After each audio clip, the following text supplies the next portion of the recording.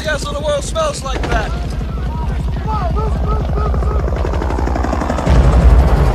I love the smell of napalm in the morning. Good morning, Vietnam! She always fingers me every day. Papa, that's not what that So means. what are you trying to say? That she can finger me, but I cannot finger her? That's Definitely not what that not. means. Hey, I am the head of the household. I can finger anybody I want. I can finger anybody in this restaurant. You. No, not you. Definitely not you. Oh my God. Good morning, everybody. I hope you're well. A little late this morning. Waking up was a bit of a chore. I got jumped by the tone last night on the hunt. So, a little sore this morning. But I did beat King John. Mr. 1063, how you doing, brother? Good to see you this morning. King John was defeated. Church versus state, and the church won. I hope King John is doing well this morning. He put up a hell of a fight, but he just couldn't take it. He just couldn't take the heat. Legend show, great legend. Appreciate you, brother. Thanks for commenting on my music videos. I appreciate you, man. That's really cool. Putting out some different content this week. Trying to get my comic book content all sort of stitched up. Trying to figure out how to make, good videos for people to like. And I think it's coming along well. I did a Highlander video recently, and I really enjoyed the video. I thought it was pretty good. If you haven't watched it, you can go check it out. It is, give me some feedback. Tell me what you think. Think I missed something, or you think that something could be improved. I'm all ears, as they say. Watching some YouTube this morning. I watch a YouTube channel called Scout Outdoors. It's this dude that bought a house in Newfoundland, and he's fixing it up, and he's got he had a girlfriend, now they're married, and now they're pregnant. It's a pretty interesting show. Thanks, brother. I appreciate you. Yeah, I'm just trying to figure out a good way to make them, just want it to be interesting and entertaining, because I don't know, I want people to like my shit, man. That's why. It is Sunday morning. Don't forget, if you are a football watcher and fantasy football player, you have about an hour and 10 minutes to set your fantasy football lineup. Oh, we have a guest with us this morning. Who could it be? Who could it be now? Who can it be now? Who can it be now? I don't know where she is. Wait for it. Can't find it.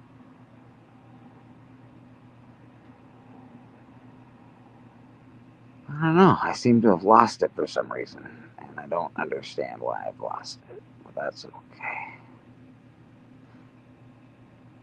You stay here, I'll handle this.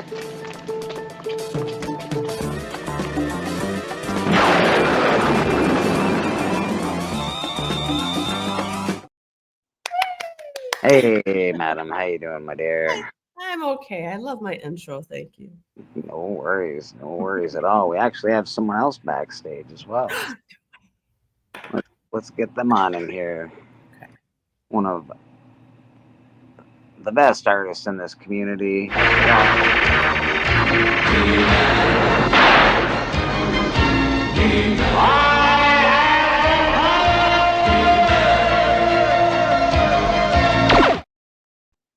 Mr. Rad Art and Comics himself. We got Drew Manchu in the chat just joining us. Oh, Rad.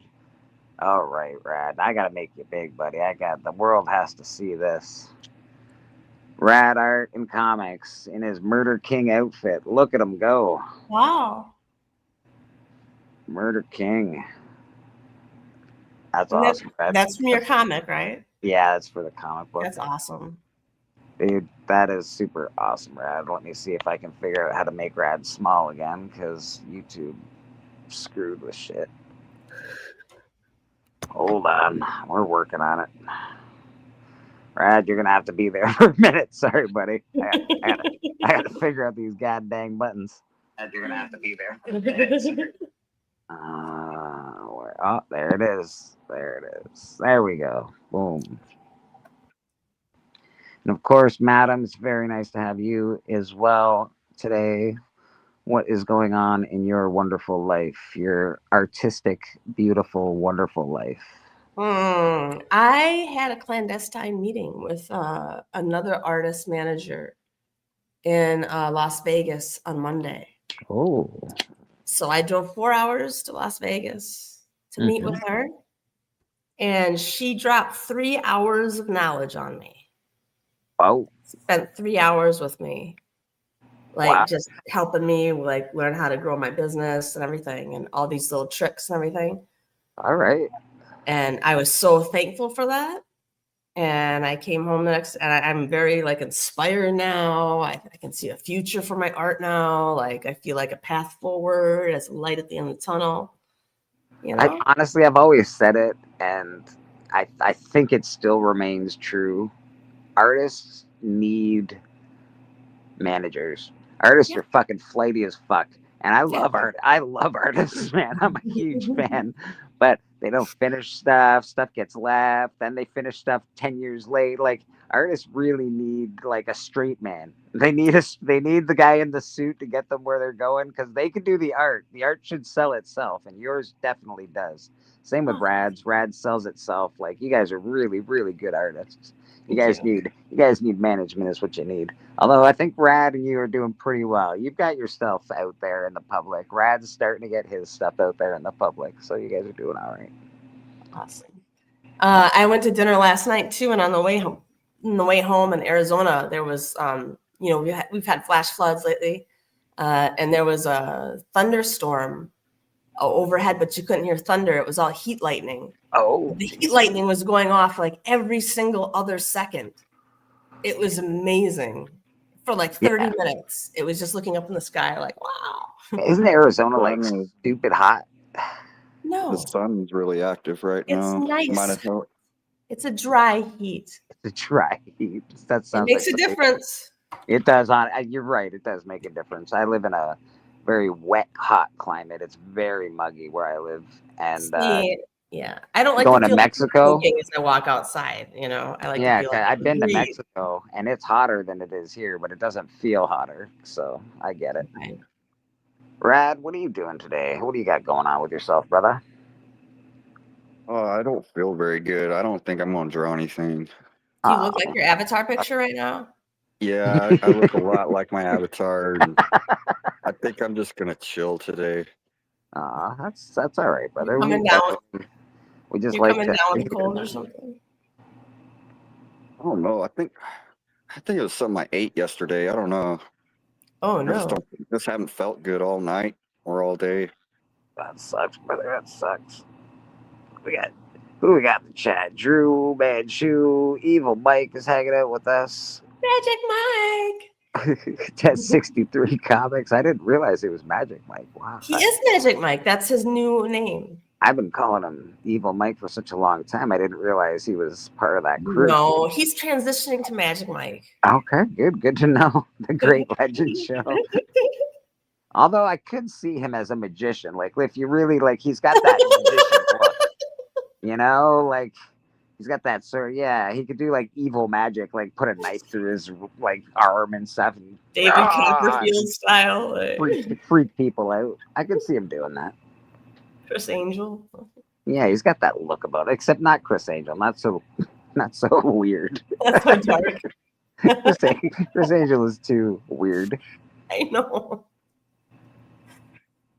Uncanny Kyle Walker in the house. How you doing, Walker? What's going on, brother?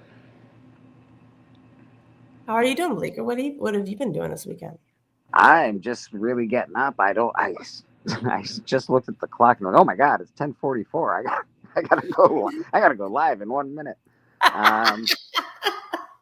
Yeah, so it's been a heck of a weekend. I was on the hunt last night. If you're not watching the hunt, you guys are silly. The reason I say that, I know it's not my channel, but I'm on that channel. And You're on the Tony, hunt. Okay. yeah, What is Tony, the hunt channel? it is a wrestling comic book channel, and Tony gives away a really good giveaway at the end of every show these days. And when I say a really good giveaway, he gave away a Donny Cates signed 9/8 slab last night, and there was 5 or 6 people in the giveaway. So just saying, people, there's some pretty good odds there. If you're not watching the hunt, go watch. All right. It's called On the Hunt is the name of the channel. It's just called the hunt. I think the channel is The Tony, Hunt. Tony Sanders is the channel. Okay, let me see. I don't think I'm subscribed to him. So. You can win some good stuff, though. I can tell you that. The Hunt. Not to mention, we're all on it, and it's fun to watch. Well, It's yeah, if everyone else is on it, then I like it. it's an entertainment show. We all play wrestling gimmicks. It's fun. Sometimes it's awesome, sometimes it's not, but we work on it. It's cool.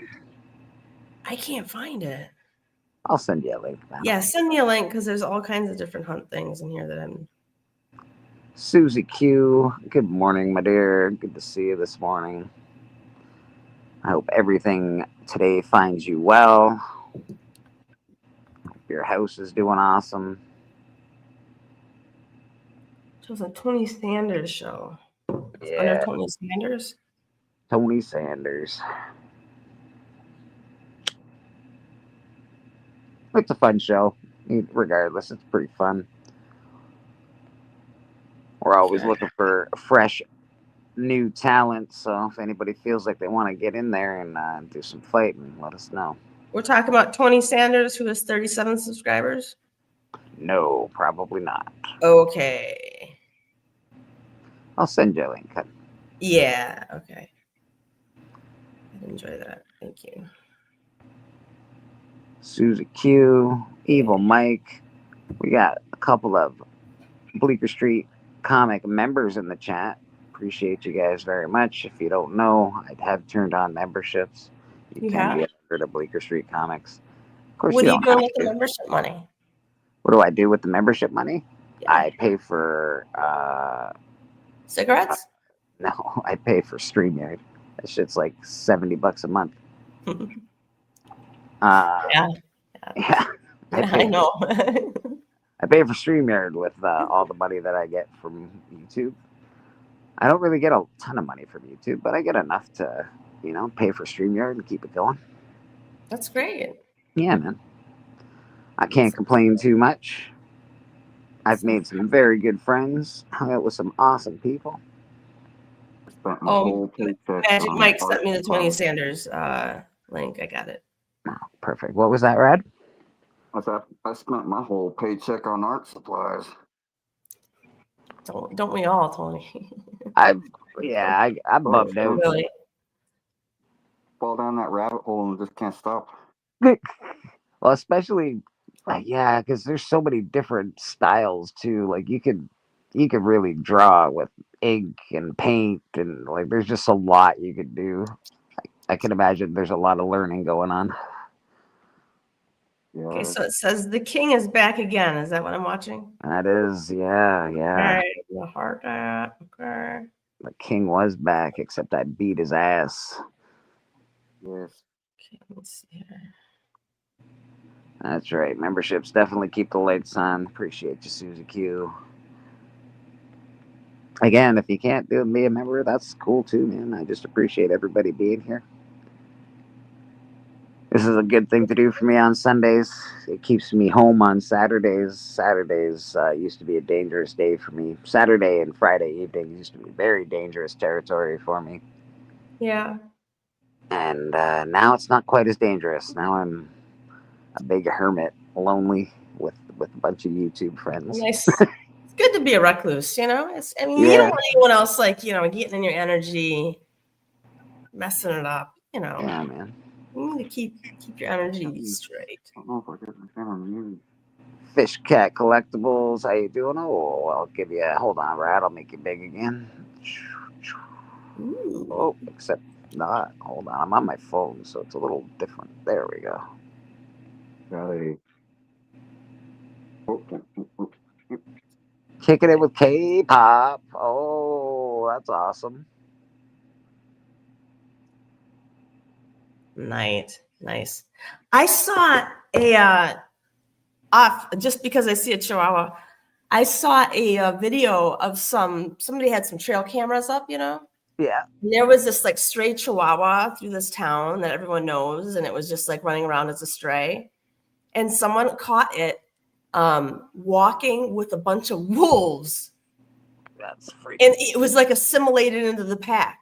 You know what I mean? He was so sparky and spunky that like they accepted him, and so now he's walking around with a bunch He of was the pack leader. Well, I don't know, man. I don't fucking trust. Coyotes. I don't trust anything on the internet anymore. I don't know. AI is too good these days with that shit. You seen those ones where like a bear goes into a guy's backyard and bounces on his trampoline and shit? No, yeah. This was just a still shot though of a camera, and it just had him in there. It wasn't like him walking or anything. It looked almost legit. Fair. Hey, Tony Sanders, I've subbed you up. Fish Cat hanging out with us. Wellbore hanging out with us. What's going on, Wellbore? Good to see you, brother. What's up, Brad? I don't think I've ever seen Fish Cat before. Yeah, go sub Fish Cat up because he's got a nice statue giveaway. He does? Yep. Okay, let me sub Fish Cat I up. think he's just a couple away from like 800. Can someone be dropping these links in the chat? What's up? I think Fish Cat got my vote for best unboxing statue and stuff like that this year. Pretty sure I voted for Fish Cat this year. Last night, Jigs from Jigs Kingdom, Yeah. Yeah. he had a big slab sale. Oh. For $10, he was giving away a nice slab with a $10 raw book. Jesus Louise. All you had to do was give a $10 super chat, and every $10 was another slab with another $10 book. That's If you gave- crazy. If you bought 4, he would give you 5. If you bought 5, he'd give you 6. Aww. I should have been on there. Fuck, man. I know TM Nerdy got 4 of them. Yeah. I just bought 1. All right, someone's gonna have to drop me Fish Cat's collectibles thing because there's so many Fish Cat people out there. I don't know which one's great. That's pretty awesome. I'm worried I'm gonna just started getting like sort of back into selling books again. I just got on an auction last week. It was awesome, did fairly decent. And then the post office decided they wanted to go on strike this week. So that's fun for Canada. Thank you, post office. Fucking dickbags. Didn't they take an oath like no matter wind, snow, rain, or water? You know what I mean? Like they're gonna make it through. That's the USA, and no, Yeah, well, that's the difference right there. it doesn't exist here. These guys will go on strike if you can go on strike. They will go on strike. They're All like, you truckers went on strike. Yeah. I was like, oh, look at that. It's almost strike time. No, it's negotiation time. Yep, like I said, it's almost strike time. Fuck's sake. I thought he was getting nervous. He's like, why the hell you got a mask on? Waiting for the fallout, man. Waiting for the fallout. I was born in the dark. I love Okay, it. he doesn't have any blue wrenches, so no links. Can you make some? I don't think you can proactively or reactively. Yeah, I can't do it while I'm on my phone, but Retroactively, yeah. Okay. yeah, I have to do it. When I go on my computer, I can then go on my phone and do it. But yeah, I don't really have a lot of wrenches in my chat. That's a privilege for all of them. K-pop a wrench? I don't even think K-pop's a wrench, to be honest. Wow. I don't remember who your wrench was. Not I even know K-pop, really? I think Callie might be a wrench because he cried about it once. So I gave him a wrench. If I shed a tear, am I getting a wrench?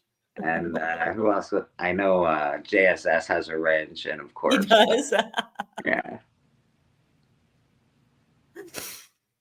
If you give me a wrench, I just won't know what to do with it. So Don't give me that. Yeah, I don't know. There's not a lot of people that use their wrench properly anyway.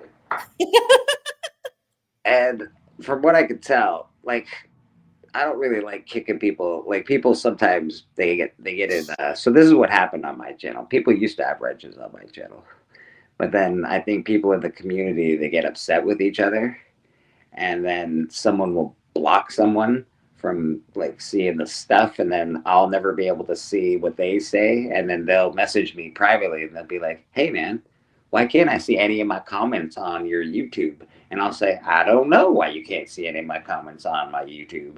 And then I'll have to go into my who's banned section and be like, "How the fuck did that person get banned? I don't ban anybody."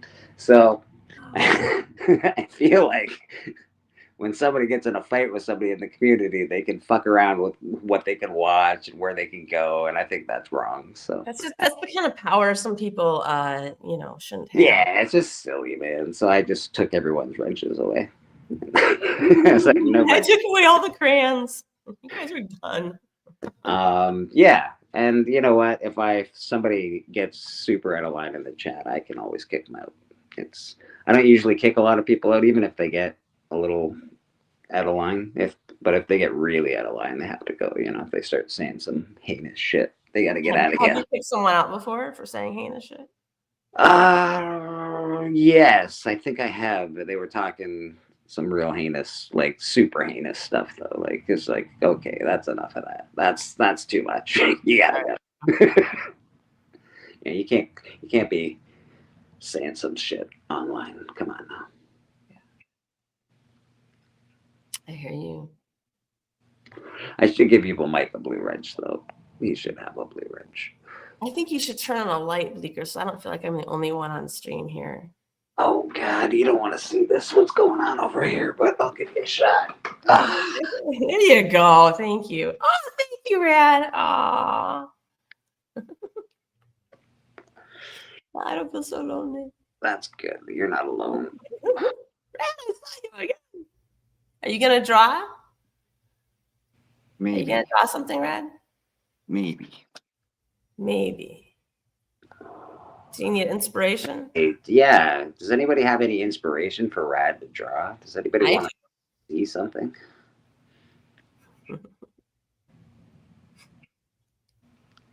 Yes. No toy. Rad, why don't you make a superhero that's breaking through a glass right in front of him and have the glass shattering as he's coming through it? I was thinking about practicing some background work. Oh, yeah, that's true. I want to do something different. Okay. You definitely got to get into some cool background stuff. That's for sure. Have you thought about painting backgrounds at all? I haven't actually, but show you what I kind of was thinking about practicing. TM Dirty's in the chat. What's going on, TM? What's up, Travis? Oh my God. That's awesome, dude. Did Did you make that? I was thinking about trying to do something like this. This is a Okay, reference. so it's your reference material. I would definitely Yeah. take that and run with it. Yeah, That's freaking awesome, dude. that looks great. Yeah, definitely try that. That's cool, man. Oh, geez. Hell yeah.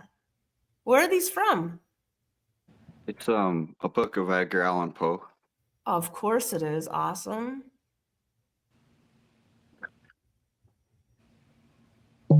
Beautiful.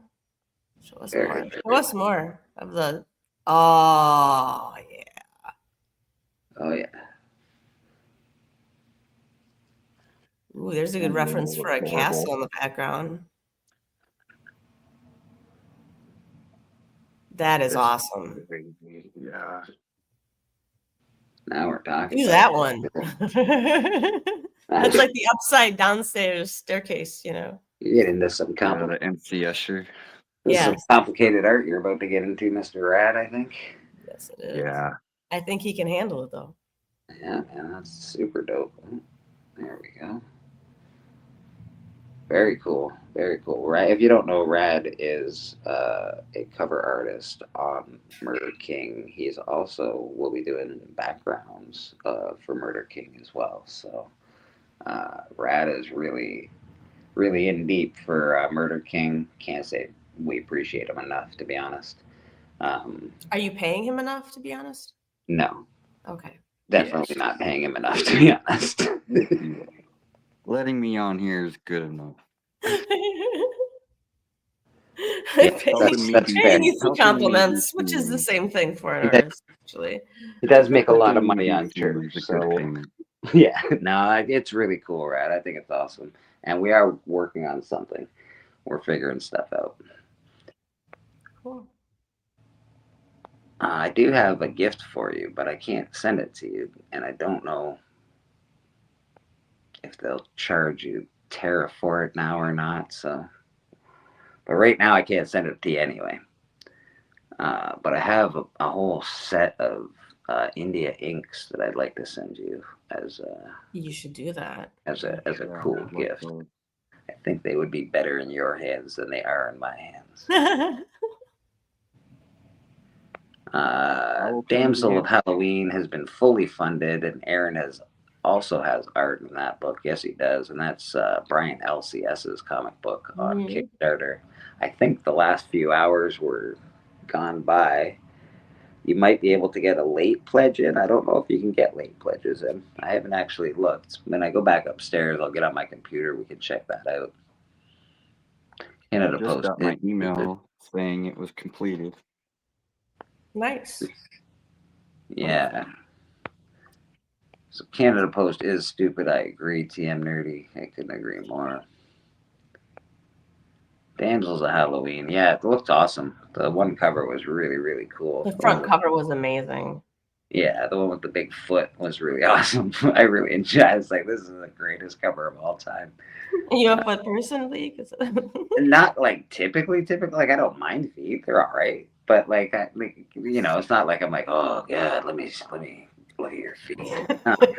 You didn't get a job at a shoe store helping women try on shoes or anything? But if they present themselves and they're cute, yeah, I guess I'm a foot person. Fuck.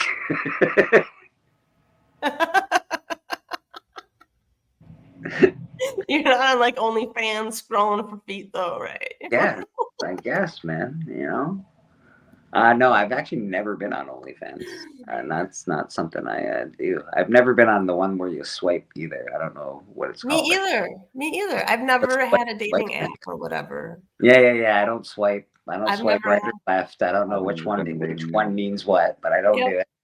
That's not true. I did it on someone else's phone once for them. I was like, somebody gave me their thing, and I was like, swipey, and I was like, this sucks, man. This is the dumbest thing ever. Well, that must have been fun though for you because you Oh, it was great have to for like me. have the consequences of swiping. Oh, 100%. It was awesome. You should have seen some of the girls I was telling them yes to. It was amazing. Like this one is fucking tragic. We need you to get with that one. She's a tragic waiting to happen. But whatever. This one has a baggage. Yeah, so much baggage. Oh my God, she needs a good man. She needs you, buddy. She needs you.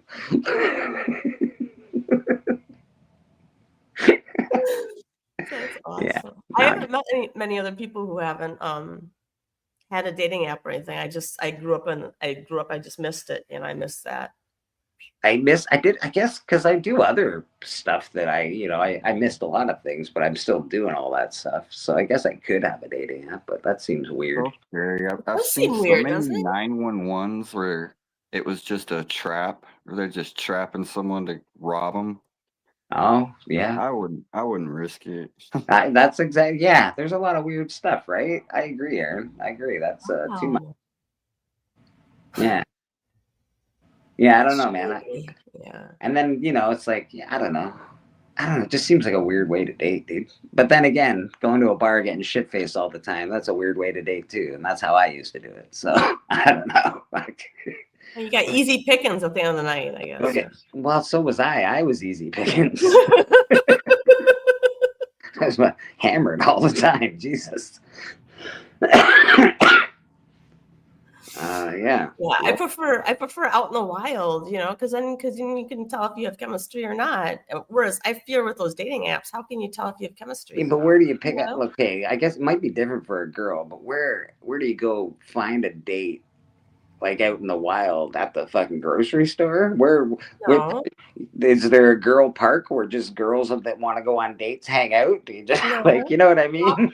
I tell you where I find my boyfriend. Where do you find them? Where do you find Well, them? I really like playing Texas Hold'em. Okay. So I was at a casino playing Okay. Texas Hold'em, and he was sitting next to me, and he was making comments about how my food smelled, my Asian food I was eating, and I just kept ignoring him because that's the way I flirt. I just completely ignore you. Anyway, we've been together for 2 years now. Hey, David, how you doing? So you've been together for 2 years. Okay, that's good. So you met a guy at a casino and you've been together for 2 years. Nothing wrong with that. Yeah, You wild. okay. Well, You're not worried that like your house is gonna go missing one day because he gambled it away. Not really. Okay. all right. I mean, I guess there is that caveat, that has to be considered, but I don't find that to be a big problem right now. All right. Good enough. Though I do remember a woman saying who did have a gambling husband, and I do remember her saying, "I wish he had just cheated on me. So yeah, At least I'd have some money left." at least yeah, absolutely. At least I could take him for the house. Fuck. Yeah, that's a fact. Yeah, they are a thing. Mike says, I use dating apps, but main reason is I can be shy when it comes to the opening interaction. The dating apps takes that away. Okay, fair enough. So I guess it does help some people. Absolutely. Like I said, I always use alcohol, so I was never really shy when I was trashed up. But I am shy now. I'm a lot more shy when it comes to talking to people when I'm sober. So I get it. Oh. Evil Mike, I have a question. Magic Mike, I have a question for you. You have success stories and bad ones too. With the dating apps, can they hear your voice? Can you talk to them? And do you know what I mean? Like, because part of Mike's quality is that he has a great voice. He does have a nice voice. That is true. Be like, hey, baby. Yeah. So if you're missing that on the dating app, I don't. Yeah. You're not really representing yourself all the way, I think. Huh, that's interesting. Mobor says, I'm married, we date by falling asleep on the couch together. That's cute. All right, fair enough, man. Fair enough. Yeah, I don't know. Yeah, I don't meet anyone now because I'm a fucking shut-in, but I see people at work. It's nice. You don't talk to me very much, right? No, I don't really love talking to people, but I work at U-Haul. A lot of lesbian love stories happen at U-Haul, so that's always nice. Oh, really? Yeah.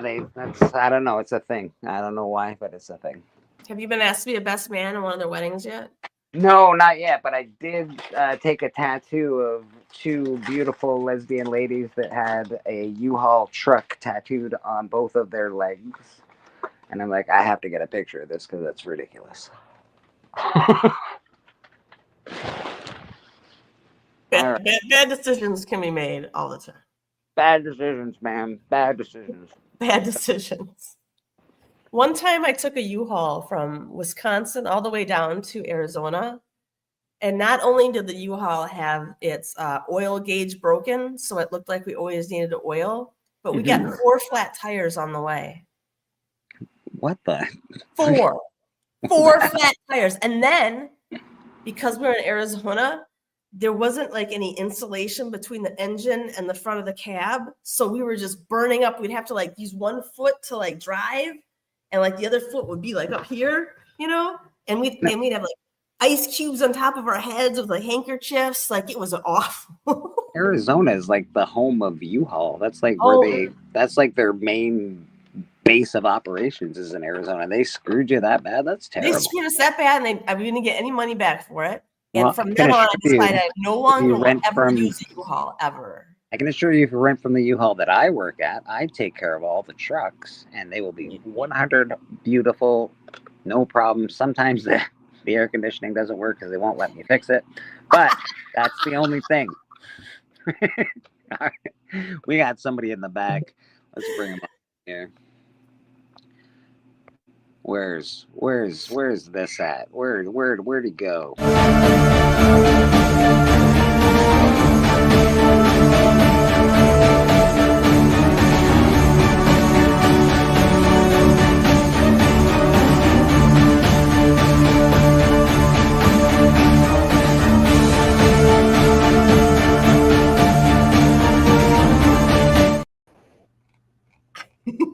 I don't know what was going on there. Had several ice cubes on the head and everything else. I was like, oh.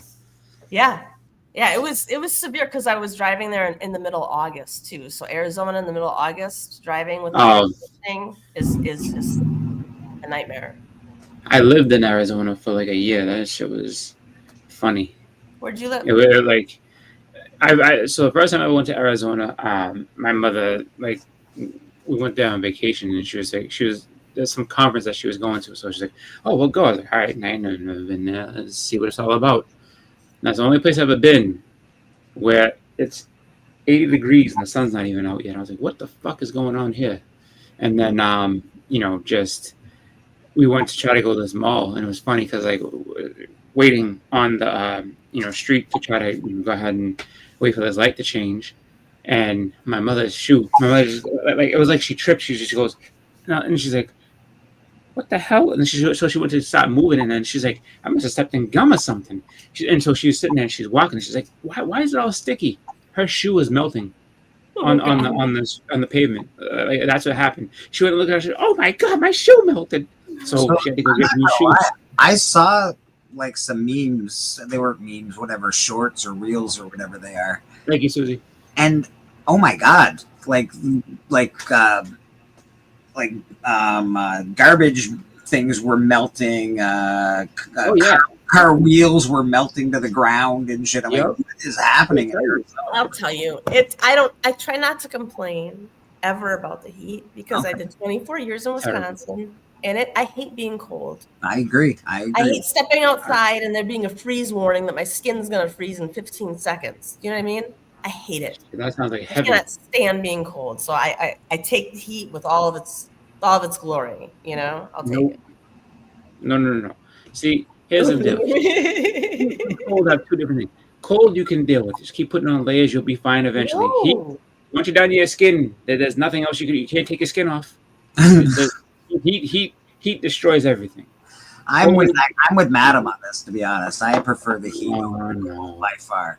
I'm not a large person by any stretch, so cold crushes me, bro. Cold. Yeah. And I work outside. I work outside in the cold. Don't bugger. Working in the heat is so much nicer than working in the freezing cold. It just is. It just is. Yeah. I mean, and you don't have to shovel snow. You have to shovel the sidewalks. You have to de-ice your car. You have to wait for the water to warm up in the shower. I have news for you. Shoveling snow is not necessarily a requirement. I know, because where I live at, it's more of a suggestion. Like, you shovel the snow, it'd be really fun. I go by some people's houses, and there's like you could tell some people, and whether they're old and they just can't get out and do it, whatever it is. Like, but there's some people who don't shovel that thing all winter, so they have all kinds of wonderful like little like ice and everything. When you walk by that, you have to walk in the street. I walk. I don't drive, bus, and I know that's why. That's more reason for me to hate winter. And I'm not upset about the old people, but guess what? Yeah, they can't shovel the 15 fucking foot of snow on the sidewalk that I need to walk. Now I'm walking on the road. Cars are like, get out of the way. I'm like, fuck, what do you want me to do? It's terrible. Victor, do you carry some snowshoes in your car, so just in case? No, snowshoes ain't gonna help this. There was a job I had, and like it was actually a car dealership, which I'm surprised they didn't shovel in it, but they didn't. And it was probably like a good like half-mile stretch of road, stretch of sidewalk that they had. Like, it was just a big car dealership, and they didn't shovel for anybody. They didn't care. So once you got to that part, you had to walk in the street, because if you didn't, then you were gonna end up breaking your ankle. But wow. When I was in Totally burn your Wisconsin skin. too, like Bleak, I also didn't have any body fat. You know, I was really skinny, and that makes a big difference on how cold you are compared to all your friends. Like, because you're freezing.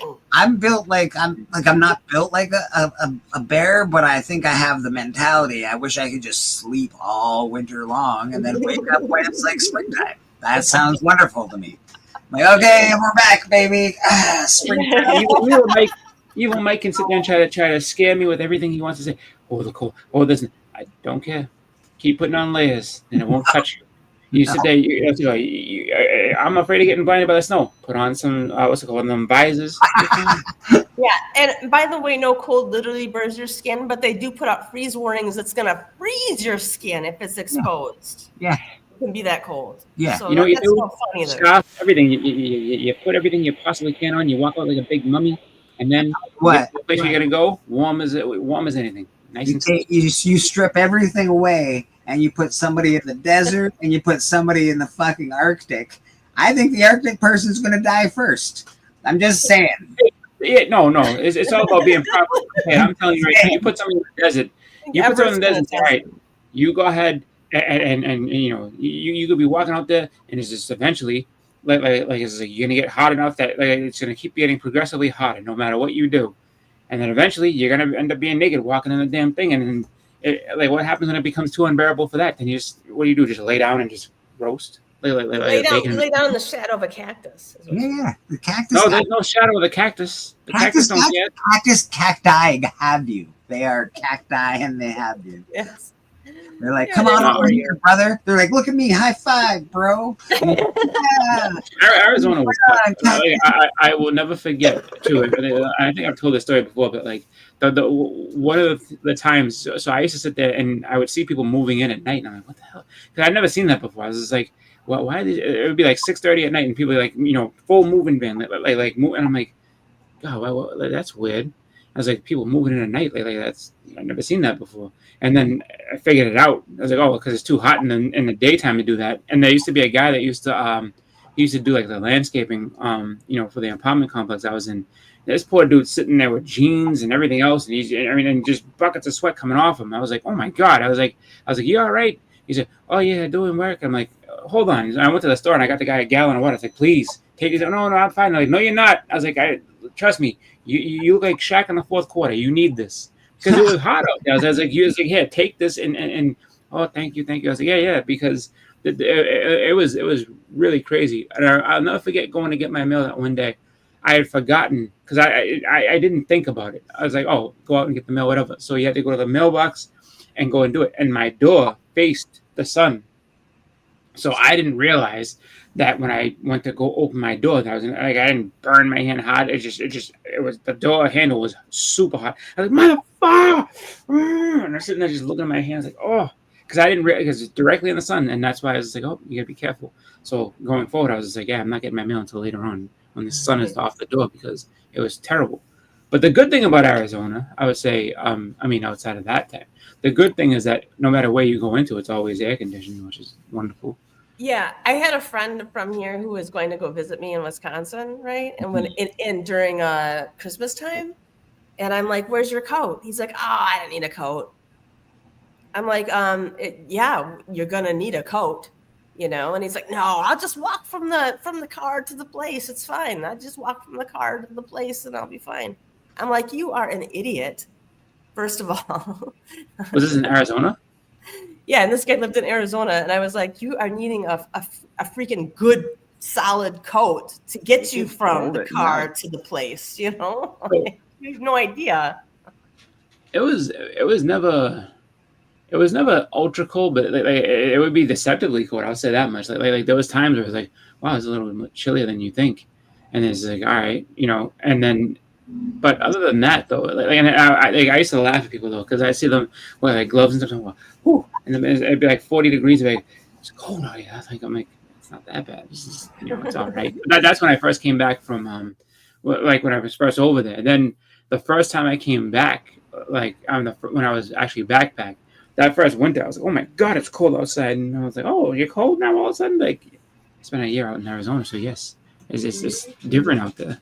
The funniest thing I noticed in Arizona when I first got here about the winter, when it started to get winter time, was that everyone in Arizona would pull out at this time their leather jackets when it was like 60 degrees out.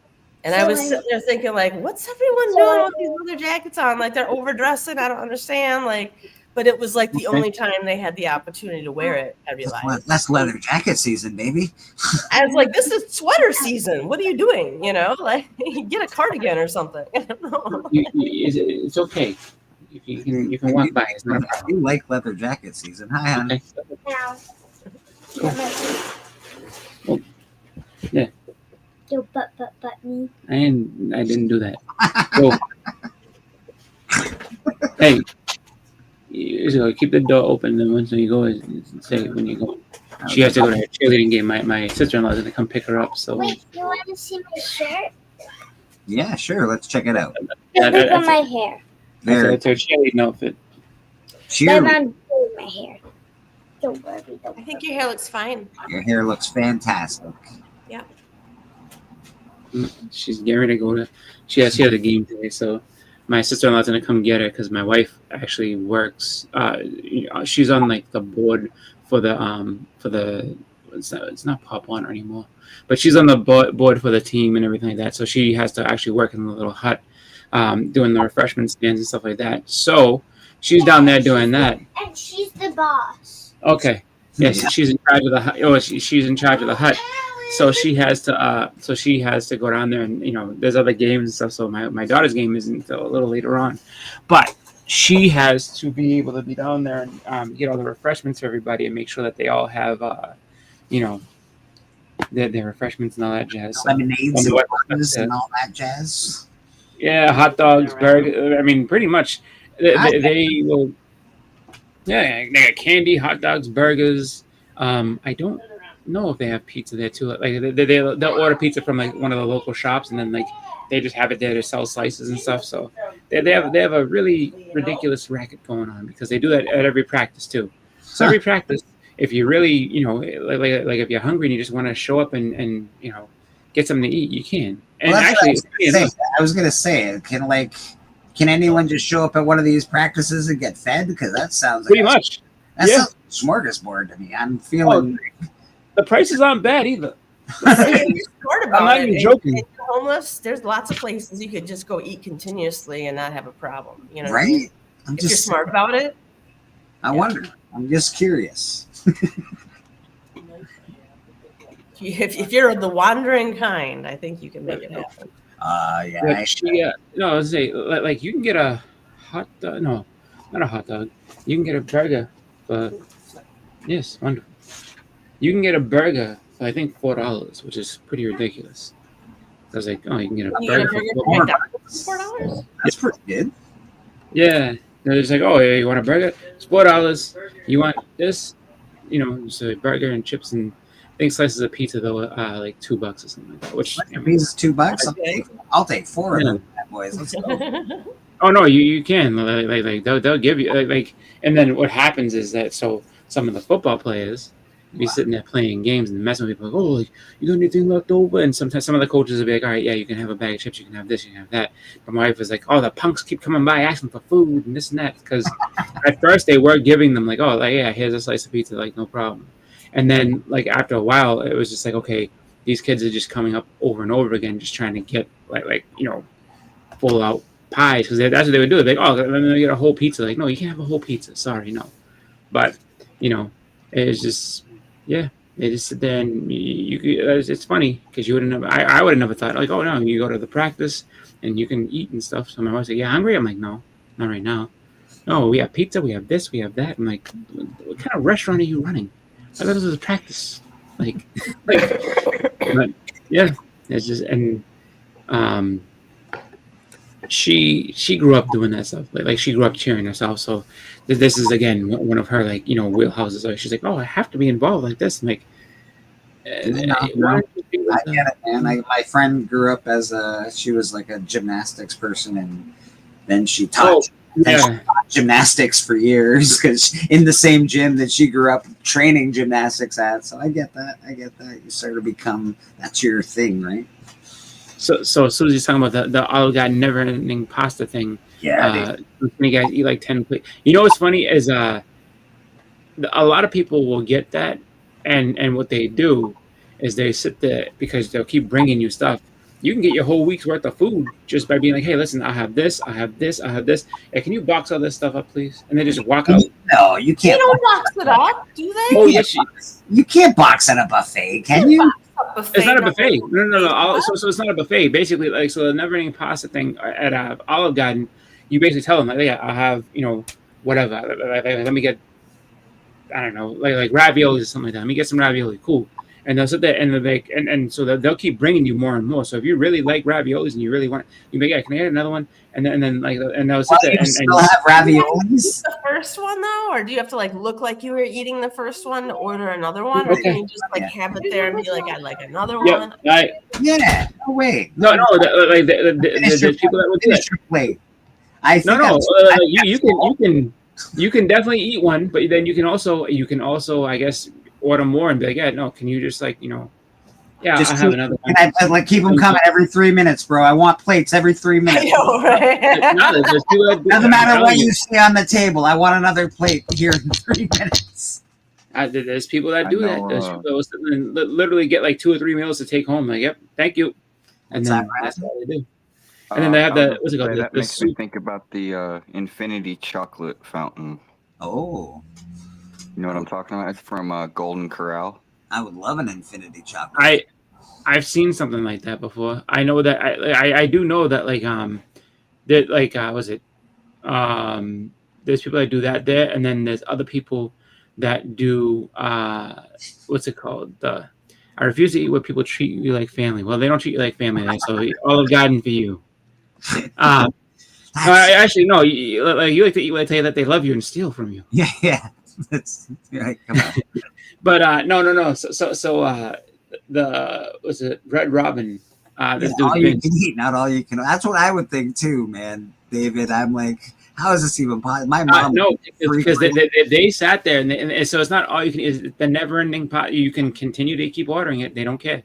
That's why like they need to put some changes in the thing. There's a never-ending possible. If I want everything, that's the way it is. Great, the pasta. Then I don't eat at a lot of pasta places because I'm gonna tell you something. Pasta's real cheap, and they charge $25 for a plate of pasta and like a partial piece of chicken. That's why you're like, bro, pasta. Stop it.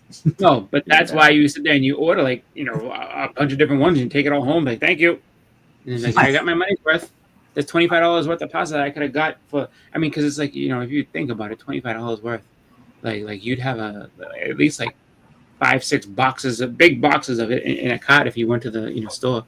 So but that's what people do. Beckman's family charges them to eat reheated food. Very similar business model. That makes sense. Red Robin apparently has bottomless. So exactly. What the? So a kid I went to college with, his name was Vince. Vince used to be very annoying, but Vince was like, he wasn't a bad guy. He just kind of stupid in certain ways. So he was like super into like as soon as he found out like bottomless fries, I can get these. So he said then like, yeah, more fries please, more, and he keep asking for more and more fries. And then so he said then like, you know what, and he did pull the same shit. I'll take these home. So then as he realized that like our friend Erin used to like Vince, like she was like infatuated with him, so she really liked him a lot. And so he was like, hey, you should get some more fries or whatever like that. And she's like, for what? And he's like, just get more fries. She's like, okay. And then ask for them to go. Okay, fine. So then like it ended up being a thing where like he would do that all the time. He'd try to force everybody that would go because we used to take trips to this place to go see the movies. And the school would do that every couple of weeks. You would go to this is called the shops at Milford or something like that. And so you go there. Oh no, Blackstone Valley. Shops at Blackstone Valley. So you would go there, and then usually, I mean, you can go and get food just about anywhere, but that's what people used to more primarily go to eat. And so he used to try to force everybody. So he tried doing that shit on me. He's like, tell me you want more fries. I was like, I don't want any more fries. He's like, tell me you want them though, and then take them to go. I was like, no, Vince, no, I'm not doing that. He's like, just tell him. I'm like, I'm not telling him shit. And so he used to sit there and try to, and so the people that he could convince to do it, he used to walk out like 4 boxes of fries and just take them and eat them during the movie and stuff like that, and then have them later on. So Erin had the nerve to ask him, hey, Vince, can I have a fry? He was like, no, these are my fries.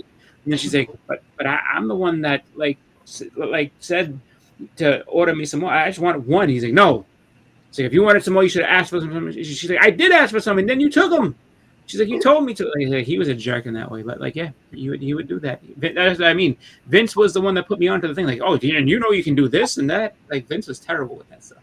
Rad, your drawing's looking really tight. I'm very impressed with your perspective lines and everything, and I can already see the house coming in. It's going to be amazing. Good job. Yeah, it's a lot of detail. Yeah. Yep. So much detail, brother. So much Oh detail. yeah. It's Are all you making about a haunted detail, house? isn't it? Otherwise, you got crappy modern art. People don't get enough credit. Like in old movies, matte paintings was a really big thing. Empire Strikes Back. Those guys, those paintings were beautiful, and they were just background paintings. It's like these guys spent hours making you think that you were in outer space with a background painting in. So it's pretty cool shit. Yeah. But yes, that's dining with Vince. Vince would Are try dogs to get. invading your home, madam? I understand that. I understand what's going on. Do you have dogs? I'm guessing you have dogs. I have one dog. Sadly, his sister passed away a couple months ago. Oh, I'm sorry, baby. And they're 15. They were 15 years old. 15. Nice. So I feel really bad for him because he's been with her for 15 years. You know, so. That's always sad. Yeah. We had so we used to have two cats, Major and Schizo, and Major he's still around, but Schizo ended up dying last year, and it kind of came out of nowhere. Like we just kind of noticed that he gotten really, like, he was always, like, he was like a big cat, like Garfield, like not really big like that, but like he was just the bigger cat, and just noticed that he started getting really skinny. Okay. So then, and he just wasn't eating for a while. So my sister took him to the vet, and they were just like, this isn't good. Like he's, not responding to anything. Like this is bad. So then, she was like, well, and I try to give him this, try to get him to eat more. And he kind of just at one point was kind of staying away from everybody type thing. And he was, not a stay away type cat. So it was like, what's going on? And then, she took him, to the vet. I want to say maybe a week or so later, and he had he had lost, I guess, half his body weight, and then so they took him to the vet. He had lost like another 4 pounds in I think 6 days. It was just like it's apparently, hold on, Lord of Brooklyn has seen 2 dogs. All right. I only have one dog. He's black and white. Okay. And I have 4 cats. 4 cats. Maybe one is orange. I have 2 that are gray and 1 that is black.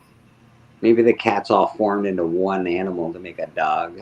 Yeah, they just sort of. Oh, and then of course Rad's got a dog. Oh, and I also have a new animal. Oh no, really? What do you got? It just appeared at my door. Squirrel? Nope. I'm in Arizona, so it's a Sonoran tortoise. Oh, that's cool. Yeah, it is really cool because now it's in my backyard. Its name is Xena Tortoise Princess. I saw we used to get these little like random sometimes lizards that'd be just kind of like how nothing bad, like it only happened like once or twice, but that'd be this little lizard that'd be like walking around and I saw one in my apartment. I got nervous. I was like, because it was orange and black. I was like, is that a fucking baby Gila monster? It's like, Jesus Christ. And so I freaked out. I was like, yo, is it like a baby Gila? And like, no, this is nothing bad. This is like one of these happy little lizards. It's not gonna hurt you. I'm like, that's what you. I was like, look, I don't know. I was like, I just know that like I know orange and black is Gila monster. I was like, so, but and I was like, and orange is a warning color in nature for sure. That's what I said. I was like, yeah, I was like, I don't care what that is. I was like, I don't want it near me. Like, no, it's fine. Don't worry. I'm like, okay. I was like, you think it's fine. I don't think it's fine. But like, never saw any tarantulas out there, which is good. And never saw any scorpions either. I was like, because I was nervous about that. I'd be sitting there like, because they're like, oh, like, check your shoes every morning because there could be a scorpion in there. I was like, scorpion? Yeah. I was like, I don't want a scorpion. I have 4 cats, and all 4 cats are immune to scorpions, and they will chase them down and hunt them. So my cat is pretty scorpion free. My house is. I've never even seen one before, like, which is kind of. I used to catch little tiny ones. There'd be little tiny yellow ones where we were, but those are the ones you got to watch out for. The big Yeah, ones the are fine. bark The scorpions? little ones are the poisonous ones. Get you, bud. Yeah. Well, I mean, they're all poisonous. The little ones don't know how much to give you, so they'll sit there and give you like if you get stung by a baby scorpion. It's actual potency. The small ones have stronger potency, where the bigger ones are less potent. Yeah. Well, I that's what they was- say. I was Like it's doing like My friend has a pet emperor scorpion. It's like 8 inches long. It's like huge. It's black, Over here. but he's been Yeah. stung by it lots of times, and it just looks like an ant bite. yeah, One time no, I was swimming in my pool in Arizona, and I had someone yelled, like I was with my kids, and they're like, "Oh, there's a branch there," and like, "No, it's not the snake." And so we all started like scrambling towards the edge of the pool as fast as we could. Little did I know it was closest to me, coming for me, and it was a baby rattlesnake. Right. Oh my God. So at which point we had to get out, take it, net it, and Now chop that- its head off. God. Now that's what Chris is saying, where a baby rattlesnake can't control how much venom it puts out. No. I don't know. That's You the have to people. chop its head off. You have to bury the head because it can still. God dang it. The people like so the school that I went to, like they told, like, because it was just like giving us like a safety warning about it, and they said like, oh, you know, the baby scorpions, you gotta watch out because they can sit there and blast you like more than, because they don't know how much to give you. So I was like, okay. So I watched out for all that crap. The only time I ever had like a deadly snake kind of encounter was in New Hampshire. I'll never forget that. There was this like bridge that somebody had made, and it was basically like these cords, and you can go across it. And a friend of mine thought it'd be funny to shake it, so I fell in the water. And then all of a sudden, he starts saying, he's like, there's something slithering, there's something going like this in the water. And I'm like, what the I was like, what do you mean? And he's like, it's a snake. And I was like, oh shit, because they're the water moccasins. And so I had to like run to the side and get out, but it was close. And my cousin actually almost got bit by a It's not fair that snakes can be in the water too. They're already scary enough, and then they get to go in the water as well. That's Yeah. That's Yeah, not- it was like, When I and it's first- just like you feel helpless. I won't lie to you, because it's like, oh no, this thing probably moves quicker than I do. way quicker. When I first I have moved well to Boar said I Georgia- got a new belt that day. I will say my brother down in Oklahoma, we had my grandpa had a farm down there, and there was rattlesnakes, and he did actually end up killing a rattlesnake, skinning it, and making himself a hat, for his cowboy hat with it. What were you saying, Rad? I got 2 water stories. No. Ooh. When I moved to Georgia, I had this crazy ex-girlfriend, and we would go off and do crazy stuff, like jump off bridges into creeks and go swimming and weird places and all this. And there's a lot of creeks and all that, people in rivers and stuff where people swim here. Mhm. Yeah. And we were swimming in this one waterhole creek, and there was a whole bunch of people there. It wasn't just us. And we were all in this pool. I'd say there's like 20 people there. And all of a sudden, there's like a little small waterfall. And I mean like a 1 foot waterfall, like a real small waterfall. And I was looking over, and I was like, what is that? It looked like sticks flowing through the water. And it was snakes. It was water moccasins. God dang. Yeah. My cousin almost got bit by one. She was walking by tall grass. That was by I guess a little creek, whatever like that, and the thing popped out at her, and she got very lucky. Like it was like one of those things where like she just happened to be just I guess like paying attention at every the right time. spring, these water moccasins will travel down the creek to mate. Yeah. So there's like Oh. thousands. I mean, thousands of these water moccasins. That's just the last started place you wanna coming be. Into our swimming hole. I mean, you want to talk about people jumping up like the Flash and running? Holy Yeah. cow! We were Oh. running. Because if you They'll actually chase you. A water moccasin's very aggressive. Like they'll Yeah. chase you, and I think like when they're in that mating stage, like they're even more aggressive. probably. And then my second story is before that, we were just swimming in a creek behind my house, and me and my ex, and then a couple days went by after we were done swimming, And I went walking down there alone with my dog, and my dog went and jumped on a log that was crossing over the creek. And he starts barking like crazy. I'm like, what is he barking at? I'm like, this is right where we were swimming. And there was an 8-foot alligator in there. And I was like, oh, heck no. We were swimming in the creek with an alligator. Yeah, no, there'd be none of that. That is so scary, man. Yeah, no, I don't like that at all. That's actually one of my. That's actually one of the third things I am and not final a fan. water story. I was trying to show off in front of the same ex-girlfriend. See, and why I would you tried be to do a holding that thing like that? backflip. Like that thing could easily turn and like bite your hand or something That's like a that. Like, I want muskrat. nothing to do Magic with Mike that. is saying he Are found her. creepy, dude. Like a beaver and a muskrat. Oh, No. he just needs a little leash and a collar and a little. He needs nothing. He needs no. He needs to just be left alone in nature. Gross, man. All right, go. Yeah, Sorry, backflip. Brad, you got another story. Sorry. I did a backflip and I cracked my head open and almost died. So Ah! that was my last time swimming. God dang. And that Well, was in thank my God you're not 20s. paralyzed or anything. Jesus. Yeah. Rad. Yeah, my buddy is quadriplegic because he went to Cuba or something like that, and he was doing Had to some. have cliff 15 staples That's put in my horrible. head. Yeah. It knocked me Not good. unconscious. That's one of the stupidest things I ever did when I was a teenager, I think, is that there was a quarry you could jump off of, and jump into the quarry, into the water. And I followed my friends up there, and it was pitch dark. There was no moon.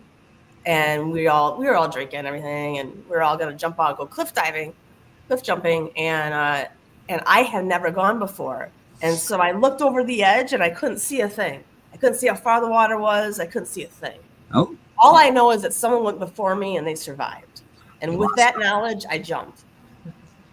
Well, you know what's funny is that like so there was there's reservoirs out here, stuff like that, and quarries and stuff like that out here, and so people will be like, and a lot of people like to do that.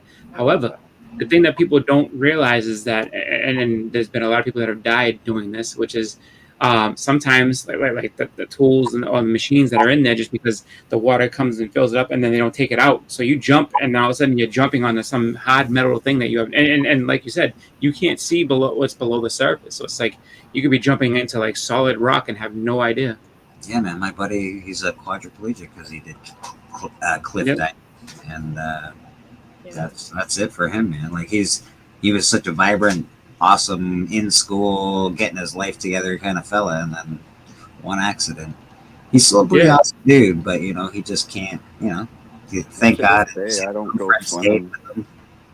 Yeah, So no. he has someone to take care of him, but my God, man, that's There's terrible. only one place that you should. There's only one place that you should swim in. That makes sense. That you shouldn't get hurt unless you're being stupid, and that is a swimming pool. That's it. Yes. Other than that, Well, the you can ocean. jump in swimming pools and also become quadriplegic too. Oh, I know. So, My niece Brooklyn. It was either last year or the year before. Decided that she's lucky she didn't break her neck. She hurt her head real bad. It was like she cracked her head like in the front open. Like she needed stitches and stuff. Didn't break her skull or anything. But she decided to dive in the shallow end. And everybody told her not to. And it's not like she's like a little kid. She's like 16 and doing this stupid shit. And so she dove in and smashed her head and came up and I guess she was just bleeding everywhere. And it's like, we told you not to do that. 3 feet. 3 feet ain't very far down when you're diving. you really told her, No. like, after she did it, you're really like, we told you not to do that. Yeah, she just didn't want to listen to anybody. It's like, what is wrong with you? They're from Boston. Don't worry. you should No, just be she like, did oh my God, Boston let me way. help you.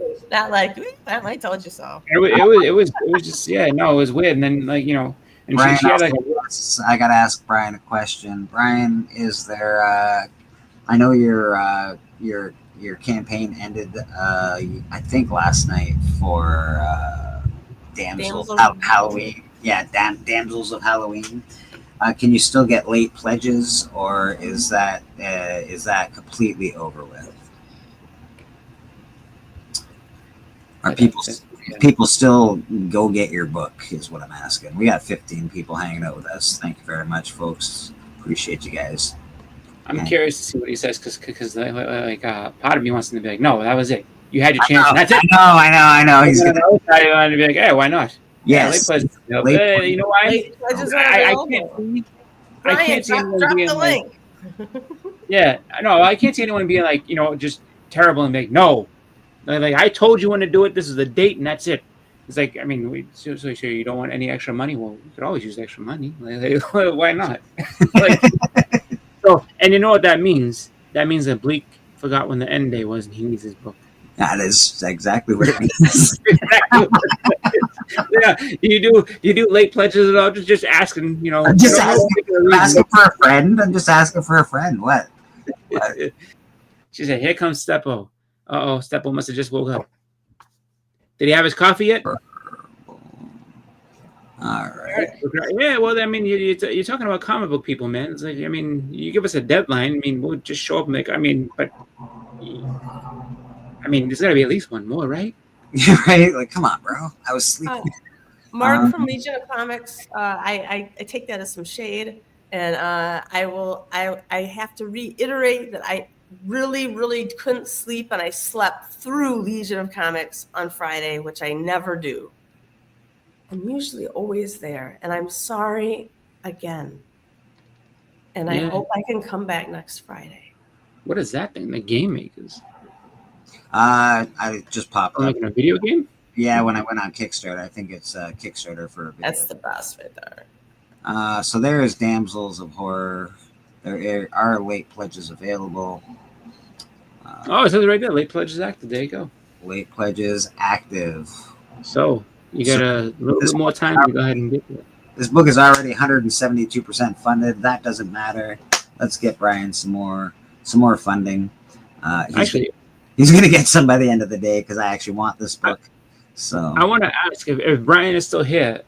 Curiosity: is this going to be an annual thing? Like, is it going to be like every Halloween you're going to put something like this out, like volume 1, 2, 3, whatever? Ooh, that's a good question. That's what I'd love to see. I'd love to see multiple volumes of this because I feel like this has legs that can grow, and you can definitely continue to make just multiple volumes of this. Welcome to the Damsels of I actually got nervous there. I didn't know that. But I thought he just actually popped in. I was like, I don't see Brian you. Brandow, an indie comic book creator, and I'm excited to introduce you to my latest project, The Damsels of Halloween and Horror. The 28-page artwork features 25 pages of stunning original artwork by 14 incredibly talented artists. What I want right there. We're bringing together two iconic Golden Age themes.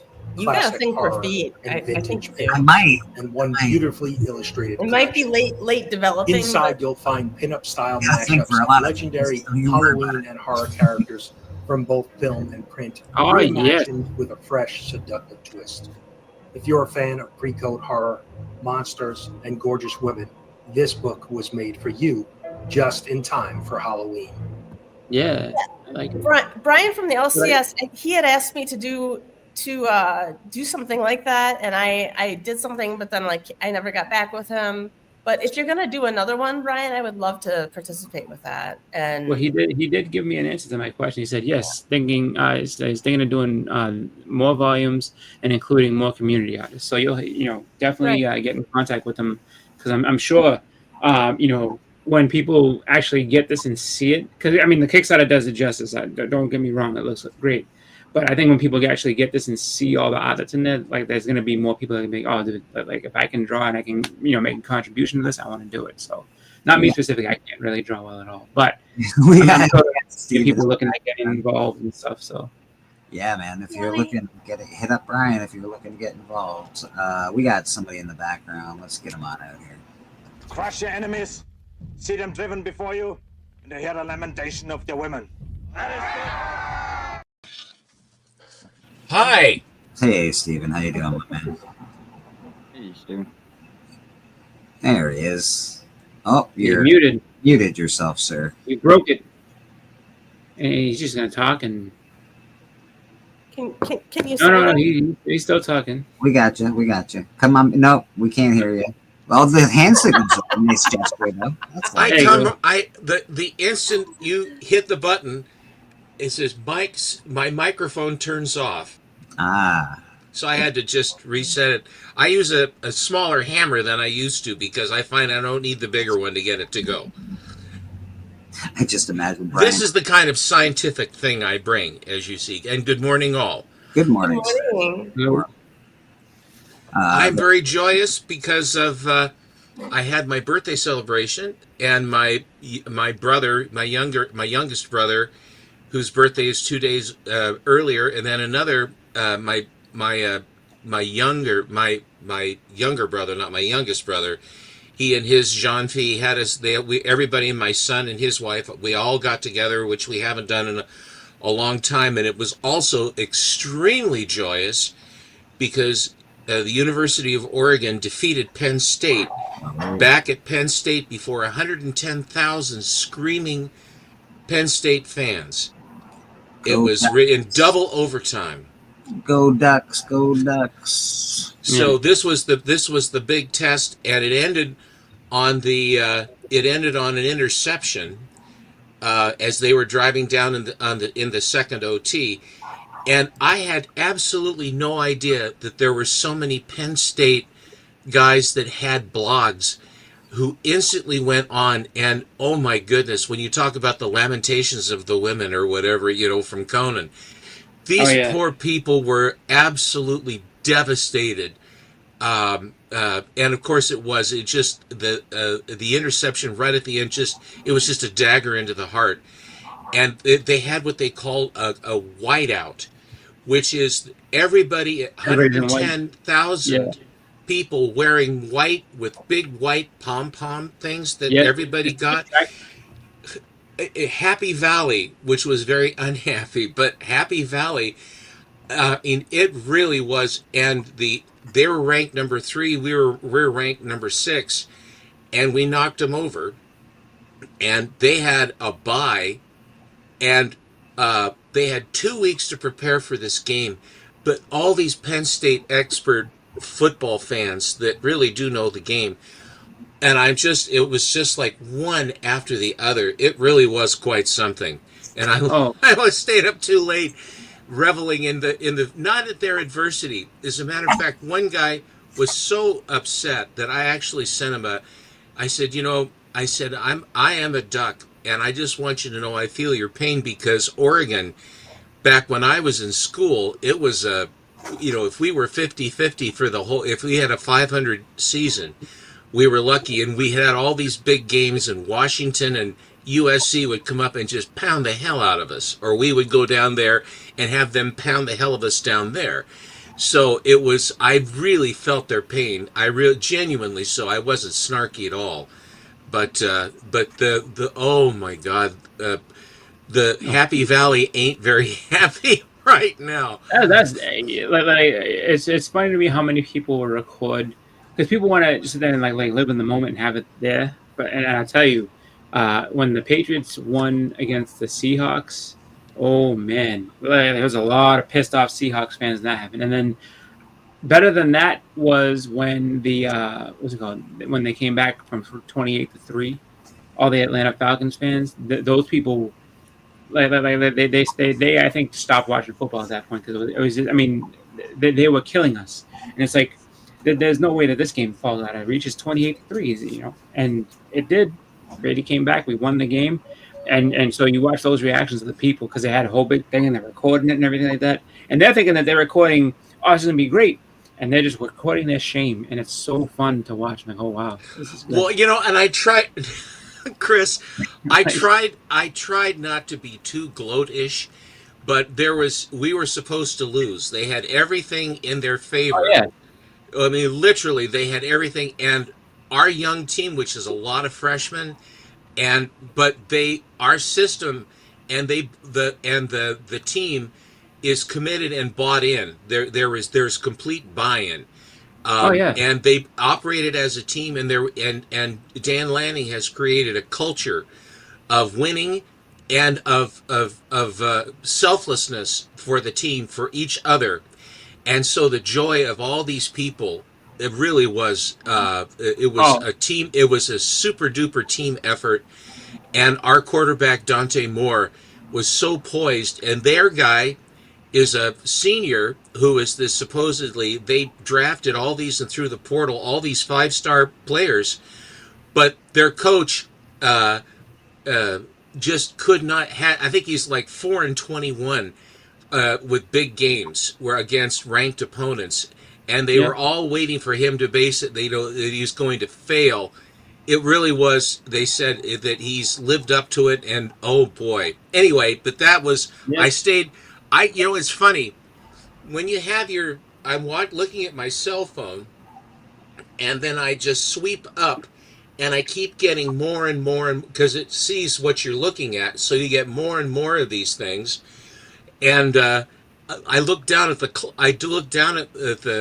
my desk, or my bedstead clock, and it's coming up at towards 4 in the morning, and I'm going, and I had no idea I was enjoying it so much. I was shocked that I was enjoying it. I lost complete track of time. I've been on the other side of that, I think, a million times, where like we're the ones that are supposed to get destroyed, and then it's just like, like you had that game with the Tuck game with Brady and the Raiders, like if they call us a fumble, this is over, like there's no Super Bowl.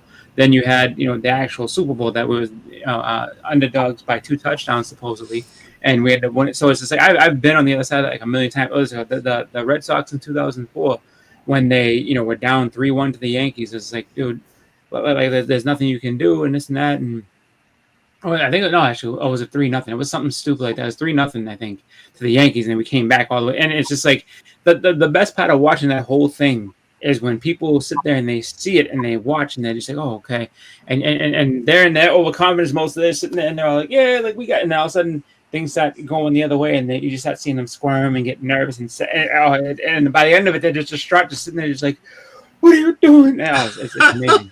I love it. Well, you invest emotionally. And to be honest with you, on a really big game, I won't watch it. I'll have my phone and I'll kind of look at the score every so often. And because if it's heartbreaking, it's too hard for me to even watch. I mean, that's how invested I am. I've been a Duck forever, and so the teams that we have now are so good compared to when I was there at the school. So anyway, but it felt very nice for once, or again, to be on the winning side of that, I'll be very curious to see. They threw a party for you, and they won the game for you. Is that what you're talking about? A birthday party, which we haven't had for a long time, getting together, which was so nice, and then to have the Duck game. We're doing family stuff. And yet I'm kind of have my younger brother, both of my brothers, are dyed in the wool Ducks as well. I mean, they didn't graduate from Oregon. I'm the only one that graduated, but it's just all that. So I'm kind of peaking every so often with family. It was a lot of fun. It was a really, really fun night, and I actually got my brother bought me a beautiful Flash shirt, a Silver Age Flash shirt. But he's funny books. Almost like he knows you. Almost like he knows you. Well, I told the story where I euchred him out when I was a kid. I must have been 12, I think, and he managed to find an adventure comic I didn't have, the Legion of Super Outlaws. He beat him up for it. And I euchred him out of it. I gave him some junk books, and I proceeded to tell him what a horse's ass he was. I was a creep. I really was an asshole. So you cheated him out of just 2 seconds. And so we were having Sunday dinner at my parents' house, and Doug and I lived over in basically what was the servants' quarters of our house. It was a larger house, and they did have servants, and we lived in the servants' portion away from the family, the disgusting boys. And then it was my sister and the regular mom and dad lived in the main house, but we were over in the guest quarters. So my brother Doug he called to me, and he was at the top of the stair, and I walked. He knew exactly, because I always filed my books very carefully, and he knew exactly. So he went into my comics, took out the book that I had euchred him on, and he stood at the top of the stairs, and I go, "What do you want?" And I look up, and he says, "Hey, Steve," and he has the comic, and he rips the thing in half. And I went, "Ah!" So then he ran down the hall, and he locked himself in the bathroom because he figured I'd go up there and try and kill him.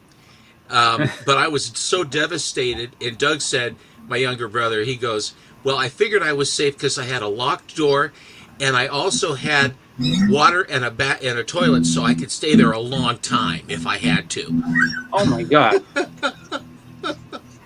Hopefully the Brewers keep up their tradition of never winning a World Series. Sorry, Cal, buddy. Well, it sounds like you had a great time. You were up very late. I was up till about 4 hours ago.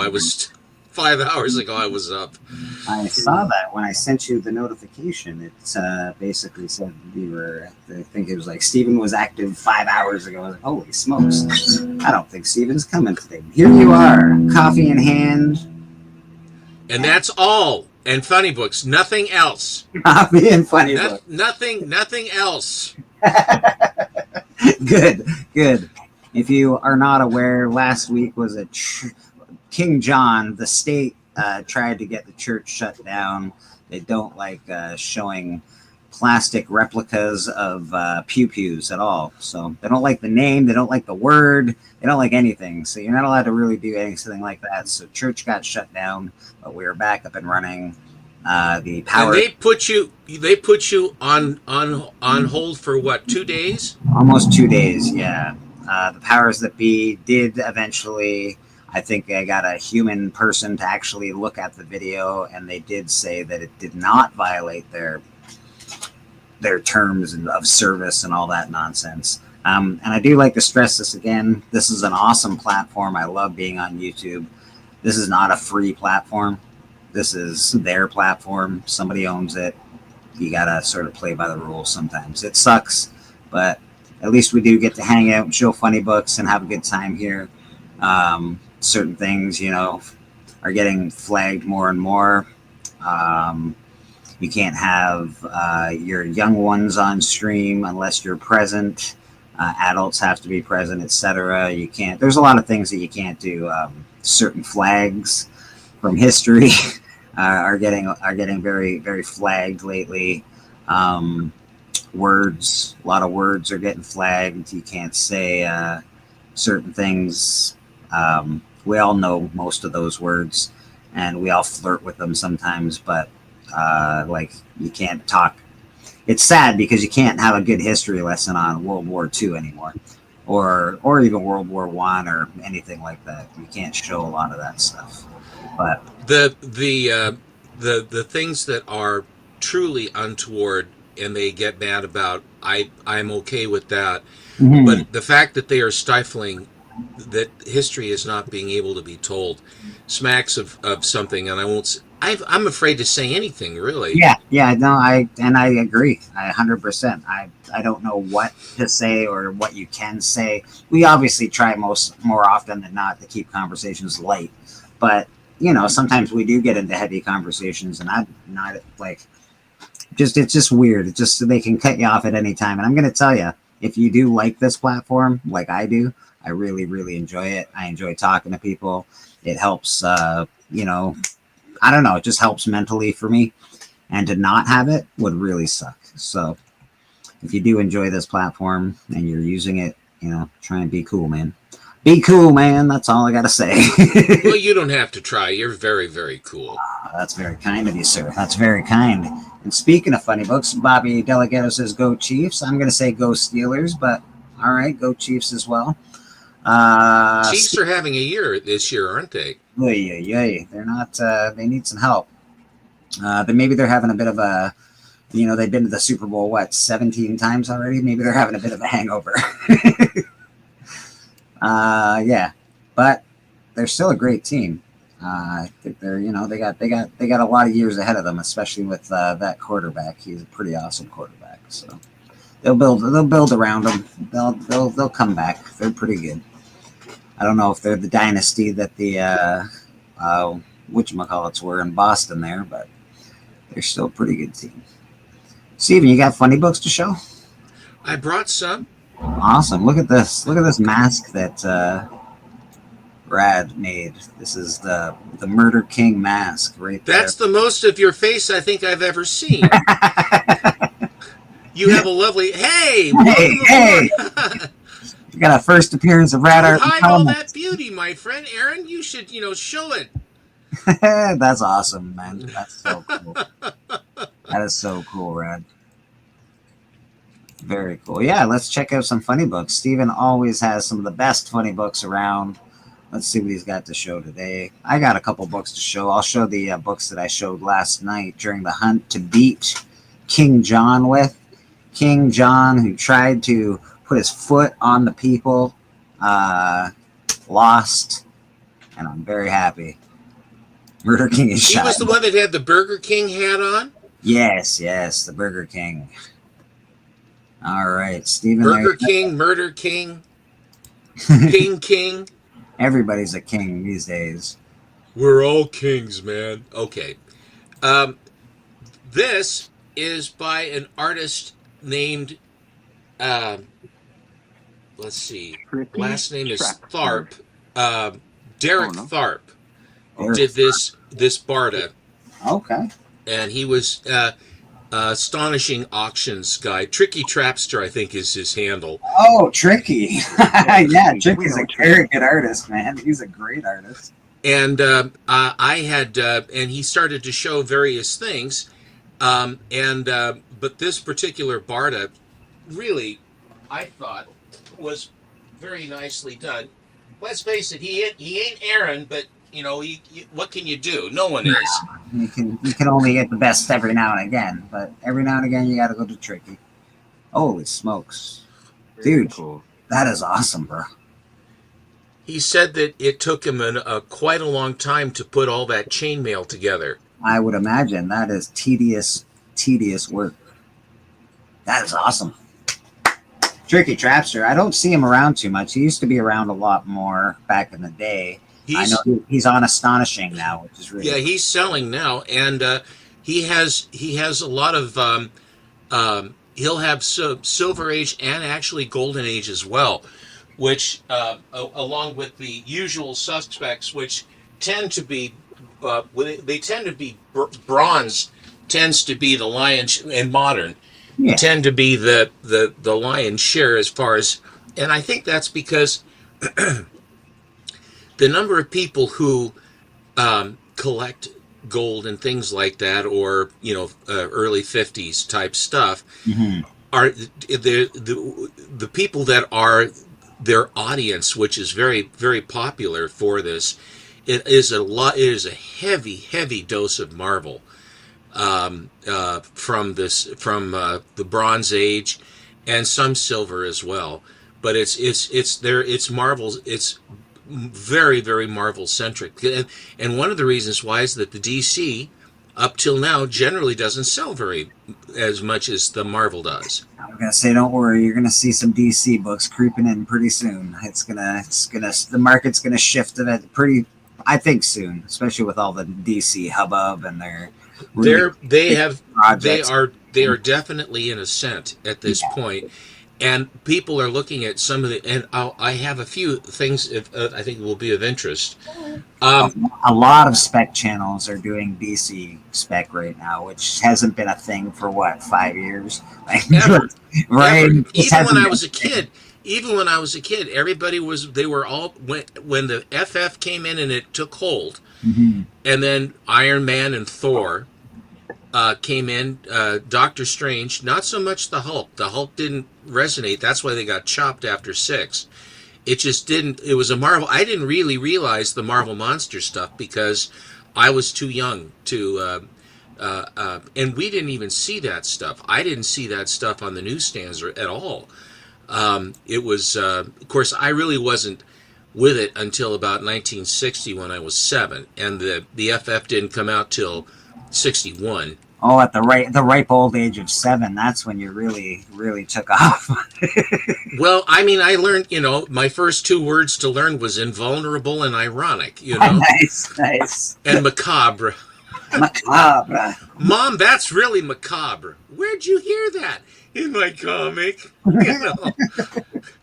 Here is this is Mr. Triangle Head. Oh, everybody. You should have responded back with "Don't ask me questions." I'm sorry, that's kind of Thank you. scary. That's gonna frighten me tonight in my dreams. This will frighten you? Yeah. You should have said to your mother when she's sitting there, like, "Why'd you hit her?" Like, you know what? Don't ask me questions. See what she said. I tried that once. And I was like, don't ask me questions. Quit vexing me, woman. Quit vexing me. No, that was the point. Like, I remember being I was trying to make my mother angry on purpose, and she asked me something. I was like, "Don't ask me questions." And then she's like, "What did you just say to me?" I was like, "That's another question." And then she and she yelled at me. Said, "Well, it's fun." But I told her Vexing. Did you show your vexation with a buggy whip or something? Quit vexing me, Stephen. Quit vexing me. Oh, that's nice. Lovely. This is, of course, the Batman with the Catwoman was Hell Here, remember? That is really awesome, actually. It's cool. Reminds me of Felix the Cat. Yeah, I like the sign for sure. This one, I got at the auction. This is signed 9 times, this book, and it's a Superman number 1000. They couldn't squeeze another signature on there.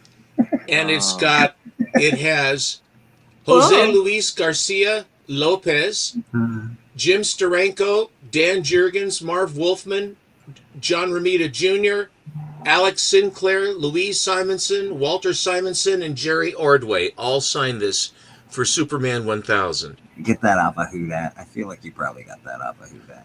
I got it from Ed Craze. Okay, all right. 9 times signed. Couldn't find any more signatures to get, I guess. I don't like it when they sign across the face or deface the image. If they are around the edges or approaching, I don't mind it. But if they go into the characters and they do various things, I don't buy those. Sign 25 times and you can't even tell what it is. I mean, so I don't do that. This one was just an impulse, like all of them, and I just thought it was very cute. It's early hot stuff. Oh, I like the hot stuff. They're really interesting. Some great covers for hot stuff. They're cute, and the books themselves really got trashed. So if you find good condition hot stuff books, it's actually something. Because I'm feeling some Scotty Young vibes there. Yeah, well, a little pre-Scotty, but yeah, definitely some Young vibes. Now, with hot stuff, his trunks looked like a diaper to begin with because he was a little devil, but then they shifted to blue or something like that. But he started out with white, tidy whities. That cover illustrates how bald eagles are made. The Superman one. Hey, Bobby, I ordered some books from Can Comics last night. One of them is Superman, the Man of Steel 105. I always liked hot stuff better than Casper. Oh, I did too. He was my favorite. I didn't care. Spooky was okay too, and the Ghostly Trio, but Casper was so goody two shoes with Wendy the Good Little Witch and what have you. I don't think they had a negative or an evil female character with. I can't remember if there was a witch or something. No, they had the witches too. The Ghostly Trio and the witches were the involved with it too. Mr. Steven, are you getting a cold over there? No, I breathe that stuff down the wrong pipes. I'm old. Shut up. Okay. Quit vexing me. Don't bug me. Stop vexing me. I tried to buy this particular book in a 9/8 slab, and I bought it and I won it. Oh. And then after I did, the guy said, "Sorry, I sold it someplace else." What? And then he refunded me my money, which I'm gonna eventually get a copy of this one. Was that back then? It's the Fathom #1 by J. Scott Campbell. Shit, told him, like, no, you didn't. Don't you dare tell me you stole that. I stole it somewhere else. No, you didn't. This is TM Nerdy's fault. I'd buy that for $1. Yeah. TM, you're back. You're backstage. I appreciate you, buddy. TM's with us here now. How you doing? Hello. The J. Scott Campbell Fathom is the rarest one. It's the hardest one to get because everyone goes for the Michael Turner. Yeah, the I have the Michael Turner. The Michael Turners are available. That's the J. Scott Campbells are not. They're not as easily found. So I had to get that. That's a sort of it's one to have. But here is Glory, a friend's. Good heavens. You got random reads in the chat. I know. A friend's bikini fest. Putting on the eyeballs this morning. I had to put my cheaters on. Yeah, that'll happen. That is what. Is that like a photo variant cover? That's very 80s, isn't it? No, that's 80s. It's Image, and it has a cover price of. It's interesting, $2.50, and it says, what is it, $3.25 in Canada? Jeez. Casper Slander. Yeah. Oh, we're not slandering Casper. Casper the Friendly Ghost. I'd seen this several times, and I had to finally get me one. Oh, nice. Having Aunt May as the Herald. What? She's the golden oldie. That's her name. She is a golden oldie. No, that's the name of her character. She's the golden oldie. It's one of the few times that Aunt May isn't dying somewhere, and Peter Parker has to get the medicine from the pharmacy, and then Doc Ock attacks him. Or this is the thing with Marvel. It's ridiculous. It's a soap opera punctuated with super villains going after the henpecked and sad sack characters. Jane Foster, Odin is upset. MJ's mad at me, or Betty Brant is mad at me, and J. Jonah and Aunt May needs me to have this medicine. And there's never any happiness. It's always the undercurrent is so soap opera. That's what really made I enjoyed DC more, because good guys could be good and they could be virile, and it wasn't one dimensional. They had humor, they had friends, they interacted with one another, and they fought stuff in a cohesive way, rather than have it be nothing but squabbling all the time before you'd have, and then they wouldn't defeat the villain. The villain would get away. Well, I will refrain from debating you on this argument today. Good, because I'm absolutely right. Thank you very much. Okay. Your silence is very telling, and thank you. Yeah. I ordered a book, and this was the AOK that came with it, and I just loved it. For an AOK, it's just such fun. Oh, that's nice. That's cute. When Chuck Jones was doing the cartoons, and they have that wrestler guy and all these muscles, and Bugs is going to take him on, and he outsmarts him. Those cartoons really are gold. I mean, the Chuck Jones stuff was really funny stuff. This was the book that I got, that I purchased, that that he sent with, and it's an absolute Batman. I don't know who did it. Rad, do you know who did this one? Isn't that Nick DeGrada? He has the Kelly Jones long ears, but I know it's not Kelly Jones. I'm not sure. Oh, I just like this. I like the look. You tell it's they designed his ears like that because his ears pop off like batarangs. Here is Lara Croft Tomb Raider Gathering Storm Part 2 of 3 by Adam Hughes. I had that. I actually got a second one of those. You have that? Who is this? Someone take a drink. Is Alan Who is here? this? Oh, who is this? This is me. This is Boston Chris. I had two of those. I remember I got one in a shop at a half off, and I knew they had another one because I placed it in a spot. I placed that in another book in a spot where they would never find it.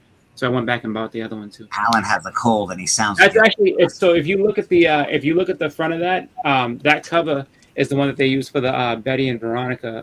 It's the exact same one. So that they had for that pose and everything like that. The Betty and Veronica Adam Hughes cover. He used that twice. Yeah, roller derby Warner Brothers characters. And I'm not gonna lie, I remember watching roller derby in the '90s, and it was awesome. I don't know what it like. It never took off. It was so fun to watch. It was like wrestling with sports. I don't know. It was awesome. It was like wrestling with sport because wrestling isn't really sport. It's theater, right? Exactly. A lot of theater and a little bit of sport action. It was pretty good. They had one show that was kind of for a while. It was called Roller Jam. That was pretty popular for a little bit, but I think that they just kind of, unfortunately, just weren't getting the views that they needed. What was that movie? There was a movie about roller derby, like a female roller derby team. Yeah, sorry, Raquel Welch was in it. Rollerball? Was it called Rollerball?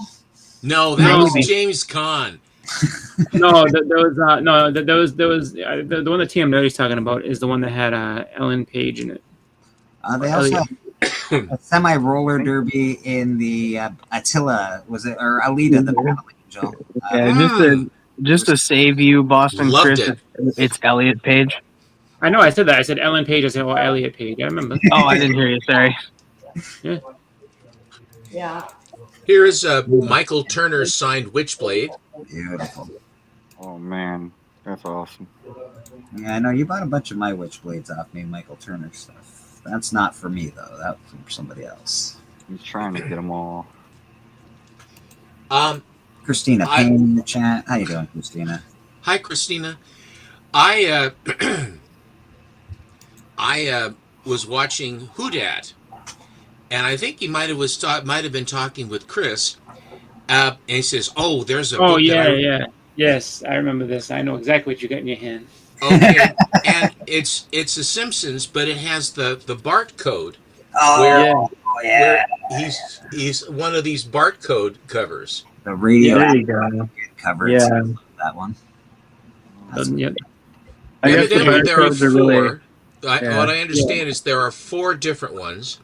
The only 2 that I saw was Bartman #1 has it. Yeah. And this Radioactive Man does. And I. Yep. Simpsons #1, and I think the Simpsons Super Stories one has it as well. But and the I think thing one is, of the Tree Houses of Horror, I think, has one too. Maybe. I'm a little vague. But that's something that, like, vague. honestly, if you're looking through, and I don't know, how many people really know about it. I think pretty much a lot of people do know about it. But if they don't, and you end up going to a long box or whatever of Simpsons books, and you see a little Bart Simpson drawing, you pick it up because those books are expensive. They're about $100. Yeah. They're about $100. But I see Who Dat, and he says, "Hey, I remember me and Chris talking about this." I think Biggie and TM talked about it as well at some point. Yep. Oh, Itchy and Scratchy 1, #2. Yeah. But enough about me. Itchy and Scratchy. I bought a copy of this because the one that I had is nice, but this one looked a little bit nicer, and I was able to just sort of swoop on it. And I believe this one was, I can't remember the vendor, but I like this cover. Yeah, that's a great cover. It's an homage to a Wicked movie, actually. Wait a minute. Wait. Here's one for you. Nice for a She-Hulk. Let me FOMO Steven for a second. Oh, hold on a second. No. As Please. As you may have that one, you don't get this one. Hold on, boss. I think it's a newsstand on top of that. Oh. Yeah. Boss. There you go. Well, and this is the direct. Yeah, good for you. Boston. Yep. Yeah, but I don't think Steven enjoyed that at all, Boston. That good for you. Very disingenuous. I'm supposed to enjoy this? That's very disingenuous. I thought we were in church. I didn't say you were going to like what I was going to do. I said, let me FOMO you for a minute, just because no one really gets to do that. Way to go, Boston. That's really nice. Good job. You brought the mood down, man. You just brought the mood down. You too. Let me tell you something else. Even when you buy it, you didn't pay $3 for it. So that's all I'm saying. Oh, that's for darn sure. actually, No, it you do, wasn't though. that bad because I got it from Action Auctions, Beta Ray Jim, and it was Oh. sort of in a cattle call of books. And I think it might have been one of these ones where you pay whatever the price is out of a number of Right. books. You set the price, Yeah. and I basically got it quite reasonably, and I was very happy to. Give me it again one more time. Just for fun. I'm sorry?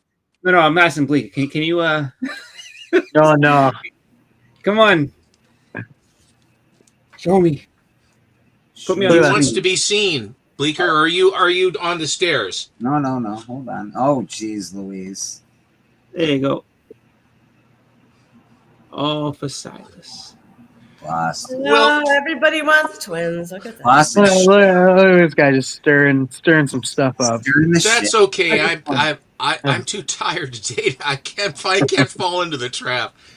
You have to. Look, don't let me be the only newsstand. Steven's going to be a bigger man this morning. He's not going to say how wonderful that is for you, Boston. No, he's not. That's wonderful for you, Boston. No, he's gonna go out and That buy was it. said with a lot of sincerity.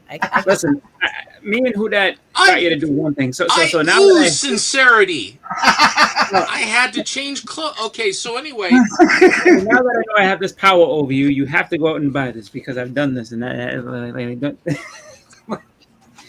Just keep bringing books to your attention. Master. MT on The Astonishing had this one, and he had cleaned and pressed it, and it was one that I didn't have, and it's this Wonder Woman, and this is where she shed her uniform, and if you're familiar with, then there's the red cover with her top's torn off, and she's been whipped, and all this. I think she forsakes her powers. Oh, yeah. And she becomes a secret agent. But it's interesting that some of the most bondage, I would say naughty covers, is when she became a feminist kind of thing, where this was the era for that. And she's always has her clothes are always torn, and she's in bondage and all this other stuff. I don't quite understand what DC was trying to, it was sort of like oxymoronic between the two images of woman hear me roar, and she's always in bondage and her clothes are all torn off. So I sort of a mixed metaphor going on there. Hey, Bleaky, can you make me big real quick? I had to phone him again. No, I'm just joking. I don't have it. I don't have it. No, but that's actually a really cool cover. I've never seen that one. I've seen the one that you described before, where she's, but I've never seen that one. It's a good one. Yeah, I've never seen that one either. So here's another TM purchase. There we go. Ooh, very nice. I like that. Not TM. MT? MT. I'm sorry, people. I'm a I'm V8 engine, and I'm firing on 4 cylinders. Did you coffee today? What the hell, TM? If you got these kind of books, you just sell them. Coffee isn't What the hell is cutting wrong it. with you? That's what I'm finding. Coffee's not Yeah. cutting it. More. TM Nerdy apparently is selling books directly to Stepwell that are awesome. What the hell, man? I have a secret organization. Anyway, Apparently. this is a very bright example, and that's a lot of times with these, the white covers do tend to have a certain amount of, I won't say discoloration, but the paper that they use will kind of darken up a little bit. But this is a particularly bright one. That's a good one. It like looks that. new. It looks like it's right off the shelf. Yeah.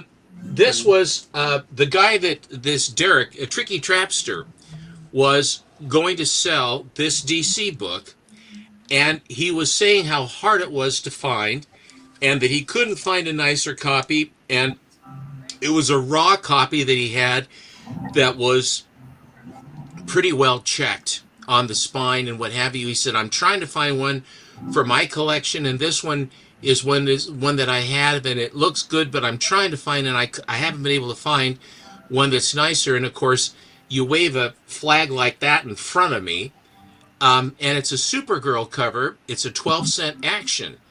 And so I said, how can that be a difficult book to get? Well, I looked at the census, and there are only 30 graded copies of this book. 30.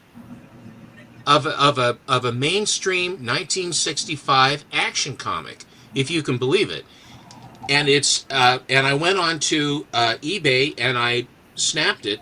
They had another one that was a 9.2 raw that they had very high, had a relatively high price on it, and they had a high resolution picture, which was a mistake. So I pinched the thing open, and the near mint copy had, I don't know, 8 or 9 checks on the spine all the way down. I didn't even bother looking at the rest of the book. I just looked at the spine. Where is usually spine first and then edges. Then I go into the look at the colors. That's kind of how my mind works. But this is the book. Oh, she looks almost like an evil version of Samantha Stevens from Bewitched. But this one and the census, like I said, is 30 for this. And there's quite a few raws that are 2s and 3s, but anything of note. And this one was undergraded. I don't know, man. It seems like a very weird way to play Guess Who. Well, and so, but this one, the color strike on this is really, really nice. 10. So I was very glad to get this. I didn't have it. I didn't even have one of these in my first collection way back in the day. I didn't see this book. So, and Bleecker, the last one I have will look familiar to you, and my bride wanted one too. So I sourced another copy. Unfortunately, they're about $100 to find a nice one, and this is the one. I will have you know, Stephen, that I paid $15 for my beautiful copy. I'm pitching them as slow as I can across the plate for you to bash me. You crush me on She-Hulk. You're crushing me on Creepy. I want you to know how much fun it is to come here on Church. No, that actually, Hallelujah. Hallelujah. Hallelujah. Apple, can you show the one before that? Because someone says it looks like me on the cover. So I'll be honest with you, man. Which is not this one? I don't know, the one before that one. Maybe. I think After so. that one. I mean, you showing that. Well, there's She-Hulk. this one. No, it has to be the other one. The Superman. Has to be the Superman one. Was it this one? Oh, could have been that one. No. Madam, what are you doing? What are you doing tied up down there? What's Lord of Brooklyn, which one do you mean? You mean this one? Oh, could be. Could be that one. No, I think he means this one. No, I'm not gonna do it. I'm not gonna do it. No, but you know what though? You look like this one? No, Okay, definitely so- not like that one. No, you know what though? It was definitely the radioactive man. You showing that hope helped me to remember. Like I had to put that in my last, so that actually helped me out. So, in bashing you with it, got me to put it in my line now. So that makes me happy. So, what was there one of the books that I was showing that you Look at that! Look at red. Awesome. That's wicked. That's a great beard you got. That is a very nice looking beard. Look at that attractive guy. Yeah. That's much better, right? You look so much more attractive like that. The Action Comics Supergirl looks like man. See? There you go. That's all right. Supergirl, So now, okay. so far, Steven's gonna end up getting a Gen 13 cover. He's gonna get the newsstand of the Incredible Hulk with the Pulp Fiction cover as well. When he's not buying amazing books. Do you have a Supergirl costume like this? I know you have a Wonder Woman. You know, something I tend to go with the villainous, the people, I think Supergirl's just too wholesome for me. I really don't think I could pull her off. Well, Wonder Woman's from 1940. Real quick. I can just get a picture. I can see the face. Okay. I mean, there's other girls who do Supergirl a lot, and they're known for doing Supergirl, and they're very wholesome looking, and blue eyes and blonde hair. And, Yeah. You know who They don't look wholesome. Okay, madam, come on. You know, Oh, look at that Shadowhawk. so we're not gonna say do you know, Madam? That's the cutout. Actually, that's the newer one, isn't it? The newest one that came out a year ago, The Last Shadowhawk. No. Those are the old one, 90s. Boy, embossed, shiny goodness, beautiful. Yeah. I have one of those signed. 1013, nice. You know who would be a good villain character for you to dress up like, Madam? I know one. Go ahead. Is Livewire. Who's Livewire? I've never heard of She's a bad girl. She has electric powers. Yeah. Ooh, I like electricity. Yeah, Houdat she's says, a Superman villain. Madam, Houdat says that you could pull off the new Supergirl, the drunk bad Supergirl. I know. I think I wouldn't have a problem with that one. No, you know what? I'm actually offended that you have not done this yet. So if you haven't done her yet, you better. And that is Baroness from G.I. Joe. Yeah, definitely. Baroness. Oh yeah, but she's so like old school. I don't know how many. Old school. She look. She's one of the newer G.I. Joe characters, isn't she? No. No, she's from the beginning, but she's the Baroness is no joke. She's great. I was thinking Death Callie, but what about Scarlet, man? But Death is too wholesome as well. Death from DC, she's a goodie. She's a super positive girl. Like, it's surprising to hear that, but yeah, Death from DC is super positive, and she's like uplifting. So I don't know, but that'd be a cool one. That too is. But you could pull off Death as well. Death would be Death from DC from the Sandman universe. Okay. I would assume you do a good Harley Quinn, though, don't you?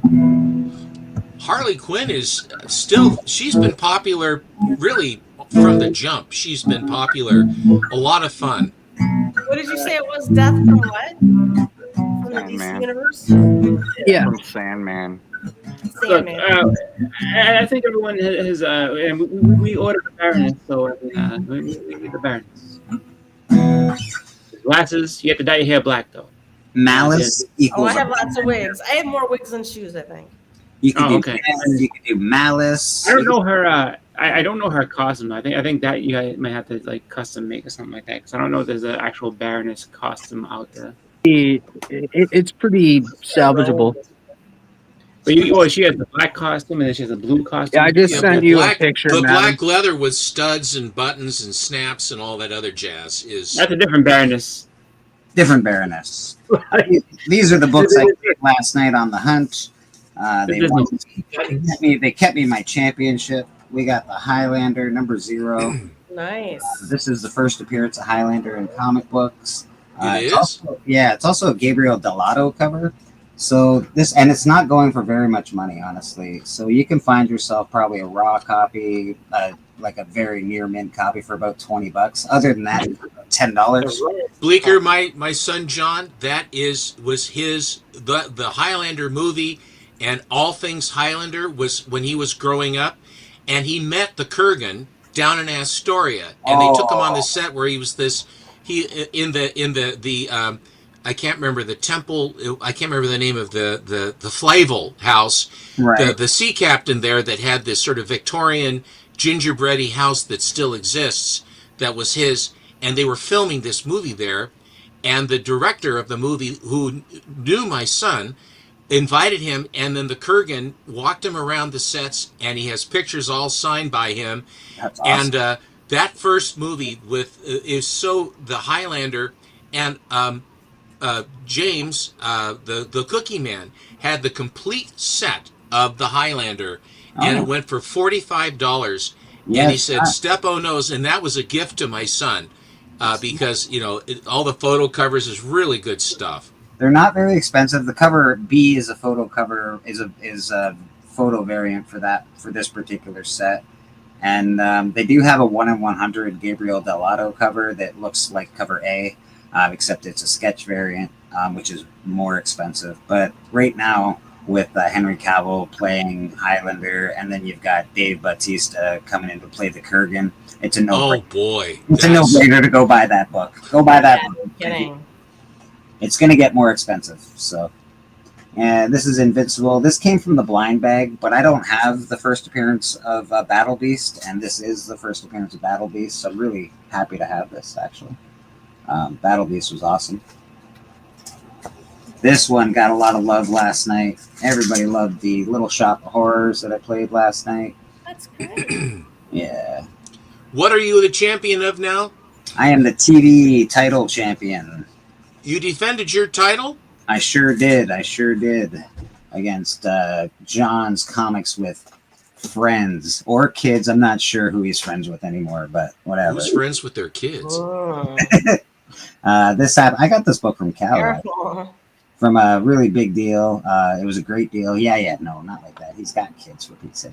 And this is from Cali, and he sells awesome comic books. We'll buy some books from Cali.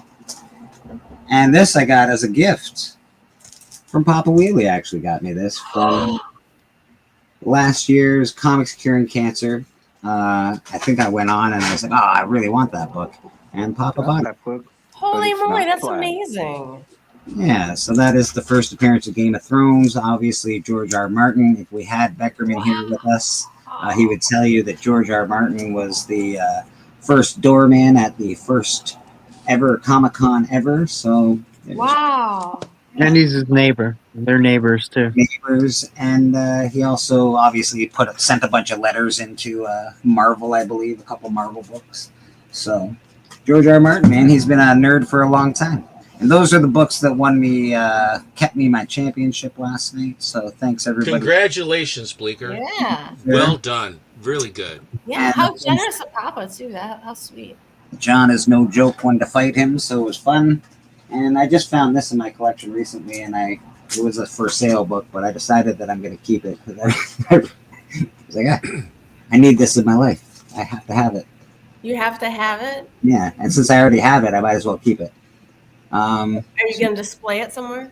No, it'll go in a box. No, but you have to have it. I understand. I went shopping for your birthday present. I already had the one two I'm going to give you is going to come to you. And then my bride said, "Oh, he's got it too. Well done." Nice. All right, I'm jealous now. Now I'm jelly. I love Game of Thrones, man, and I don't So care. do I. The final season, say shit all you want about it. It's still a great show. It's one of my favorite shows. I fucking love it. After I saw the first season of Game of Thrones, I had to know what happened next so that I went and got the books. I started reading from book 2 on. But he hasn't even finished. Has he finished the books yet? I don't think he's finished them. No, he hasn't. I hope we get them. I hope they actually get finished. Pedro Pascal. I'm a little Pedro Pascal out these days, but he's still a good actor. I don't mind Pedro Pascal. He's good. Yeah, I agree. He's just in everything. I'm like, oh my God, Pedro Pascal. Oh, there's Pedro. Oh, Pedro's in this. Oh, Pedro's in that. Oh, Pedro's in this. And I do like him. I am going to watch, what is it? Fantastic Four today. It's just popped up. Fantastic Four. So I'll be able to get that's what they do. Proper review of Fantastic Four and Superman. I'll probably do them together. I've already watched Superman. I enjoyed it. It was very good. Yeah, it was terrible, right? It was.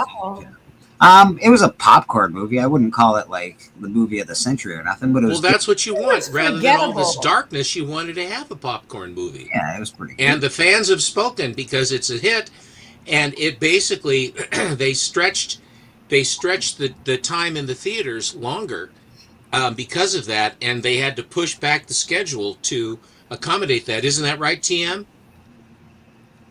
What's Other that? DC projects that were coming in? Yeah. Aggressive. Yeah, and we're having more. Peacemaker's been great as well. It's been really good. I haven't seen the final episode or the 6th episode yet, but the 5 that I've watched have been great. Did you do the top 20 and top 10 and all that, or trending, any of that jazz at all? Or Not yet, my friend. no interest? Oh no, we're getting there. I think it's almost that time.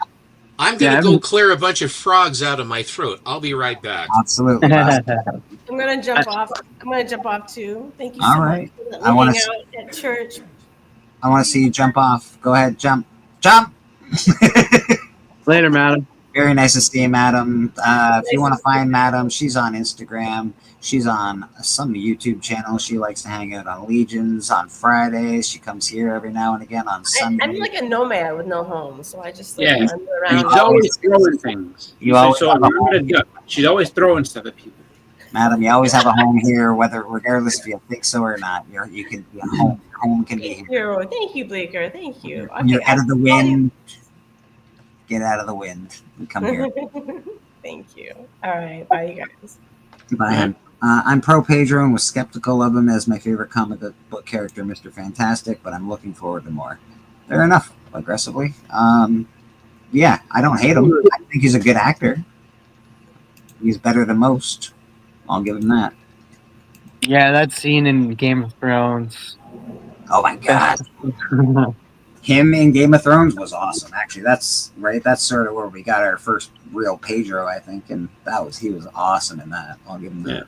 You know what the problem is? He was a little showboat. He was like, yeah, ooh, I'm gonna win. Guess what, idiot? You're gonna die. You're gonna get your skull caved in. Well, no, see that was part of his problem was that he, like if you watch it, he had the mountain was done. He had him, man. He had him. Killed him, but he kept wanting to embarrass what's it called, Tywin Lannister over and over again.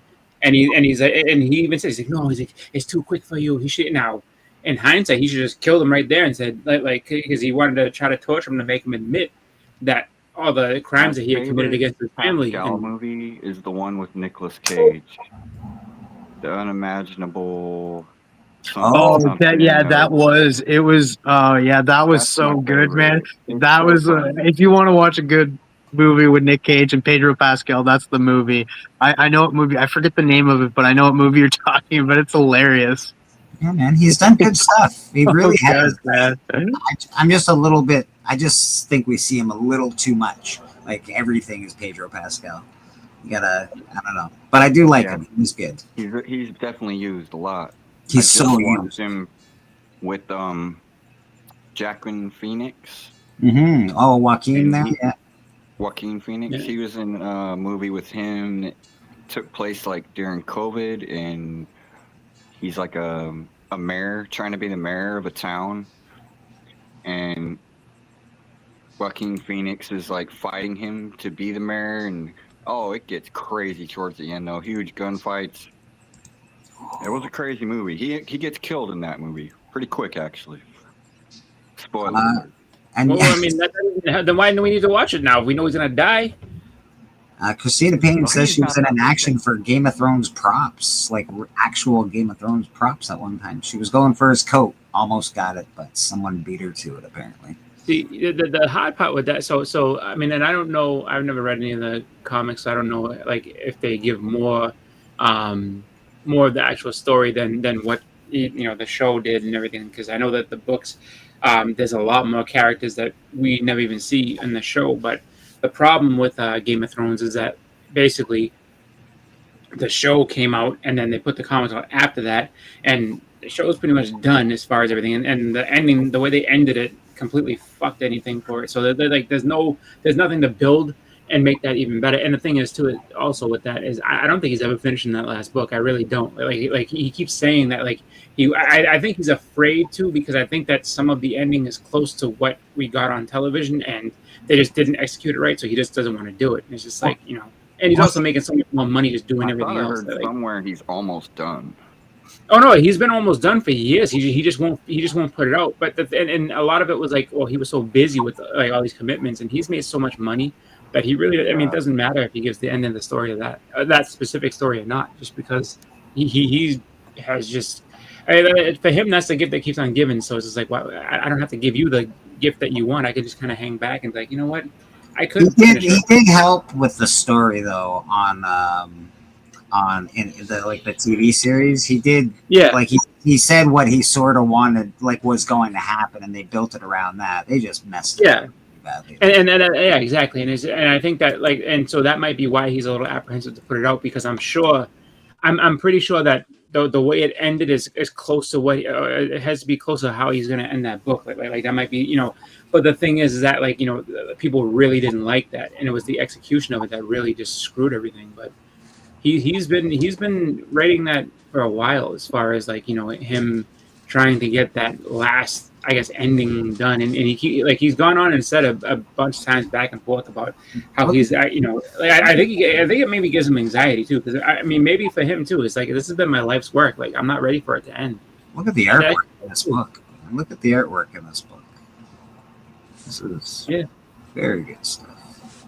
Yeah, it's good. I think you know, I mean, that could be it too. That, like, I mean, and you would figure he wouldn't be super attached to those characters because he's, you know, done horrible things to his characters when it comes to, like, you know, some of them meet some very gruesome ends. So, but then again, it really could be something where it's just like, you know what, I just, you know, I'm not ready for this to end. Like, I can't do it. This is book one, though. This has already started out far different than the shows or the book. Yeah. He's fighting a walker in book one for Robert, so he winds up passing, I'm guessing. So, yeah, this is already very different. Yeah, well, that's what I said. Like, I don't really know like where this starts. And honestly, I mean, I'm not saying that the books might not be. I mean, the comics might not be good, because I mean, they might give you more than what the actual show did, because of the fact that the show didn't stick specifically to the books, just because. Look at how good the artwork is. Just the artwork alone, I would put this book for. This is really nice stuff, man. Yeah, but I never read those books. I actually wanted to wait until the last one came out to read them all. So I was like, because I when I get into, like, reading something like that, like, I really don't want to wait for the next one. I just like, all right, if I have it all in front of me, perfect. So, if anybody doesn't know what I'm using to look at comic books right now, it's called Read All Comic Books. Well, I don't like Zip Comics is a little bit better, because you don't have all that smut and all that stuff popping up on you all the time. You have to back out, close, all that stuff. Read All Comics. That's the one you're talking about? Yeah, I use that too, but Zip Comics is better.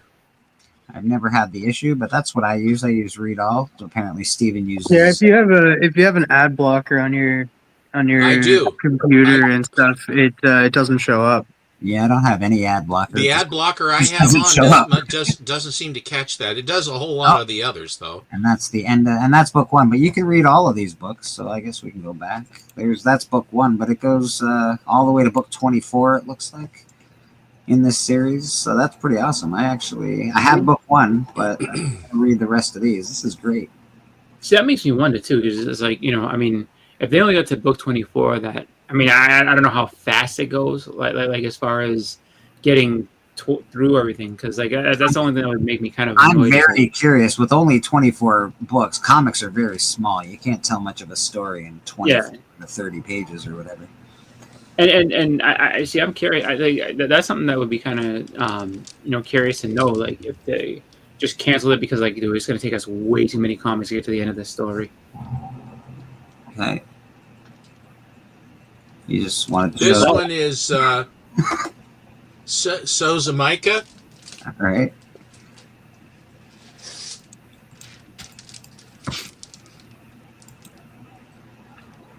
Remarked and signed. Very cool.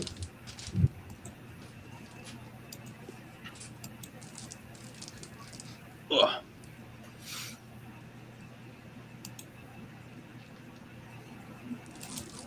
Is that a first Raven? No, it's Huntress. Oh, Huntress. Here's the other one. Yeah, I've seen that before. Okay, Alan. No, I've seen it. No, I haven't. I've seen it. I've just never picked it up. I always get confused with those ones, because I don't have a lot of those. Yeah, see, I remember that. Like Huda has that one. And I've seen that a bunch. So that one's easy to tell. It's just the Huntress one is tough to figure out, like, which one's the actual first one. They both came out exactly at the same time. But I like the first one better because it's a better image of her. She's not just a little floating head on the side. Yeah, see, that's why I get confused. Like, which one is it? That's a cool cover. I like that.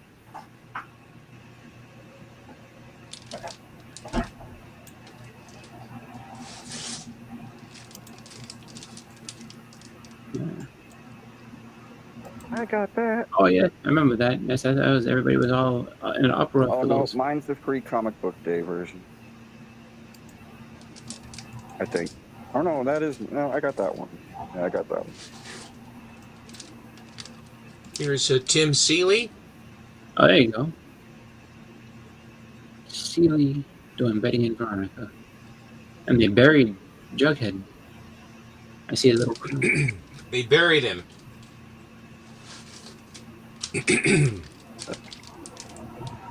Mummy. That would be Mummy. Marvel. I'm not against it, but I like Not as Mummy. good as- Oh, there's a Bruce I remember Timm. again. Bruce Yeah. Timm. That one I think is kind of a pricey one too. It's a good one. I remember seeing it. I love Bruce Timm art. Me too. Here is this Capullo, Greg Capullo sketch cover. This was I think it was one of 1,000 or something like that. Oh yeah, I remember the those. first Court of Owls. And That's a big one. it was very interesting. The story on this one, Diamond Distributing, this came out in 2011. And what happened was that in 2011, my local comic shop, every single week books would come damaged, or they shorted him, or they didn't even put it into the box. And so with damage, and then he had to call the coordinator guy, and then he had to wait, and then all the people that would have bought the book, if they get frustrated waiting to get it, then they go somewhere else. And it just happened all the time. It was very tiresome, but they were the only game in town. Well, Yeah. anyway, when they solicited this, you had to buy at least, it was a high number. I don't know what it is. It was Yeah. a high number, very desirable. And someone at Diamond fouled up, and they put this book up on their order sheet at the regular issue price. And so there are 4 of them. There's Flash, Green Lantern, Superman, and this one. And they're sketch covers, and they're all high ratio books. And so he ordered, I can't remember if he ordered like 25 or 50 of each of them. And he said, I didn't have any idea. I thought there was some screw up because they're not supposed to sell them for that. By God, all the books came. So he went through them all, and he culled out all the 9/8 he could see out of the Batmans, and sent them in, and they all came back 9/8. And when he showed me the stack of the remaining ones, I riffled through, and I found one that I thought was a 9/8, and it turned out being one. So I didn't have to pay very much for this at all. And then a call comes from Diamond and says, hey, we saw that you ordered, those were not supposed to be there. We would very much like you to send those all back to us, please. And he says, gosh, I'm sorry, I've already sold them all. Yeah, and stuff like I have no idea what you're talking about. So anyway, that's how I got this one. Stuff It looks like they're like, you know what? Canary stuff. Oh, geez, Louise. Yeah, well, of course, because they're sitting there like, sir, did you purchase this book? I have no idea what book you mean. I don't even collect comic books. I don't even know. Gosh, I'm awfly sorry. I thought I Yeah, saw Not really. No, I read regular books, not comic books. Wrong guy. I don't know. I like this cover. That's a great cover. That one, I remember seeing in the store, when I was younger, and just no one really realized, that it was going to be that big of a book at the time. That was a good story. I just read that recently because I got the Harley Quinn DC Finest book. Oh and yeah, I just read that story recently. It's a really good story. they're well done.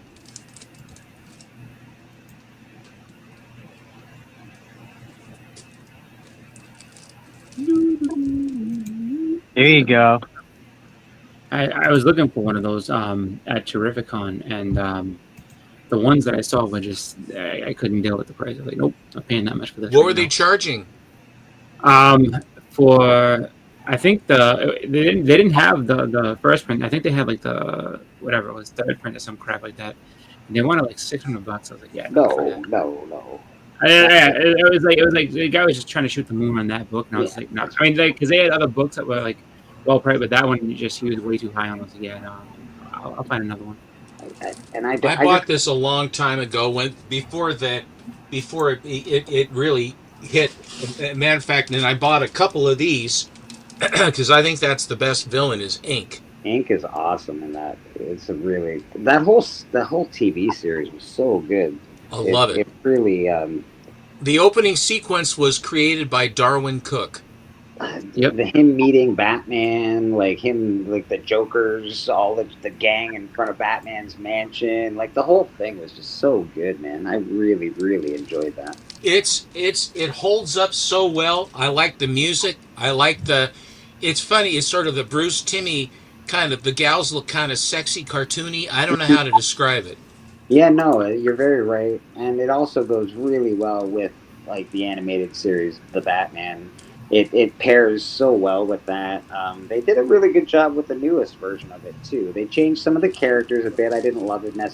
Chew, what a great book.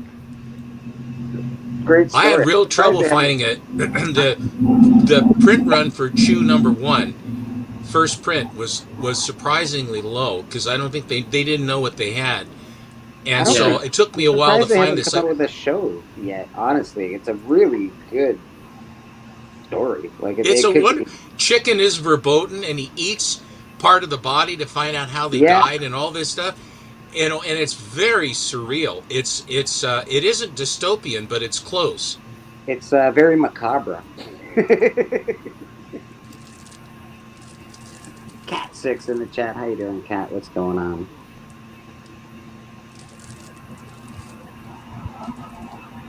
And of course, this book was a giveaway. Popped in here. Library 88 also popped in here. Appreciate you folks. Cat 6. Random is there. Random Reads popped in. Wellbore. Yeah, lots of good. This one has the first appearance of Frank Miller's Batman: The Dark Knight Returns, and Alan Moore's and Dave Gibbons' Watchmen series. First appearance. And I also think that it's got the Swamp Thing in it as well, the new Swamp Thing. And it's Spotlight. Oh, Spotlight, yeah. #1. And it is very surprisingly, it was basically a giveaway. Can you stop showing that? And it has all these first appearances and a really nice cover. Can you stop showing that book off, please? Oh, are you on the hunt? Yes. I need to have that to complete my Watchmen collection. Oh, that's lovely. Not a very good dive, I don't think, though. I feel like she's gonna have a hard time kicking those legs up. I feel. That's another book that I always try to find whenever I can, and I haven't seen one at any shows, but one day. They're really people of that's an expensive book now. Yep. Here are a couple of Darwin Cooks. Here is Starfire. Nice. I don't remember that one. Isn't that cool? Yeah. Who did the cover on that, Steve? Darwin Cook. Darwin Cook, okay. Here is another Darwin Cook. iZombie. Oh, very cool. Oh, that's nice. I love iZombie, man. iZombie was a great comic series and a great show. Two different things. The comic was not like... The comic was a little bit like the show in the fact that she was a zombie, but other than that, they switched up her being a gravedigger to her being... what is that? No, and a bomber. Got a real Jetsons feel to that cover, actually. Got a cool... Oh, nice. First Machine Man? Yeah. No, that's not the first one. That's the that's the number one. The first one is 2080, I think, number 8. Space Odyssey. Cat This 6. is Teen Titans, let's go. here is Sacred 6 #1. I don't know what Sacred 6 is. It's Dynamite, but it is a Will Jack cover. Oh, I will Jack cover. Yeah, absolutely. I think the Secret Six are 3 women with big breasts. I feel you might be right. I love the story so much. Yeah, the story's just so compelling. And there ain't much of it. I will Jack. Yes, nice cover. Here is Bill Ward's Scorchy. This was when he was nearing the end and he was doing very naughty stuff with his characters. It's not cute. She's just looking to get dressed. That's all. Come on, girls got to get dressed. Since when?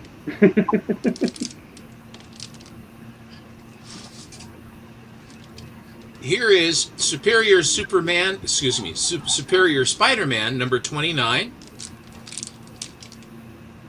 Superior Spider-Man was a big run when I was selling comic books at the shop. A lot of young kids, younger 16, 17-year-olds really liked Superior Spider-Man. Yeah, I heard that it was a really good run. Isn't it the run where Doc Ock takes over his body? I didn't read the run. He seems to take over. Everybody seems to take over bodies over at Marvel all the time. Wow. And this is, I think that's J. Scott Campbell, isn't it? Looks like it could be for sure. J. Scott Campbell. Yeah. It was signed on October 8th of 2015 at the New York Comic Con. And this is this La Mole Comic Con thing. La Mole. La Mole, but there's no accent on the E.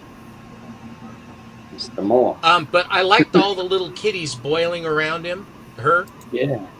And then she's got her hand up going through her hair. I just think this is a great cover. I've seen it a couple times, but I don't know if I've seen it signed like that. It's a nice cover. It's nice.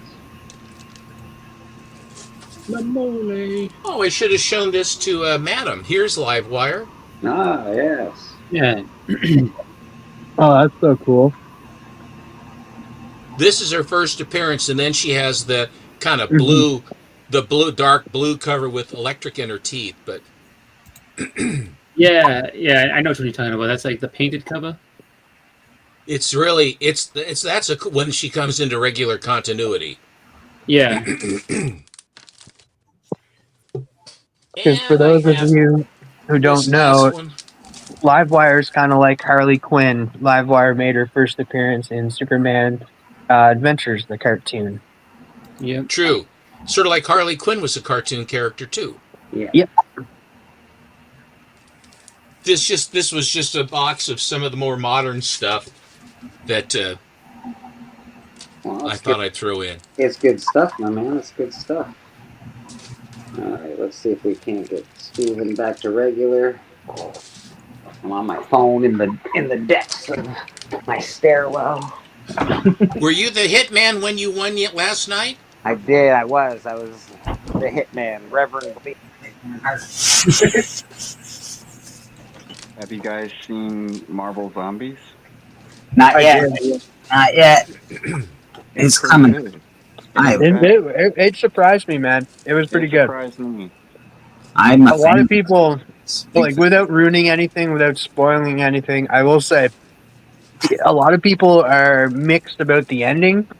Myself, I really liked it. And I'll leave it at that. Everybody's mixed about every ending nowadays. We're like, I could have done this better, blah, blah, blah. Every person in our whole... No, you couldn't. I know, exactly. No, you couldn't. I know. That's what I want to say. To make it a little easier for you guys, it's only 4 episodes. That's not bad. And they're only 30 minutes. Yeah, that's a quick watch. That's basically one movie. They should have just made it a movie. I don't know why they even did it as a show. It could have made a lot of money if they just made it as a movie. That is true. Where are we at? It is Marvel, right? I rest my case. Yeah, they forgot what they're doing over there at Marvel. Off the ideas. All right, let's get into some new, what is it, Keys of the Week. Yay. Share screen, keys. I haven't looked at these yet, so I'm gonna. Bam, bam, bam. Let's hit that music at some point. I know I got it around here somewheres. I think DC KO's coming out next week, isn't it? Or this week? It should be. What is coming out? DC KO. It's an event. It's pitting all the DC heroes against each other. Darkseid put it together. Oh, okay. Is animated or book? Comic. Comic, yeah. All right. Keys of the week, baby.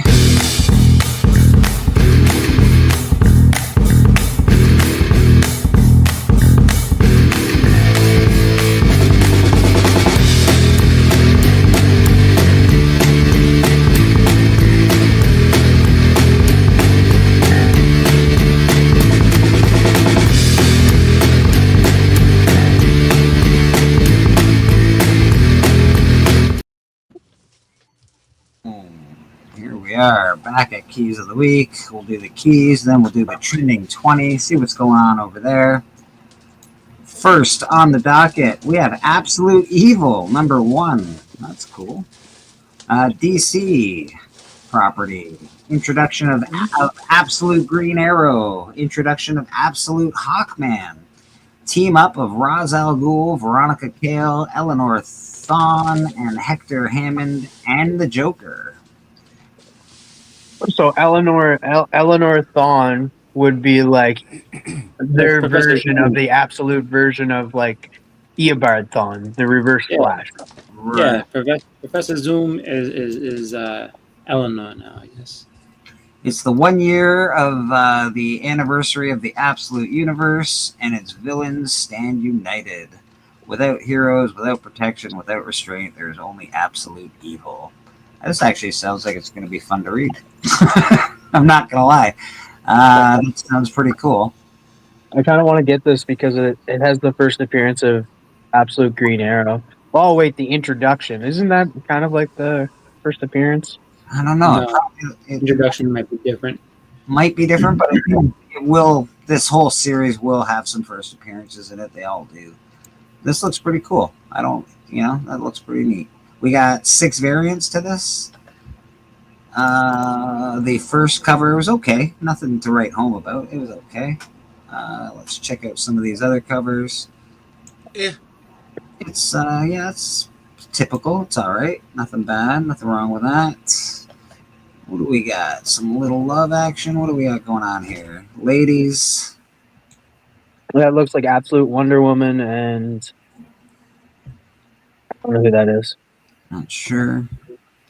All right. We got this guy. I don't love that one. No, too skinny. Don't love it. Oh, that must be the Eleanor Thawne in that cover because that's the Flash, right? Absolute Flash. Yeah. That's cool. If you like cool, you'll enjoy that one probably. It's got. And then, of course, you got your Absolute Evil blank variant. That one's for Rad. Pretty cool. Oh, yeah. All right. So nothing, I wouldn't say any, like, covers that I'm like, oh, my God, I have to buy this. But the story does sound interesting. I like the whole, all the villains. I'm a big fan of that. So if you're into Absolute Evil, you might enjoy this. Oh, we got another image first. Arthur Immortal. So the Immortal Arthur, or the Arthur Immortal, I'm guessing number 1. When a failed writer lands his dream job rebooting the fantasy series that shaped his childhood, he uncovers the author's mysterious disappearance and is pulled into a living story world where fiction is deadly and power is written in blood. Oh, the never-ending story. Again. Cover's okay. Not much. It's an image number 1. I tend, for some reason, I pick these up. For a long time, I picked image number 1s up. So I haven't picked anything up in a long time, but that was a big deal for me.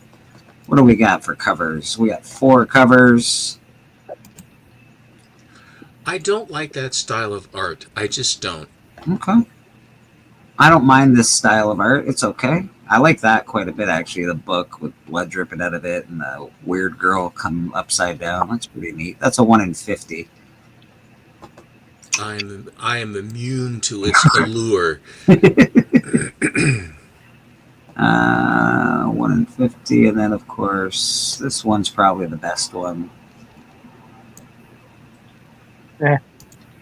Yeah, it's a little for me as well. I'm not sure I'd enjoy this story, although I do love King Arthur and all that stuff. I'm not sure this story is up my alley. We'll see. We'll see what happens with that bad boy. Oh, Department of Truth. We're back. Number 0. Number 0? Yeah. What? They're all the way up to number 0? Apparently. It only took 2 years? We got to go back. It took 2 years to get to number 0. Oversized issue that celebrates the 5th anniversary of the title and backup story that tells the secret history of Elvis Presley, I'm guessing. Oh, boy. We have 5 variants. Department of Truth has had some really cool variant covers, so some of these are usually pretty cool. Let's see what they did for us. Oh, that's going to sell just because Elvis is on the cover. Everybody likes Elvis. I hate Elvis. Except for Boston. Except for Boston. That's kind of cool. I like that. Yeah, that's pretty macabre, as they say. A little jokery, but... Yeah, very jokery. All-seeing eye on the from the dollar bill. Yeah, and then of course, it's like an homage to the first cover. That's pretty cool. Yeah, but with Elvis. But with Elvis instead of JFK. I don't love this one. This looks like a Jenny Friesen almost. Oh god. Yeah, Jenny Friesen. Actually, it looks like Arthur Adams. Yeah. I'm curious to see who did that cover, so I'm gonna look. Let's check that out. We got cover artist Tyler Boss. What the fuck is Tyler Ross? All right. I didn't like it anyway, Tyler, so you lose either way. I'm glad it wasn't Jenny Friesen. I like that. I do like this quite a bit. I like that DOT. Yeah, man. I haven't done that before. That's probably the cover for that. Of all of those, that one sings. Yeah. If they were ever going to come out with like a TV show or like a movie of this, they'd be smart to call it DOT. Yeah. But of course, for here in Oregon, DOT is the Department of Transportation. Like, oh, no transportation? I didn't know the state was doing this sort of stuff. So and cover A is pretty cool too, to be honest. So cover A itself is a pretty cool cover, especially if you're into Americana, all that stuff. It's pretty awesome. Americana. Yeah, if you're into like conspiracy theories, this is the book for you. Oh yeah, yeah, you'll love X-Files. G.I. Joe Cold Slither #1 premiere issue. So I haven't seen a first appearance yet. These are premiere. Oh, that's the band. Hello, Biggie Shack. That's the band that the Dreadnoks make. Oh, okay, this is the Dreadnoks band. Yeah. Awesome. All right, so this is coming out. If you're a G.I. Joe guy, you still collect G.I. Joe. This is from Image. It's pretty cool. Yeah, no, this is ridiculous. They made a blank of that. That's stupid. I'm not gonna buy that shit. Baron Berens. Boston is not happy with his. Oh, I like that. They had the rock and roll. Oh, you gotta see the variants. The variants are cool. We're looking at them right now. That's a lot of work, isn't it? That is, no, that's like the rock and roll comics one. Yeah, that's very cool. This is pretty neat. That's like a Motley Crue cover. I would say a very Brady. No, but that's like the album cover that Motley Crue had. I want to say like years ago. It was either them or Poison, one of them too. Wouldn't you say Kiss? I think it was Queen, wasn't it? Queen or Kiss, yeah. Yeah, I'm pretty sure. But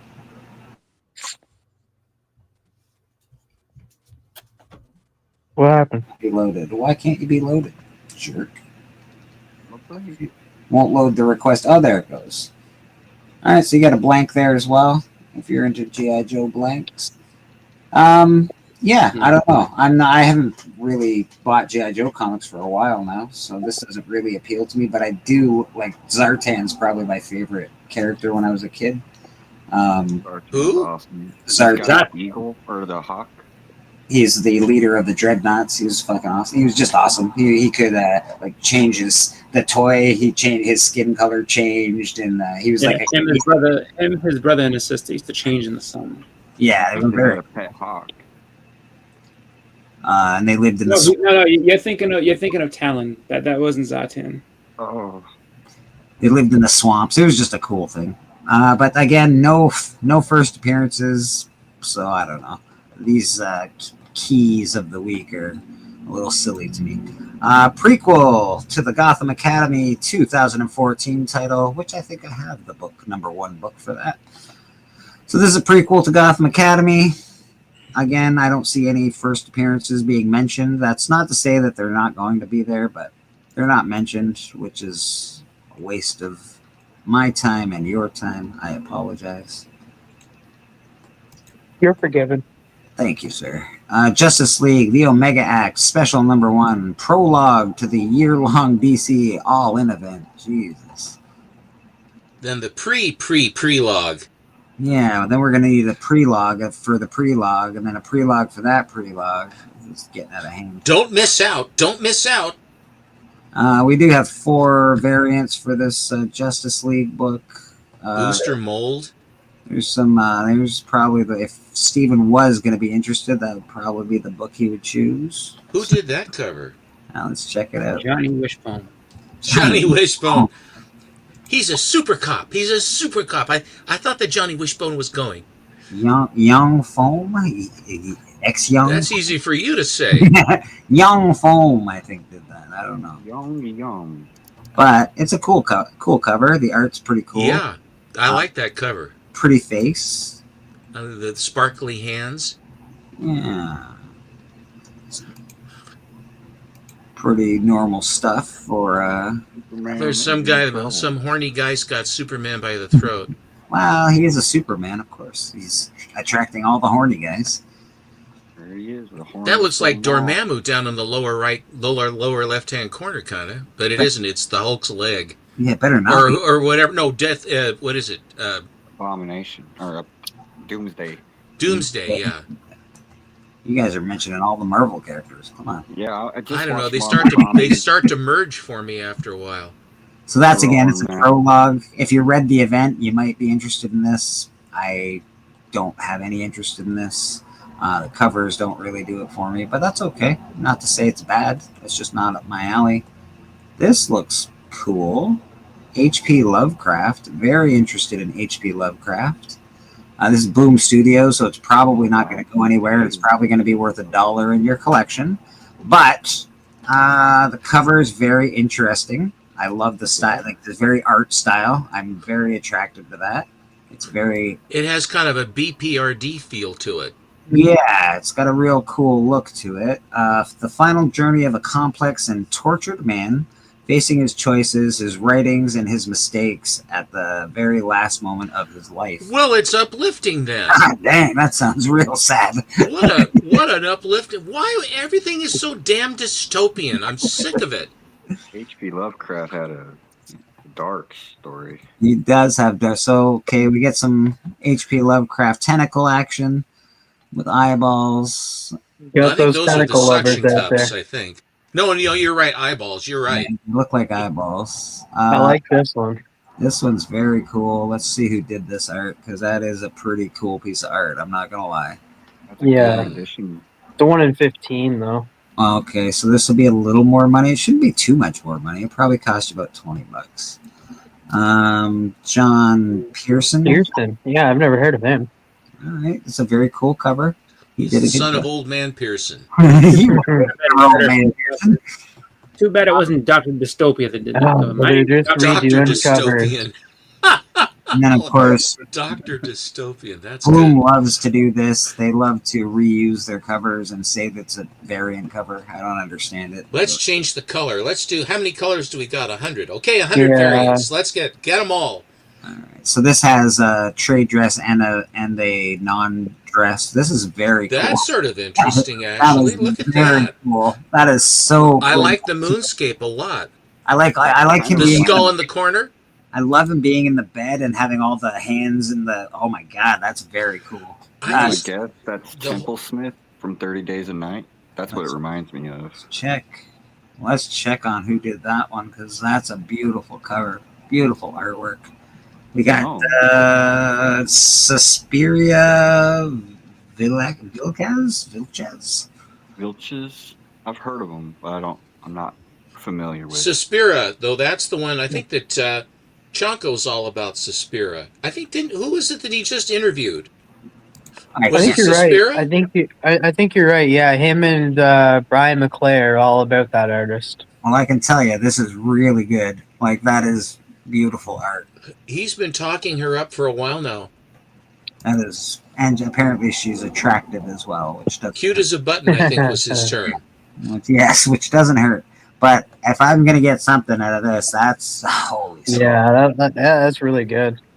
Again, I don't think this will be worth any money in the future, honestly. No. But I do think that this art on this book is really awesome.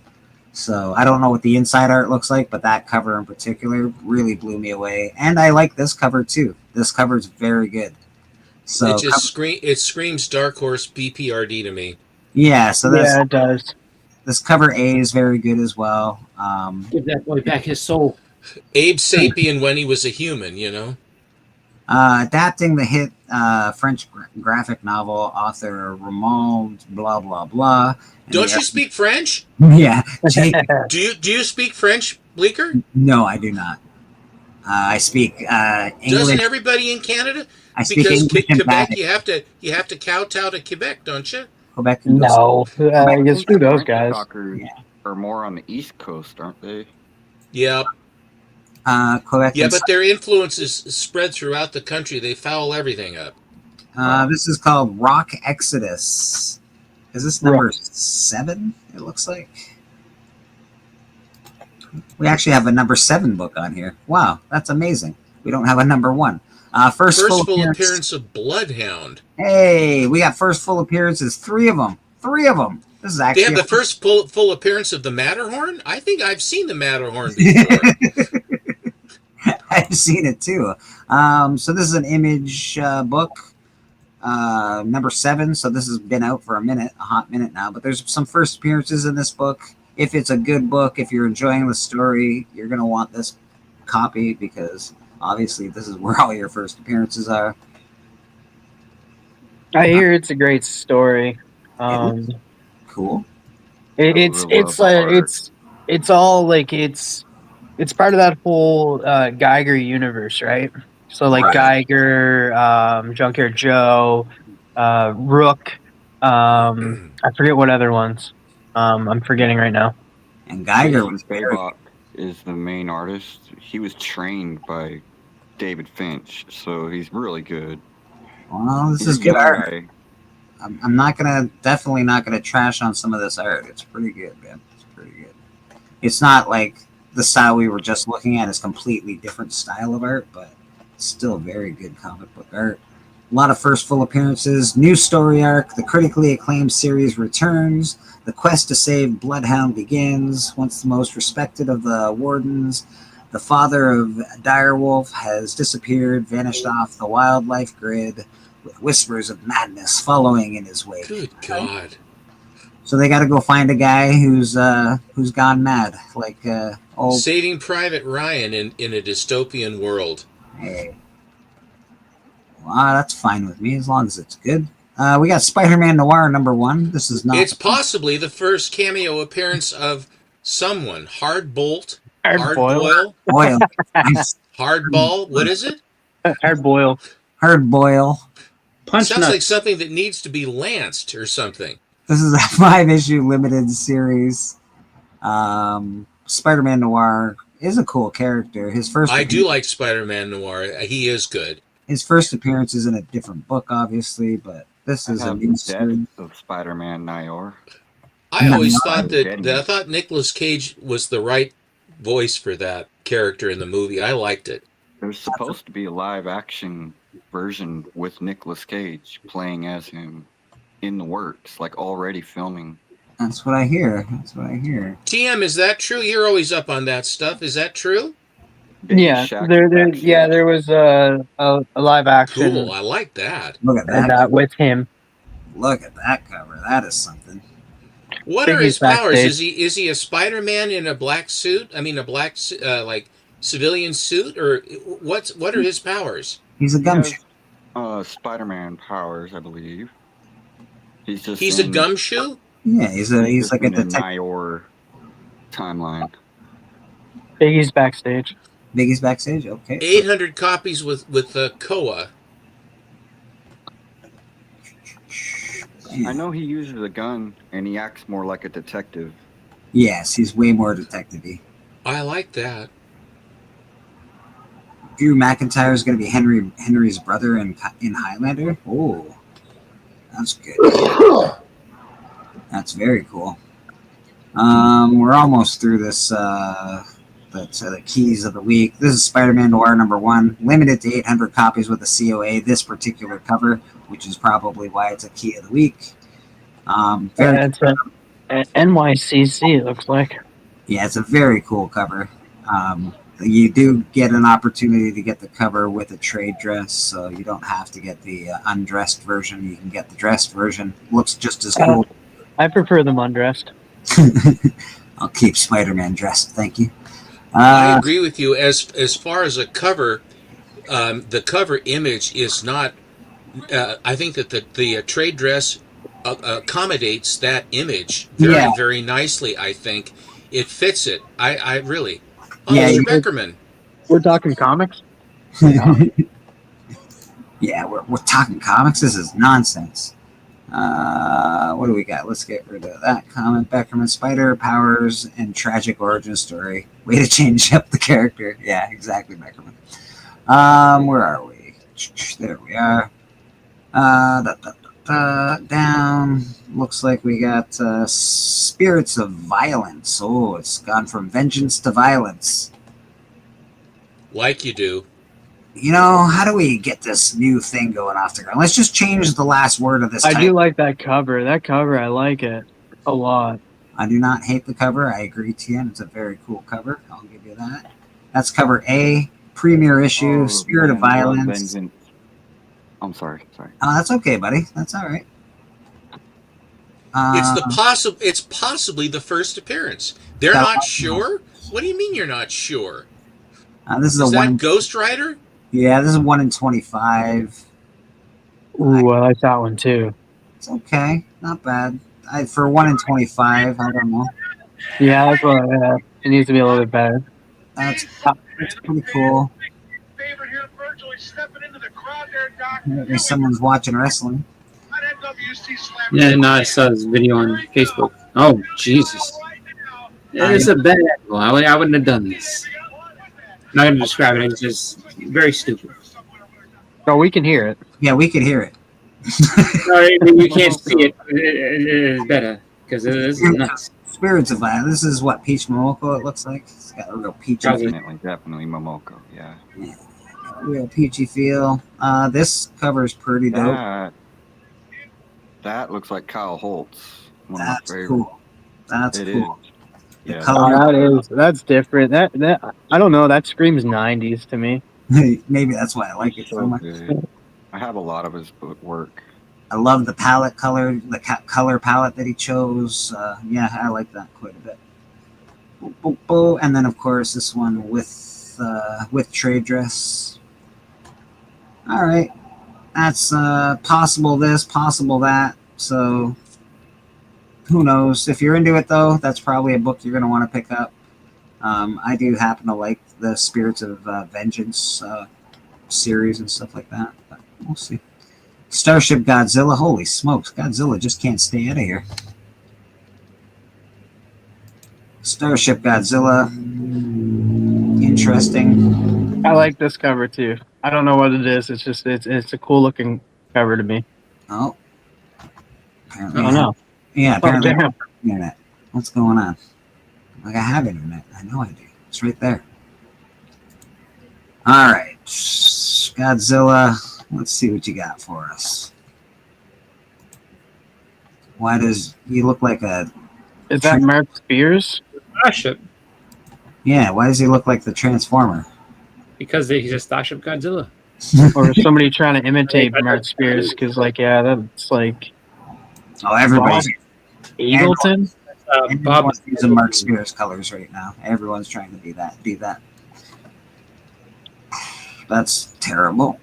Yeah, that's bland. That's awful. I don't like that. Mechagodzilla. Ooh. Oh, like this is Star Wars. That's yeah. Okay. Oh, look at that background. Look at him in the background. That's cool. Yeah, I dig it, man. I dig that. Obviously, Movie poster. I'm a big Star Wars guy, so that's right up my alley. Boop. We got some blanks.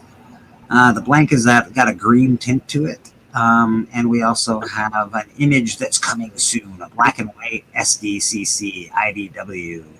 So there's going to be a special San Diego Comic-Con cover. See, out of these covers, I would get the cover A. I like the cover A. I don't know what it is. It's very cartoony to me. Yeah, me too. Cover A is the worst one out of all of them. No, it's not. It's good. Bleeker, And, Bobby, and the Star Wars Bobby one. was looking for a link if you got it. Oh, yeah, of course. I can send Bobby a link. Never. TM, do you think you could send Bobby a link? Yeah. If you don't mind. Beckerman, if you wanted, you already have a link. You know where that is. Where am I now? Rad, what is going to be going by your beautiful building? More buildings. Oh, okay, fair enough. They're all terrible. Number one, deluxe edition. Bad idea. Okay.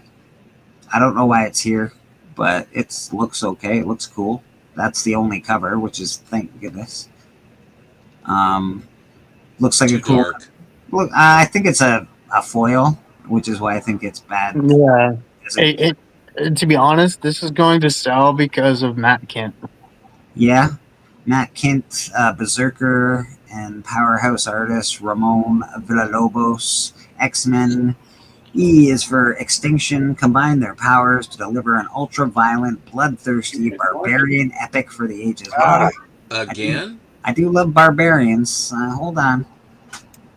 They need more than Conan in the world. More barbarians. I'll give them that. Oh, we got plenty. There's We more do. to Conan. Thronger and The War of the Ringed Throne is over. Very good. Venom 250. So I'm guessing that's the legacy number, but I'll be buying that. first team appearance of the Cult of the Void. Yep, that's on my pool. And you have looks like Null on the front cover there. Yep, Noel's coming back. They were saying that last time. And variants, there's 11 variants to this bad boy. There's probably some cool ones. Venom always makes for cool covers. That is okay. Baron Berens. Anything that pops. Oh, Momoko. There's a cool I black. do not like black. Don't like the black, eh? Hard to work with. Dude, it's hard to do much. Yeah. I think Peacemaker likes the black. Oh, jeez, yeah, that's a heck of an episode. Yeah. We got the Stars 8 variant, which is Oh, God. I hate it. You don't like that? That's fucking dope. No, I hate it. Can't I stand it. fucking love it. Okay, all right, that's Is that like interesting. Mickey Mouse? What the hell is that fat ass Venom? That's I don't know. It looks like a puppy. It looks like a dog. Like It looks like Fozzie. It looks like the Muppet Fozzie Bear. You know why I Yeah. like it? Because it's Marvel brand. It ain't like one of them knockoff. You know, like it's just cool because you see that all the time on the cheaper ones, but at least it's on Marvel. That's fair. And then we got Oh, yeah. There you go. Venom. I don't hate this cover. Does a good. Yeah, I don't know what the moans and groans are about. It's pretty good art. Pretty good. Not a bad character, but That looks like Captain Harlock or Starblazer or something on that one. And that's neat. I love the image inside his eyes. Is obviously looking at Null. I think that's pretty cool. I just don't like the Do You Poo cover. No, that's the only one that I'm not a huge fan of. Is the rest are okay. I usually love Secret Wars 8 homage variants. Biggie, you've got a bunch of them. You've got the Hulk Hogan one. You've got the Miles Morales one. I think they're usually really cool. For some reason, this one just isn't doing it for me, man. Yeah, it's not doing it for some Muppets. I mean, if it was on the fucking rack, I might get it. Yeah, if it was on the rack, I'd probably pick it up. You're probably It's the Jim Muppets. That's what that is. yeah, it's the Henson Muppets. I've variant. been in like a Fraggle Rock Muppets mode lately. Like, I think that's funny. So It looks like the dog from the Muppets, right? The guy that played the pianos or whatever. Fozzie, yeah, that's right. Fozzie Bear. Rolf. It's not Fozzie Bear. It's Rolf. Yeah, it's Rolf. The dog. It's Rolf. White Tiger Reborn #1, one shot that possibly resurrects White Tiger. It's called White Tiger Reborn. What do you mean it possibly resurrects White Tiger? They're not sure. Come on, man. Thanks to Big, I got first appearance of White Tiger. Nice. Well, it's about they may or may not be reborn in this issue. Which one? Her uncle or you got the uncle or the niece? Let's see. Well, we've got all of the White Tigers on here. It looks like. Yeah. Just because it doesn't necessarily mean you're gonna actually. I only know 2 White Tigers, so that I didn't know that there was more than that. I think there's Brad got the one to go, yeah. And I'm pretty sure the niece, whatever. Yeah, that's the one that you want. Yeah. that one down here. Yeah, this is nice. Okay. White Tiger Reborn. Possibly they maybe perhaps White Tiger might come back. Well, if you watch the new Disney Daredevil show, they introduced the uncle and then they introduced the niece. So they're setting up that she's potentially coming to be in like maybe the next Daredevil season or a project in the future. Well, all that really means is that you might not get the actual White Tiger in this issue, but like, Yeah, that's at some point they're coming back. Though. This, if you're an X-Men fan, I feel for you. I really do, because anytime they do an X-Men title, it's like this event takes the Marvel Universe 10 years in the future, where Revelation territories and new blah, blah, blah. Beginning of the Age of Revelation story arc told throughout 16 different titles. Ha! Good luck. I hope your bank account can afford X-Men, because mine cannot afford X-Men.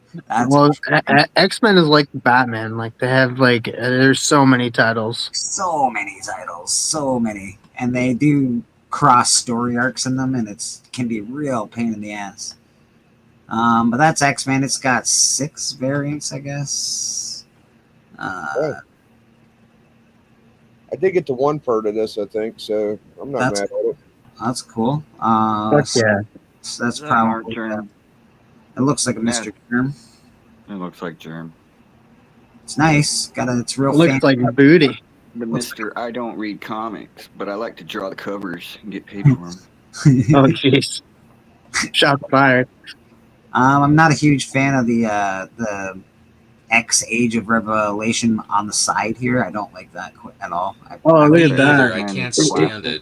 Is that Beast on the bottom there? Beast is white. Yeah. And then you look at Cyclops in the background. He has a beard. Yeah, he looks like he's in the tundra, and Wolverine's wearing like a skeleton mask or something. That's pretty cool. Nothing. Again, I wouldn't call any of these covers like, oh my god, I need these. That's cool. I like the design. Very feral Wolverine. So it looks like he's like wearing either he's wearing a mask or like that's his adamantium skull, half his skull there, because it looks like it's metal. Yeah, it's definitely. It should be a mask. I think it's for sure a mask, but you never know with Wolverine. You might be right, TM. Yeah, that's kind of interesting way to think of it. But I just don't understand, why do they have to keep changing Wolverine? It's like, here's Hellverine, here's Wolverine with a metal mask, here's all these different versions. Like, it's the House of Ideas. Come on now, Brad. It's the House of Ideas. Bobby, great legend. Beckering, yeah, spider powers. Okay, we're on track. I missed too much. Let's go check out. Perfectly fine with the brown and yellow suit. It's fair. I even like the blue and the yellow. I'm fine with it, but enough. Trending 20. Let's see what people are buying these days because they're specking on things. Oh, this is a cool one. Comics Greatest World. Oh, right. Barbed Wire is coming out with something. That's why this stuff's going crazy. Oh, I got a barbed wire one. Okay, Holy cool. cow, it finally made the list. I knew I kept it for a reason. Well, they got the Pamela Anderson photocopy variant. I would say it's better than this one, but Yeah. Photo variants are always better for like the movie adaptations. TV series under Pamela Anderson, new production company. Yeah, but Pamela Anderson is doing a TV series, Barbed Wire. She's producing it, so that's why that stuff's going crazy. oh, fuck, another book I got. I just got it because it's a great cover. And Origin, first cover and Origin of Tombstone. It's the better cover for the first Tombstone. Oh, okay. Tombstone's under it. Okay, yeah. Tombstone reported to be the main bad guy or something in the something coming. Yeah, up. and I'm super excited. I like the guy they picked. Okay, if you guys have watched Black Lightning, I forget his name now. He was the main villain in Black Lightning. Okay. He did a great job in that show, so I'm super excited to see what he does with Tombstone because he's a great. Well, he's a rapper too, but They just did Tombstone. John Romita Jr. Tombstone was in the Miles Morales shit. You're right, Brad. Yeah, but that's animated. They're doing live action. This is cover too, by the way. This is a great cover. This is the first appearance of Tombstone. There is a diamond copy to the really, really hard to find copy is actually a Canadian price variant for this. So if you do find a Canadian price variant, which I do have one, it's very rare. Let's put it that way. I'm happy that they're doing Tombstone, like a more ground level character for the next Spider-Man movie. Like he's not like a Mr. Negative. Oh, they could be like he could be the bigger bad for the next movie and stuff. They're leading up to it. Tombstone's more of a thug, right? He's not really like the biggest bad that they have. Yeah, and I hear that Scorpion is coming back too from the first movie. Nice. So this Web of Spider-Man is Tombstone's first appearance. Great book. Not too hard to find. You should be able to find a copy of that pretty easy. And it's not super expensive. Barbed Wire #1. This came out in 2015.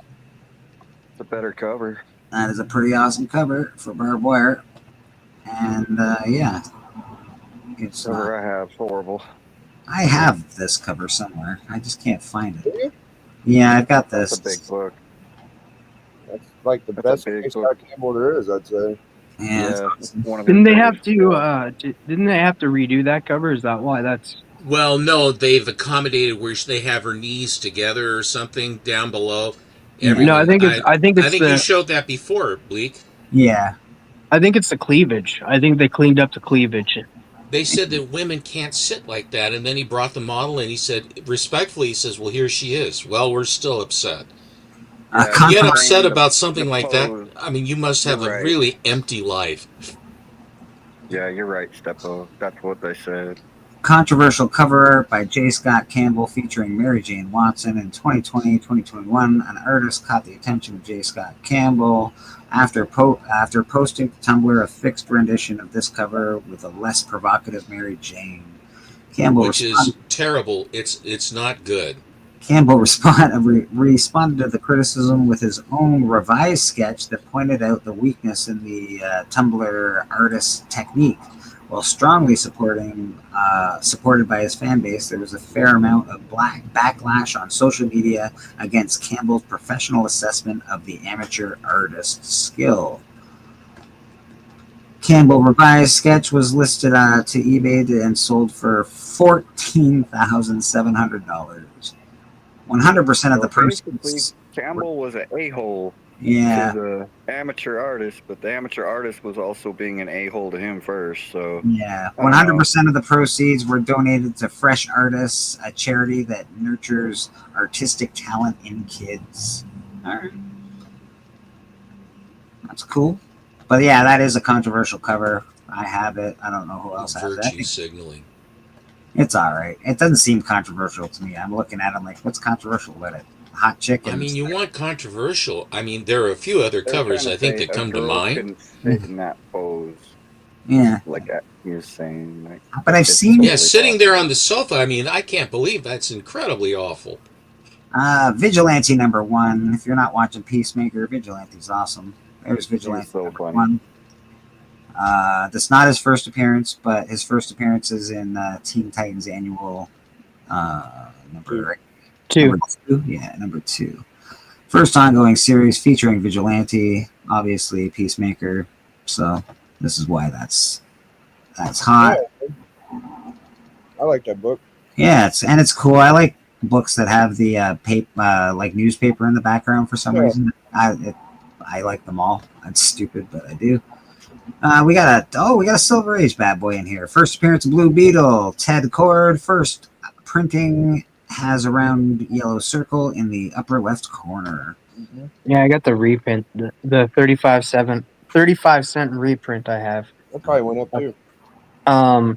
This is going up because like there is potential. It's only rumors because James Gunn stated he really likes Charlton characters, so we could expect more Charlton characters that come into this world. And people are speculating that Ted Cord Blue Beetle is going to come into Peacemaker. I honestly, I think that's the best Charlton cover of the superheroes. Fuck it, I'll say it. Dope. It's pretty dope. No reason exactly why it's trending, but there is a lot of speculation. Yeah. What's going on with the DC universe, especially. Like I said, DC's making its comeback. It's been 5 or 10 years of everybody specking the shit out of Marvel, and now people are finally moving over to DC. This is absolute. Next one is Absolute Wonder Woman #1. Introduction of Cirque, introduction of Pegasus, and origin of Wonder Woman. Obviously, I believe that's Circe, but go ahead. It may be. Yeah. There you go. That's cool. She riding like a giant housefly. No, it's a death horse. It's a Pegasus, but like it's just it has no like meat on it. It's just bones. Yeah, it looks like a death horse or something. It's weird. Yeah. They fucking nailed that one. Then of course, Absolute Batman #1. I'm kind of thinking of selling my copies of Absolute Batman #1 and Absolute Wonder Woman #1. I've read them already and stuff, and if somebody wants to buy them, I'm in Canada. Postus doesn't work right now, but if you want to buy them, hit me up because I'm willing to sell so I can get some sell them if you want. I have the first printings, just saying. I just read the latest issue. It was good. They introduced, I don't know if it happened the issue before, but I know they're introducing the Absolute Riddler. He's pretty cool. There's no reason this book should actually ever be off the trending list. This book's always trending. I don't know why it's on this list. It might be a couple more copies. I'm surprised there hasn't been more news about that movie with them. Yeah. Transformers. Dude, it's been so long. Like when did Rise of the Beast come out? Like it came out in 2023, didn't it? It's been a while. There's a book I should have kept. Yeah. Cap Annual #8. Yeah. Oh, that's a nice one. I That's always Zach, forget right? about that. Yeah. Iconic art by Mike Zeck. First appearance of Tess 1. There's 2 variants. I'm guessing there's a newsstand, a direct. That's what my guess. I don't know what Tess 1 is. And then apparently in 2010, this is a reprint of this. So there is a reprint of this. It says not for resale in the bottom corner here. That is a reprint. Then why do they even print it? I know, makes no sense. If it's not for resale, what the hell are they doing? Yeah, the not for resale ones. Aren't those the toy insert ones? Probably. They probably came in a toy. Most toy inserts have those. I didn't know that it came in a toy, but it is a reprint of it. Yeah, because that's usually where they put the not for resale on those books as the toy variants. I ordered this book and never got it, by the way. But go ahead, Blake. Sorry. Oh, this one. This is actually a really good story. I've been enjoying this story. This is like the only Marvel book I'm actually reading. This looks like a cool. Like I don't know. It just looks cool. I enjoy that. That sucks, Biggie, man. You should talk to your shop and say, hey, like, can you get me these books? How could you enjoy the death of Silver Surfer? Hey, listen. He's not really dying yet. He's not really dying yet, but Poor Rads down there. He's like, this is a terrible book. We all have a copy of this. Most of us do. Batman 4-3, iconic. I just bought a signed copy of this. Todd McFarlane signed copy of that book in high grade slab. Nice. I've seen it. There are various books that I keep seeing and I keep seeing. I really like that. I have some raws of it, but I finally just decided it was time. All In Special #1. I got that. 125% increase in copies this week. Is there a reason that this is going up, or is it just all? It's everybody's like loving like the absolute stuff. It's not like I don't think it's like it'll like keep this momentum, and that it'll eventually go down because it's only going up for speculation reasons because everybody's loving the story. It's just they're specking on the story rather than the characters. That's fair. This is, I think, the first appearance of Marvel Zombies. I'm wondering, is there going to be a part 2 to Marvel Zombies? Like, will they do 4 more episodes, maybe? The FF is the first. Yeah, that's what it says right there. Fantastic Four 21. Yeah, this is the premiere issue of Marvel Zombies. Right. They did good on the animation. #1 to the Marvel Zombies, whatever. Yeah. Batman 608. This is the beginning of the Hush story arc by Jim Lee and Jeff Loeb. I didn't like Hush. It begins. I like the original Batman story. No, it ain't. There's so many better Batman stories. No, it was a good story, but like I agree. There is like I would argue I like The Last Halloween. That was one of the best. I like Dark Knight. Personally, #1. Dark Knight's good too. This is a great book. People should own this book. Yeah, I want that book too. A short list. Yep. Yeah. Raven, Starfire, Cyborg. Yeah, it's got a ton of people. Beast Boy becomes Changeling in it as well. Like, there's a ton of stuff. I just want it for the Cyborg, actually. Like, I just want that. This is new this week. This is the first cover appearance of the Matriarch.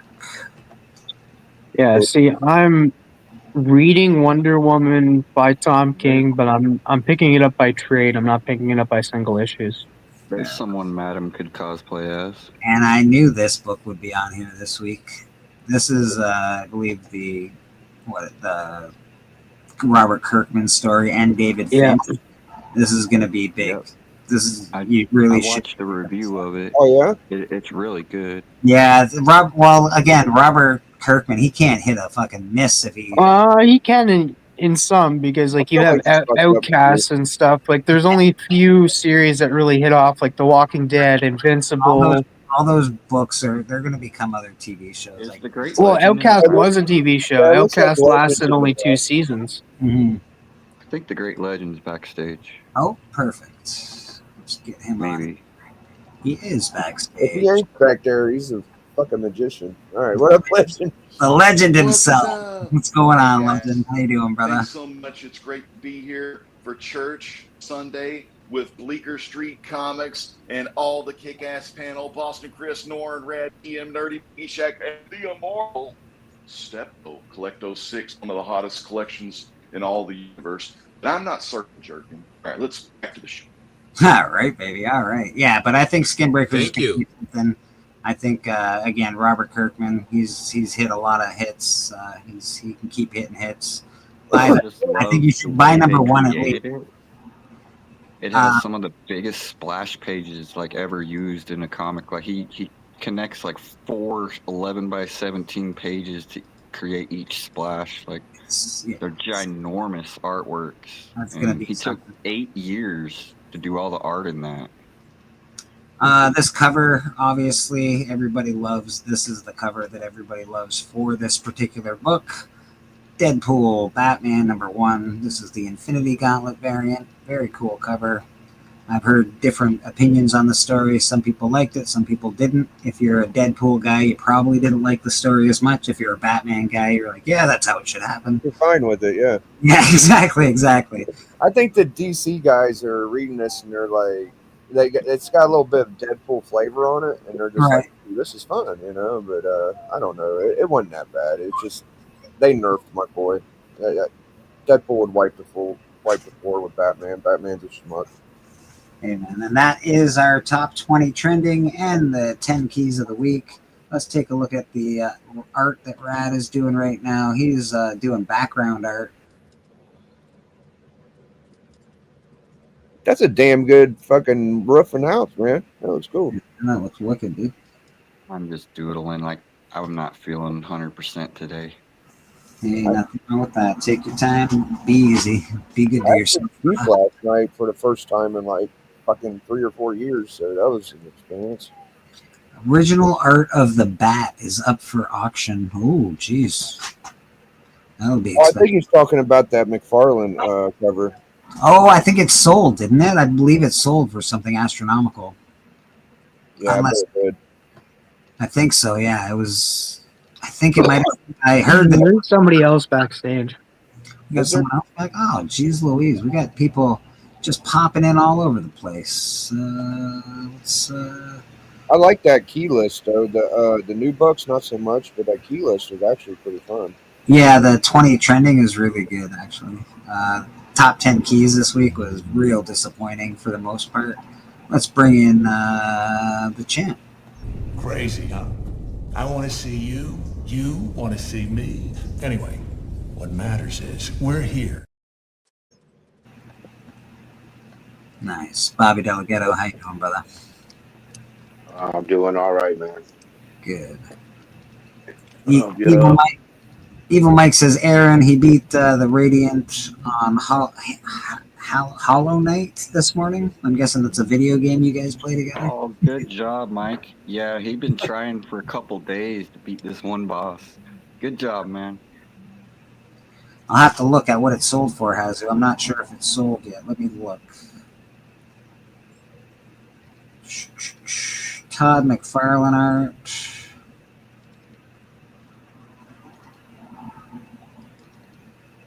Batman art.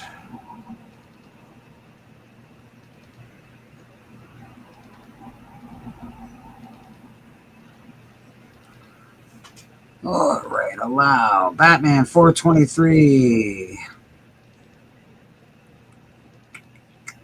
No, it won't tell. It's just telling me what it's worth, what the comic book's worth. I'll have to look more in depth when I get more of a chance, my man.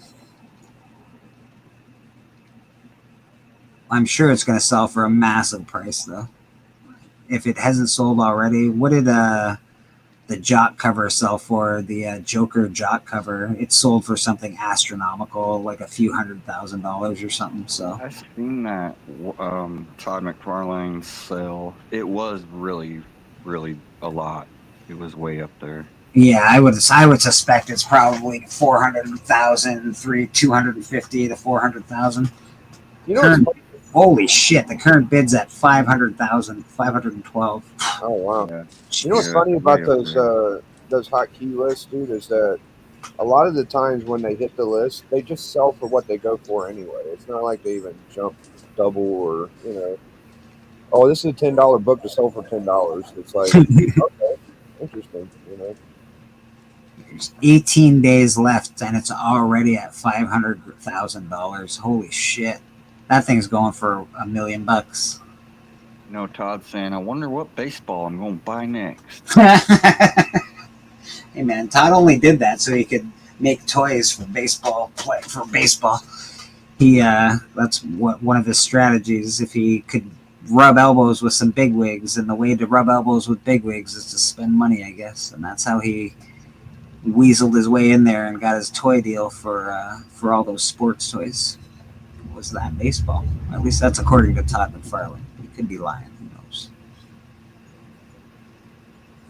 Baseball collectibles are very Americana pop culture, so I get where he's coming from. Especially what he bought the ball, right? The We one. bought the McGuire and ball, yes. Yeah. The most home runs of all time ball. Well, I wonder if he got the Barry Bonds. That's even better, right? Well, yeah. I think, don't you have like a Mickey Mantle? You got like some big balls. Big balls. I wanted to say that. That's a nice card. Yeah. Balls, yeah. You laid that one out real good, Brad. That was a fucking good joke. Hazu, can anyone spot me a few $100,000? I'm a little late this week, Hazu. Catch me next week. Hazu, you're going to want Ultimate Fantastic Four number 21. And you want cover B. It's both Reed Richards. It's the Ultimate Earth Reed Richards looking through the looking glass. You want cover B by Greg Land. And that's issue 21 for Marvel Zombies. 21, 22, 23, 3-part. Good stuff. I had a really cool variant. I don't know if you remember it, Legend, but I think it was an FF1 homage, and it was the first Zombies too. You know what I'm talking about? I know one. I know the one you're talking about. That is a zombie cover. It was FF1's homage zombie cover. Yeah, I had it and I sold it. But it was probably my favorite Zombies piece. That may have been the very first like zombie variant that wasn't a Marvel Zombies thing. God, I can't remember who did that cover. Art Sudan. Yeah, Arthur Sudan did the cover. No, we're talking about that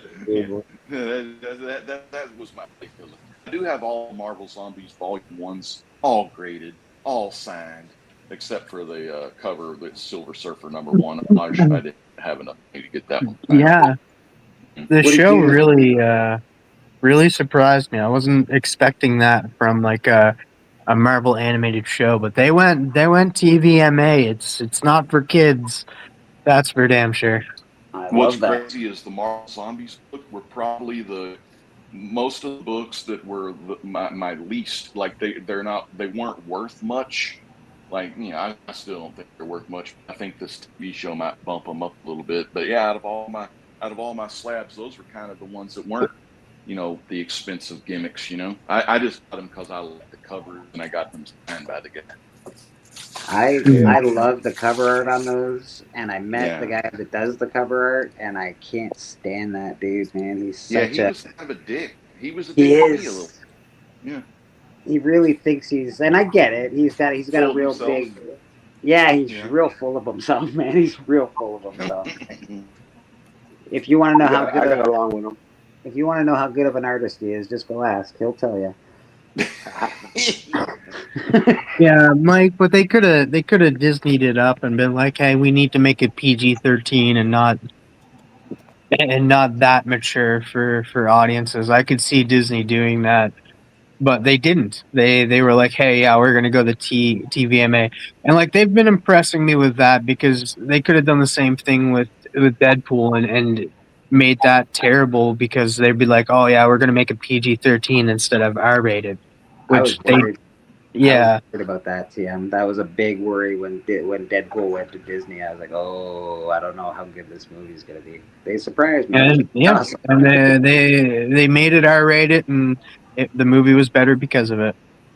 So I think that was a lot of Ryan Reynolds' call, though. I believe. Yeah, he had a lot of creative freedom.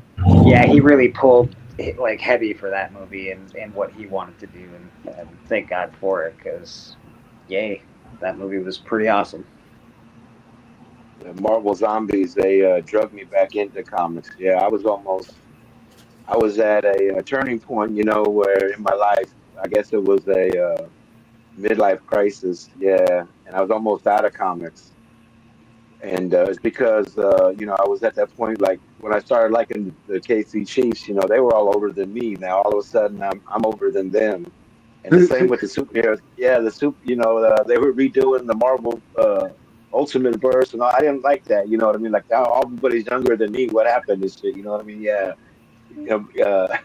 So then I seen that Marvel Zombies at the stand in that first issue. That one with, you know, it's like an AF-15 homage, and I picked it up and I was hooked. Yeah, I was like, well, you know, maybe these guys won't last forever. You know, because you know, any more death as they always come back, you know. They always make them come back. But with Marvel Zombies, you could see them like, you know, some of them weren't coming back. Yeah, they were getting tore up. Well, that's the original Yeah. stories were really fresh. They sort of jumped the shark, I think, after the third installment of Marvel Zombies, but it's still I enjoy zombies. So what's not to love with Marvel Zombies? You know, Yeah, I like especially them. the crazy shit that they can do. Like I think it's just cool, man. I that was one of my favorite episodes, and was it the first or second season of What If? The zombie episode was really good. Yeah, I'm looking first forward to season. Hey, I'm Legend, looking forward to this zombie stuff. I went and looked for it. It was actually, it wasn't FF1 homage. It was FF, I think, 51 homage. This Man, This Monster. It was issue 31 of Ultimate. Yeah, he did that one too. He did that one also. That's Both the of one. them. He made Sue look like Marilyn Monroe. If you look at her, yeah, she looks like Marilyn Monroe. I knew it was an homage, but I couldn't remember. I was thinking Thing, but I couldn't. It's been so long since I had it. Yeah, But that's true. Hey, shit, I'll show it later on my channel. I'm going to try to get Bleak to pop it No, up. I got you, brother. I can make It's it. it's the Ultimate Fantastic Four 31. Just put variant. This Man, This Monster or something. Yeah. But 51. I'll go upstairs and I'll look it up in 1 second, brother. Yeah. 31. 31. Yep. Ultimate Fantastic Four 31. Yep. The variant. Okay. Good. Give me a second while I get If I was to get one of the zombie books, this would be the one I'd watch. All right, let me check. I'll go searching and we'll put her on the screen. I need to get the original too. I don't know why I'm bullshitting so long on that one. I should have it on cover price, I would imagine. Yeah. I should have it on cover price. Yeah, I was lucky enough to meet that dude Arthur Sudan. He was pretty cool when I met him. Yeah. He's not. He's just real big-headed. That's all. That's all. He's cool. I gave him money. Yeah. I gave him an original Bobby Delgado. You know what I mean? I did a Bobby Delgado piece I gave to him. So yeah, he liked that. Yeah, you give him that. You give him some of those Andrew Jackson 20s. I don't have that. That's why I come. Yeah, that's why I come with artwork. You know, I'm like the little drummer boy, man. I come with what I play a song for you, but money I ain't got it. If I got it, I give it to you, but I can't give you what I don't got. You know what I mean? Money gets spent, baby. Yep, there's that. Fighting 540, baby. So let's check out Biggie's book that he would buy. Yeah, I got this for cover back in the day. Oh, I like that one too. Yeah, that one's great. I'm gonna get that one day. All right, so we're on cover price. This is There it is. Yeah. This number one here. This one here. Right underneath it. Okay, let's get the underneath version. Right there, baby. Oh, that's a good one, dude. That is cool. That is really good. That's the one. Yeah, it's it looks better. This is really dark and blacked out, but if you had it in hand, it really pops. It's a great looking cover. Yeah, they definitely didn't do this justice with the image that they scanned on here, but this is very, very cool cover. Oh yeah, that's my favorite. Oh, Sue's back there looking all awesome. This is good. Yeah. I like how it says this monster. That's Yeah. cool. That's cool, man. Yeah, I dig that very much. Thank you. Thank you. Don't forget, Biggie Shack TM. They do a Biggie Shack top 5 commandments speculation. Check it out. I was showing some books the other day. Oh, Legend. I'll get right to you, Legend. Give me 1 second. I was showing some books, and somebody was like, I know where you got though. You got that from the Biggie Shack spec. I'm like, well, I had it before, but you are correct, sir. Biggie Shack is on the spec. Rad, I think, sorry, Rad, I was going to show Legend had some books, but where'd he go? He left us. Okay. We'll see. Yeah, I dug this out to get an A-OK for Darth. Oh, very cool. Nice. A Captain Marvel fan. Yeah, the zombie stuff is awesome, man. I'm going to get to Legend real quick because he was a little first. What you got She was awesome in the cartoon. Hey. There's a little National Uncle Comics Sam. #1, Uncle Sam's first appearance. from the There you freedom go. fighters, because you know the freedom fighters they fight in Planet X. There's Smash Comics Well, 14. I think they showed up in Peacemaker. Got Oh, yeah? 14. That's the Ray's first appearance. God Little damn. blue line. Wow.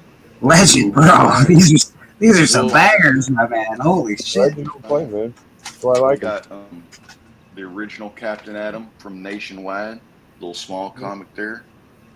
God dang it all. There's a Captain Atom. Got this. First got Ash that King. classic Nightshade. Yeah, that Ghost. Nightshade's gangster. Yeah, buddy. For Charles. That's cool. You got that Fighting Five. The John Yeah. P. Peacemaker. God damn, Legend. Jeez Louise. I One of them got loose. I got One of them some got other loose. slabs, too. Hold on. I gotta find my Johnny Thunderbolt. Oh, I know who they are. They are Holy terrible. shit. Look at Legend. Look at him. Man, where the hell did I put them slabs? Yeah, you just have a little bit of slabs, right? Got a few. Got a couple. Oh, Please, yep. First Comics plastic. 5.5. First time plastic was used. But yeah, if I find those other ones, I'll show you in a little bit. Absolutely, Legend. That's awesome, bro. Let's get back to Rad. He was showing off some books. Oh, he's got some art that he's showing off right now. Go back. Sorry, Rad. Aggressively Relaxing says Alex Ross talks about tracking down the original inspiration for Mr. Fantastic, who was a famous actor. He said he figured it out, but won't let us know who it is. What the fuck? That's What are you interesting. talking about? Apparently, Alex, there's an inspiration for Mr. Fantastic, and it was a famous person, a famous actor. And Alex Ross has figured it out, but he won't tell anyone else who it is. Yeah, but I mean, he would have to be inside Jack Kirby's brain for that to work. Like, I don't know how that works. But okay. Yeah, I'm not sure. Maybe he has figured it out. Maybe he hasn't. We'll see. We'll see. Fucking Alex Ross. I figured it out. Mr. Fantastic was inspired by a famous, and I'm not going to let you know. What the fuck, dude? Maybe. He's pretty well. You know, he does know a lot of history of art and stuff like that. So we'll see. I'm curious to see how much that McFarlane shit goes for, though. It's already at $500,000. That's insanity, dude. Well, we know who Ben Grimm was inspired by. It was Kirby's dad. Okay. Who do you think Reed was inspired by, Legend? As far as an old actor goes, let me think. From the black and white era, dude, I think Kirby just made Mr. Fantastic. But as far as Alex Ross goes, I know he does use like some humans to do his stuff, like that Superman act. That guy, his Superman. I think it's some like a real actor, but I'm not real sure. I couldn't give you an answer. Yeah, to that thing. I'm just a fan. No, he uses all those old actors like Mr. Reeve as like a inspiration for his stuff. You can. Yeah, that one actor I know who was in My Three Sons. He was the inspiration for C.C. Beck, Captain Marvel. It was what was his name? I bet you Steppo would know straight up. But he was also, I think, in the original Herbie movie. Fred something maybe. Fred something. An old black and white actor. Okay. Fred McMurray. Fred McMurray's the name. Yeah. Fair. Like Stepper stepped out. Yeah, I was just looking for Steppo. I think he must have said, "I've had it with these people. It's enough." That moves. Steppo, you can find Steppo every Monday night on Comic Collector Geeks channel. They do a show called the Monday Night Special. Go vote for them in the Comic Book Community Awards. And of course, vote Biggie Shack and TM. Biggie Shack's in a bunch of awards. Biggie Shack and TM, they're doing a speculation. They're up for speculation awards. I'm up for an award. And Bobby Delgado, he's just the champ. He's the heavyweight champ of the hunt. So he doesn't need a award. Am I still the champ? I don't know what happened last night. I'm getting confusion on that one. You're still the champ, buddy. You're still the champ. All right, man. Well, I was trying to get in there. It was crazy. Yeah. Yeah, you did. Yeah, I was a little upset about that one. Well, you know, we sent you. They sent you the link. We're like, I don't know if he's going to show up, so we started the show. I didn't get the link till after the show started. Yeah. God damn. Yeah. All right. Well, So you're that's when I jumped still the on. champ, brother. You're still the champ. Don't you worry about it. Oh, where's my manager, man? Where's my manager at? That's what I was going to say. Your manager wasn't with you last night. He dipped out of the chat. I don't know what's going on. You better clean it up. Like a redheaded stepchild last night. Yeah, man. I felt like a left-handed albino Eskimo lesbian, man. Yeah, was out there. No offense. I hate what I feel with that. Well, I checked off on about 4 out of those 5 categories, Bobby. So no problem.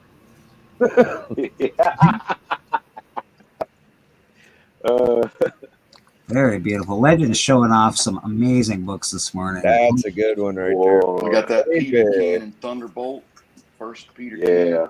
And we got the other Captain Adam here. Awesome, bro. Charlton Captain Adam. That one's probably about, what, $2,000 or so? That's a fucking tough one. That's a 5.0, so it wasn't that bad. Still, it's a beauty. 3 figures. Maybe it's a little Man, cheaper I'm than I getting thought. into these Charlton, especially this character here. Peacemaker, man. Yeah, they let one of them loose. Peacemaker. Black. Remember that? Black. I'm not racist, you are. I haven't watched an episode yet, but I've seen some things on it. I'm like, oh my god. Yeah, I said some like it's controversial, wasn't my thing, and I don't know if it's going to get over well. But when I scroll through YouTube, a lot of people were saying that too. So. Yeah. I've seen a lot of people talk, like doing memes about it. They haven't actually seen any of the footage in the real show, but I've seen a lot of memes about this, like latest episode of Peacemaker. It's something, man. Let's see what Mr. Bobby D's got for us. Oh, I'm working on this one. Yeah, Ultimate Wolverine and and this guy where his claws retracted. That's his face looks wicked. His hair looks awesome too. That's freaking awesome, dude. Thanks, man. Yeah, still working on it, but yeah, it's coming together. Yeah, it's on the back. Yeah. We got to get Bobby to do like an X-rated where the penis goes into. Yeah, you pull his penis down here and his claws go in and out. Yeah, That's what happens when you pull Wolverine's wanger. I think Barry Windsor Smith did Wolverine best. Okay. Nice. Bobby, if you don't know, Bobby does commissions and he does art as well. That's bad. I know Bobby's trying to sell some stuff lately as far as his own personal art goes. Check him out. He's got some really cool shit, man. We're blessed here on Church that we have such good people hanging out with us, artists and all that. We got Rad this morning. We had Madam. We got Biggie Shack. We got the Great Legend. We got TM Nerdy. And, of course, Mr. Boston Chris. yes, sir. Chiefs are coming on at 3, baby. Go Chiefs. Chiefs. So, how are they doing this year? Aren't they 0-2 right now? They're 1-2. 1-2. Okay. All right. Not so bad. Not so bad. Yeah. Go Chiefs. You need a little prayer. You need a little prayer action. Is that what you're after? Is this the first prayer he's Yeah, I got? appreciate it, man. Yeah, this is the first one he's got. He had Oh, last week. I was going to give it to him, but the show got cut off. I was like, oh no. So we'll give the Yep. prayer to Bobby. It came through One anyway, thing- man. Please rise for the comic book prayer. Jack Kirby, whose art's in heaven, Stanley be thy name. Our kingdom come, gains will be done, on earth as it is in comics. Give us this day our weekly pull, and forgive us our top 10s as we forgive those that top 10 against us. Lead us not into speculation, and deliver us from FOMO, for comics are our kingdom, forever and ever. Excelsior. You may be seated. Heck yeah, brother. Heck yeah. Appreciate it. And man, Yo. for any of you boys out there not the comic book prayer style, but OG style. We got to give it up and pray for Bobby De La Go's father, who's, you know, fighting that fight right now. So, Bobby, remember that, man. We love you, and we pray for your pops, all right, bro? Love you, bro. Thank you, man. Yeah. I just seen him earlier. That's where I was at earlier before I came to church. We was over there visiting him. Yeah. That's awesome. You're chilling with pops. Yeah, man. Yeah, that's the way, you know, that's the way life goes, brother. Circle of life. Yeah, man. Circle of life. Yeah. I haven't watched The Lion King for a while, but you guys are making me feel a little nostalgic. The Circle of Life. The live action was good too. I didn't watch it. I wasn't sure about it, so I stayed away from it. Right. It's the first live action one I actually liked. I don't really like the live action ones. I prefer the cartoon, but they did all right on that line. Yeah, I haven't been too big a fan of most of them. I liked a few scenes from Aladdin I thought were pretty good, but for the most part, I was like, not so sure I love the live action Disney stuff.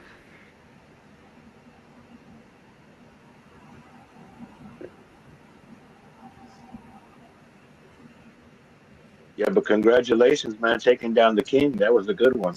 That's a hard one, dude. John's no joke. He was hard to beat. He brought big books, too. I was like, come on, John, it's for the TV title, not for a heavyweight championship. What are you doing over here? But the church beat the state. The church won against the state. It was a good victory. Very happy. Appreciate everybody voting. Yeah, man. John's no joke. He brought some great books, so it was a fun fight. I just hope that John sent that prize he won, that giveaway to Mon Comics. You know, that's all I'm worried about. He sent it to whatchamacallit. He sent it to Old Wolf. Yeah, Old Wolf, I believe. Yeah, I believe that's what he did with it. That's what he said. Yeah, another good one. Yeah, he's another great guy in the community. Yeah, John, OG. I really like John. I like his content. He's a good dude. He's a nice guy. But, John's good in my book, man. Oh yeah, man. It could have went either way, man. But your bounty keeps growing, brother. I'm actually gonna have him on this show at some point. We're gonna do a show together. Everybody sort of knows that I write a little bit.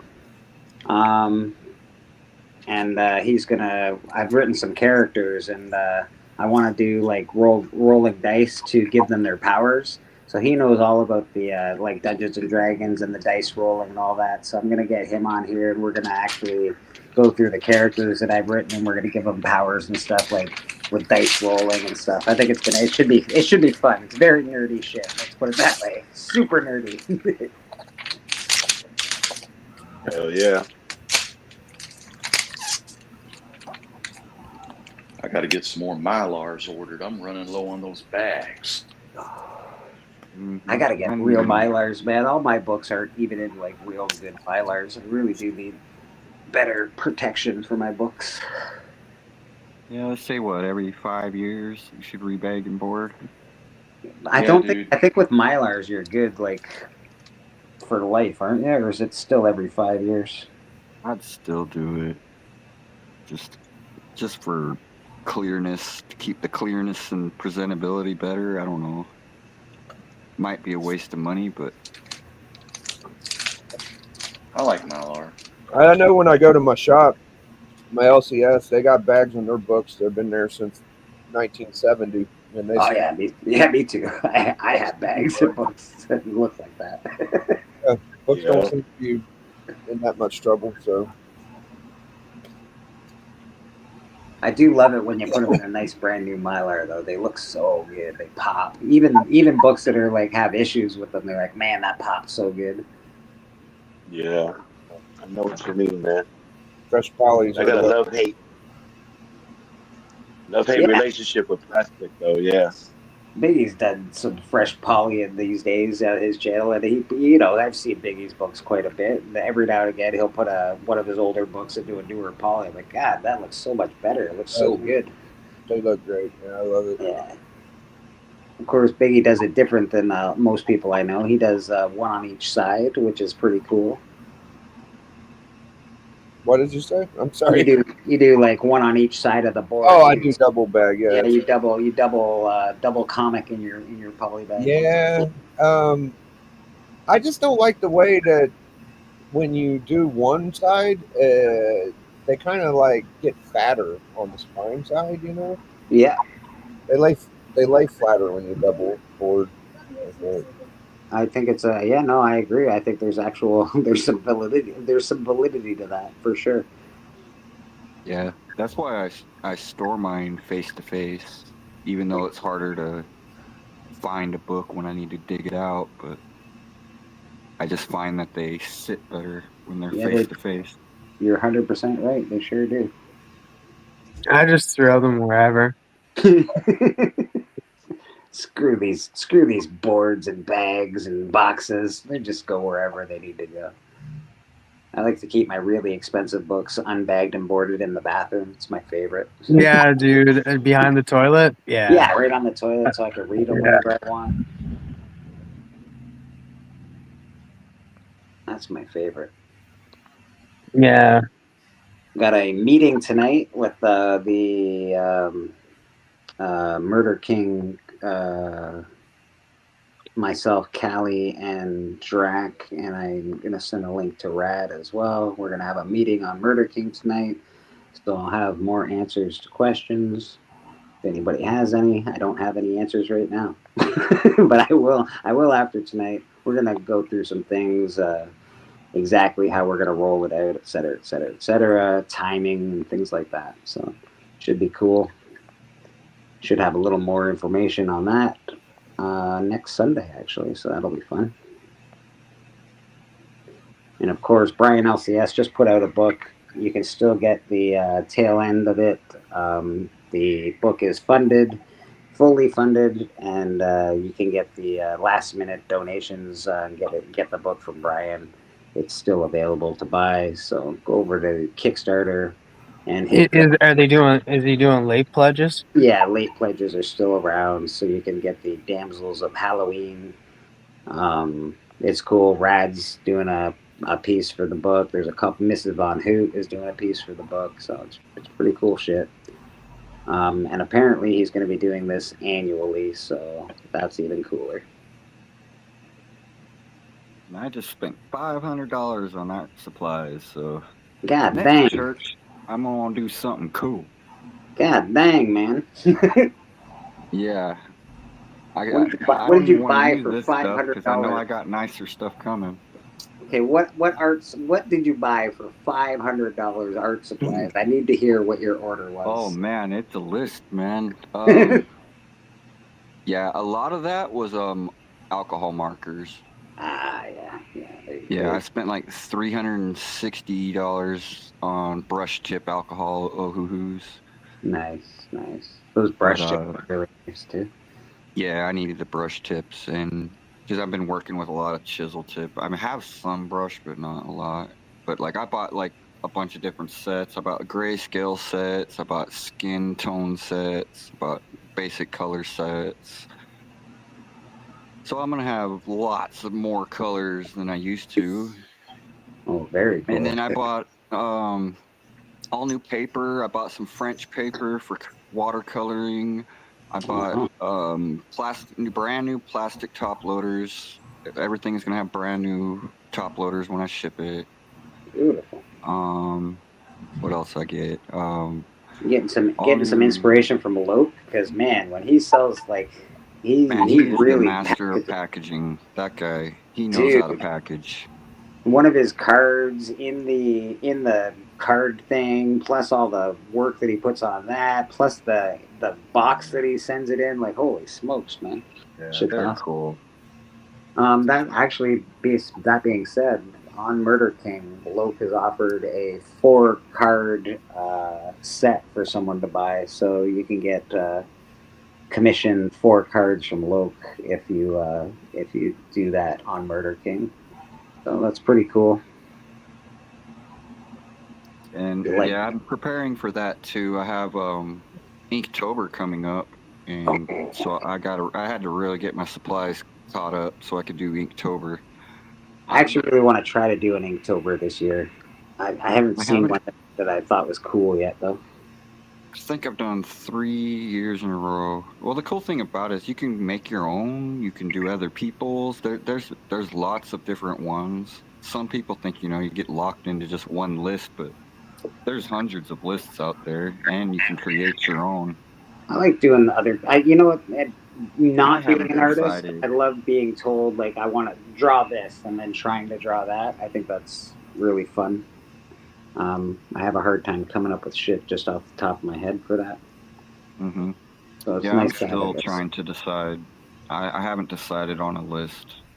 I know that Locke, he's doing heavy metal.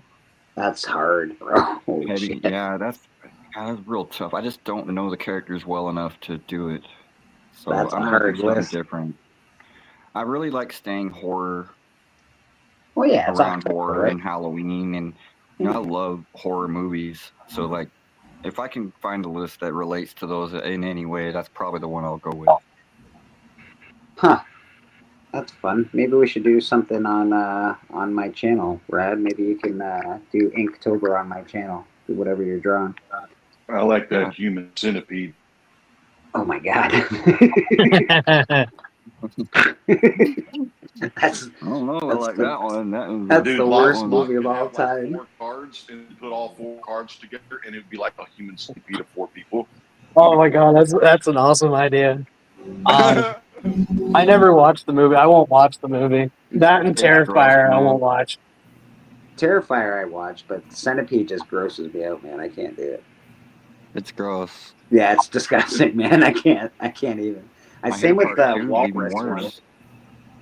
Is it Walrus? I don't like that one either. I don't. Maybe. Oh, Tusk. I Tusk, do yeah. like that's the one movie I don't mind. The other ones I don't like. It's such a sad story though, because right at the end they're just like, yeah, we're just gonna leave you like this and Yeah, the feed body you fish. dysmorphia, like it's just Yeah, awful, it's just like man. I don't like it. it's like his girlfriend and best friend are just like, yeah, we're just gonna go. We're gonna leave you here in a zoo though. Yeah, that's terrifying, man. I don't like that at all. What about Teeth? Have you seen that one? No, I haven't. Yes, I heard you. You know what's funny about that though? I am gonna tell a joke right now. It's funny that with like the worst fear a guy can have is like thinking like a vagina with teeth. But we all like I know what you're blowjobs. talking about. That's his Yeah, movie. yeah. Yeah, that's a scary movie. Yeah. Love Yeah, Human yeah. Centipede. Well, if she likes you, yeah, it was good. But if she didn't like you, yeah, then ouch. Yeah, I haven't watched like the really, really, really hardcore ones, but there are some really hardcore, and I think Centipede is in that list of horror movies. I'm not sure. I like The Substance. The Substance was a good movie, and it got really weird at the end, but like it had a good. The message was kind of was very clear. It is what that we're time of willing year, to do. What we're willing to do to keep our beauty. Like if for those people who like want to keep up appearances and keep up the facade of being beautiful and that and always worry about their looks and getting altering their looks, what are they willing to do to keep that? And in that movie really showed it. You just go What on people down are willing to do. You go on down to the Needful Things shop and you buy yourself some face cream and you and you hope you don't make a deal with the devil. That's what you hope. The Love Human Centipede. Yeah, it is that time of year though. Halloween is on the horizon. I do like to watch Halloween movies during the month. Does anyone have a particular favorite? Is their first that they watch? Do you guys do a Halloween movie watch list during the month? I or do do you Crow on Devil's Night. I do. Nice. Crow on Devil's Night is a big one. I like that. What about you, my friend? What about you, TM? What's your big movie that you watch for Halloween? I like the new one that I really like watching is Trick or Treat. Okay. That's really fun. But like I do like watching Scream. I do like watching one of the Nightmare on Elm Street movies, or not maybe all of them. And I do like watching Child's Play. Child's Play, nice. Child's Play. I've watched Child's Play since it came out. It never really scared me. Certainly not really good scary. It's either. more funny and stuff. The second one's probably the best, but like they continued with the series, and they Yeah. even came out with a show called Chucky for like 3 seasons, and that was freaking awesome. Oh, we got married for Pete's sake. I The like bride the of one where Chucky. the kids are in the military school. That's the third one. Yeah, that's the third one. That's my favorite. My favorite thing to watch isn't even a movie. It's a documentary about Stanley Kubrick and The Shining and all the conspiracies attached to it, Nice. the landing and all that shit. Oh, that'd be kind of cool. Mhm. That's cool, man. Actually, I would enjoy that. I would enjoy watching that. That sounds right up my alley. Yeah, get a little bit of realism in like your Halloween viewing. Yeah, Kubrick is a master of subliminal shit. I'm a very subliminal guy. When I watch content or stuff like that, I like Biggie was a subliminal guy, and I just love the psychology behind subliminal things because it triggers the back of your brain, and you don't even know you're processing things. It's very interesting to me. You probably really enjoy the documentary called "The Wickedest Man in the World." It's about Aleister Crowley. Yeah, that guy. Yeah, that guy's a weird. He was into some creepy, scary. Yeah, stuff. man. Yeah. Oh, man, he's probably like one of the most evil of all. Oh yeah, big time. Absolutely. The documentary is real unnerving. I've only watched 2 unnerving documentaries in my life, and that's one of them. And there's also one on the Jonestown. I watched a documentary on that, and it was super unnerving. The whole thing was just like the sound was unnerving. Everything was unnerving about it. I didn't love it, but they're good documentaries. Let's put it that way. They certainly make you feel something, that's for sure. And it gets really into the conspiracy of George Bush's wife may have been the daughter of Aleister Crowley, yada, yada, yada. It's very interesting stuff. Yeah, like 80% of the presidents are linked into the actual Dracula. Yeah, some weird. Yeah, there's some weird stuff, man. Some weird stuff as far as that's concerned. All of the Kennedy people have been, passed away in definite weird circumstances. Yeah. Big Brother don't let us really go down them rabbit holes like we used to be able to. But No, I can't find any of that stuff on YouTube like I used to.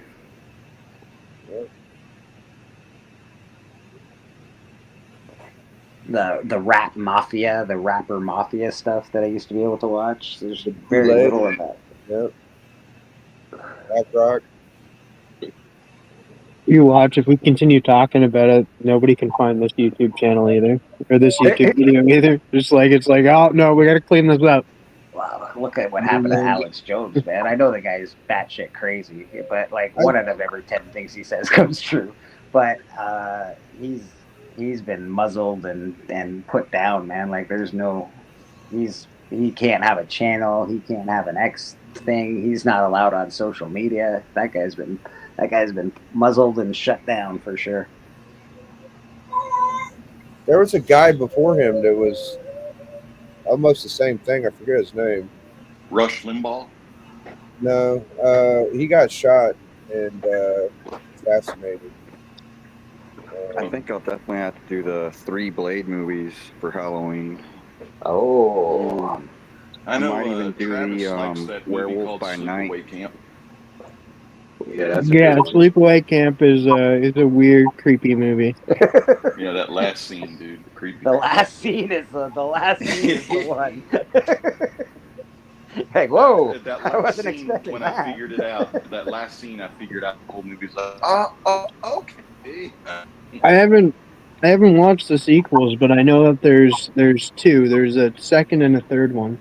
They're fun, but they're not like they don't have the gotcha moment like the first one did. That's for sure. I'm gonna watch Phantoms this year though, because Ben Affleck's the bomb in Phantoms. I like the Werewolf by Night. I'll be watching that for sure. I always watch all of the Rob Zombie stuff as well. pretty much anything that he does I watch, except for Frighteners with Michael J. Fox. Oh, I haven't watched.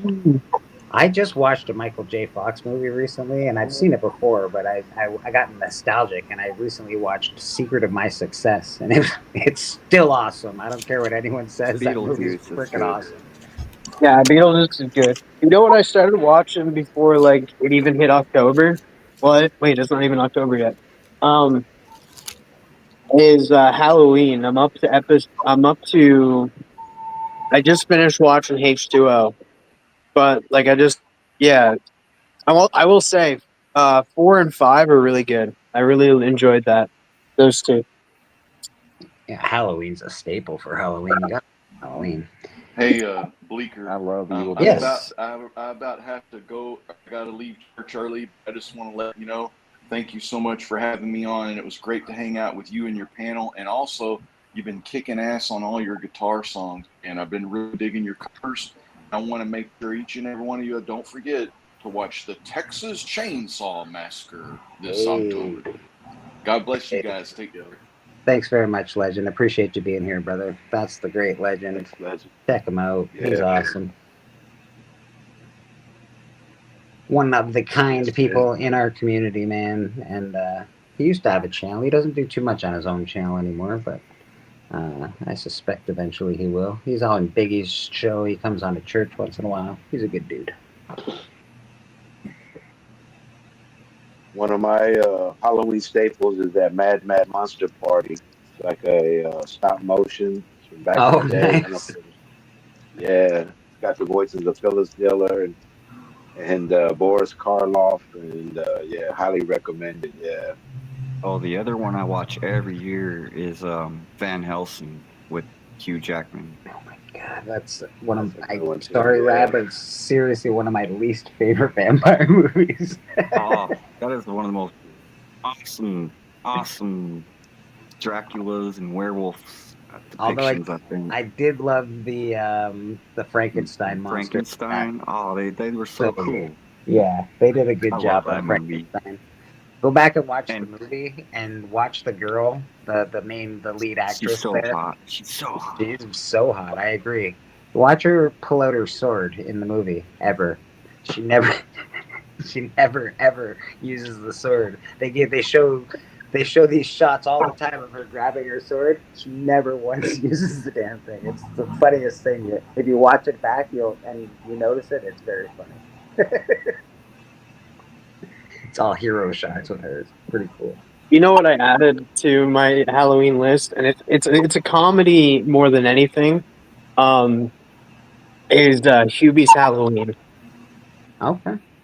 It's the Adam Sandler movie on Netflix. It's hilarious. Like I just growing up with Adam Sandler and stuff, it feels like one of his movies from the 90s. So I was just like, it reverted me back to being a kid watching it. So I like watching that. I watch his stupid Christmas movie around Christmas time. I can't remember the name of it, but it was the Hanukkah movie, Eight Crazy Nights. Yeah, Eight Crazy Nights. I watched that movie. I like Adam Sandler. I'm a fan. The Great Pumpkin. That's a must. Yeah, I do have that on the list as well. Yeah, you got to watch Charlie Brown. With The Great Pumpkin. That's a must. I got a rocket. Yeah. Pan's Labyrinth. You know, I still have never watched Pan's Labyrinth. Dude, neither have I. I need to watch it, dude. It's not in English, right? It's like subtitled. Yeah, it's in Spanish, I think. The visuals are amazing in that movie. I think it's just because I just haven't watched it because it is subtitled. I should watch it though. I do like. You really should. It's good. Yeah, some of the stuff I've seen out of that movie is absolutely stunning, man. It's sad. It's dark. It's dark and sad, but it's good. Yes, Ernest Scared Stupid. Yes, sir. Ernest doesn't get enough love in the world, man. Ernest is awesome. Jim Varney, or is that his name, Jim? I know it's Jim. Is it Jim Varney? I just know him as Ernest, buddy. I don't know people's names too well. So Ernest goes to camp. My dad named our dog after an Ernest movie. He named him Vern. Oh, He always says, "Hey, Vern." Know what I mean, Vern? Know what I mean? That was my dog's name growing up. was awesome. Yeah. I don't know. I liked that one, and I think I liked Ernest Goes to Jail. Ernest Goes to Jail was good as well. I enjoyed that one. Biggie Shack, you got a new champion on the Collector Club, the new banger champion. We'll do a Big Nasty one. I like Big Nasty's style, and he handled the competition real well.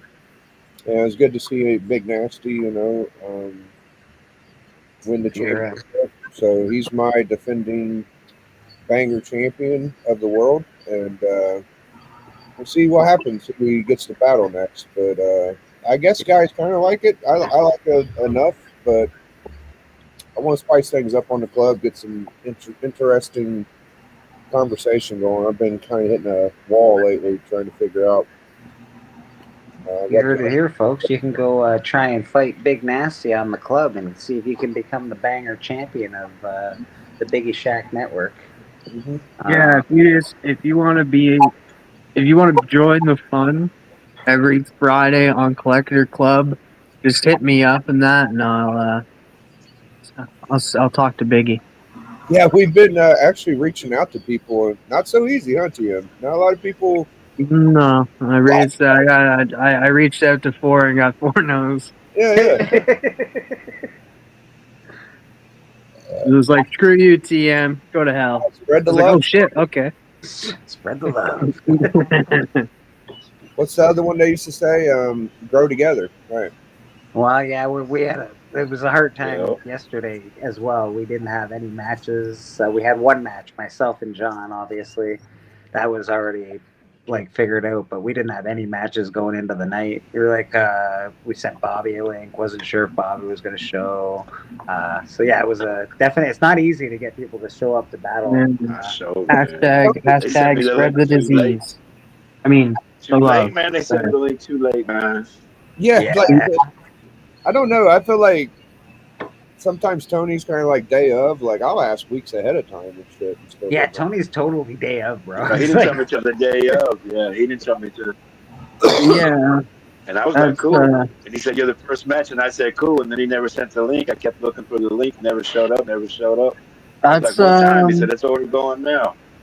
Not the stir up thing, but yeah, that's what happened to me a while, way back. It actually happened to me a little bit. That's all right. It did come in, but at that time when they were doing it, it was midnight for me. So I was just okay, I didn't see anything, and so I was like, oh, okay, I'm just gonna go to bed then. And then it came in a little after 12. Yeah, my time. We were doing the show really late back then. I remember that. It didn't come in for me till I asked for it. Yeah, I was like, what's going on? Parent Trap. So yeah, but I'll yeah, he's getting on that. He's just add that to the list. I'll put the blame on me, man. You know what I'm saying? Yeah, I put the blame on you too, man. I agree. Yeah. You should have manifested it, probably. Yeah, actually, you know whose fault it really is. No, man, nobody. It's freaking 90s fault. Fucking 90. Yeah, it's always messing. I don't even know no 90s. The cover champion from 2012.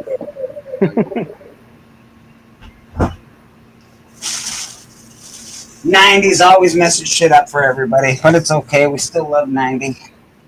I was just talking about 84's channel last night. Was you? Yeah, in a backstage because people were talking about wrestling shit. I was like, didn't 84 used to have an awesome story wrestling thing going on? It was Wolverine and on the video game. Yeah, Galactus and shit. He did a whole storyline for it. It was awesome. Yeah, he was getting ready for Secret Wars, which is still canon. It's still coming. So yeah, it's really cool, man. I don't know. I thought. I miss 84 so much, man. This whole community would be different if 84 was around, but oh well, he's a talent too. The guy's got real talent, musical talent, video talent. He's no joke. He's just naturally good at everything. Seems like. Yeah, he's gifted, man. Okay. We lose cool community members left and right, man. It just happens. It's true. People dip in, dip out. Sometimes they find more suitable environments for themselves, whatever the case may be. But we definitely do lose a lot of people.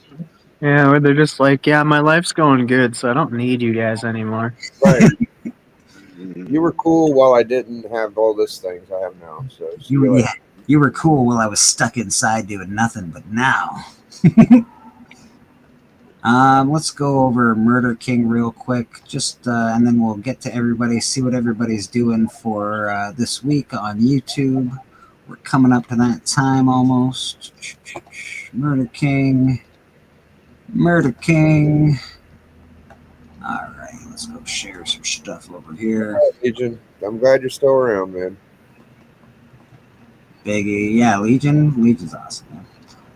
I enjoyed going on his show a couple weeks ago. I like watching his show Fridays before work. I usually don't say too much, but I'm usually watching in the background, Mr. Legion. And again, we're gonna have a meeting tonight for the Murder King, and we're gonna know a few more answers for next week. This is Murder King. It's on Kickstarter. Callie and I have written the story. Rad Art's done some art. Actual Dracula is the interior artist.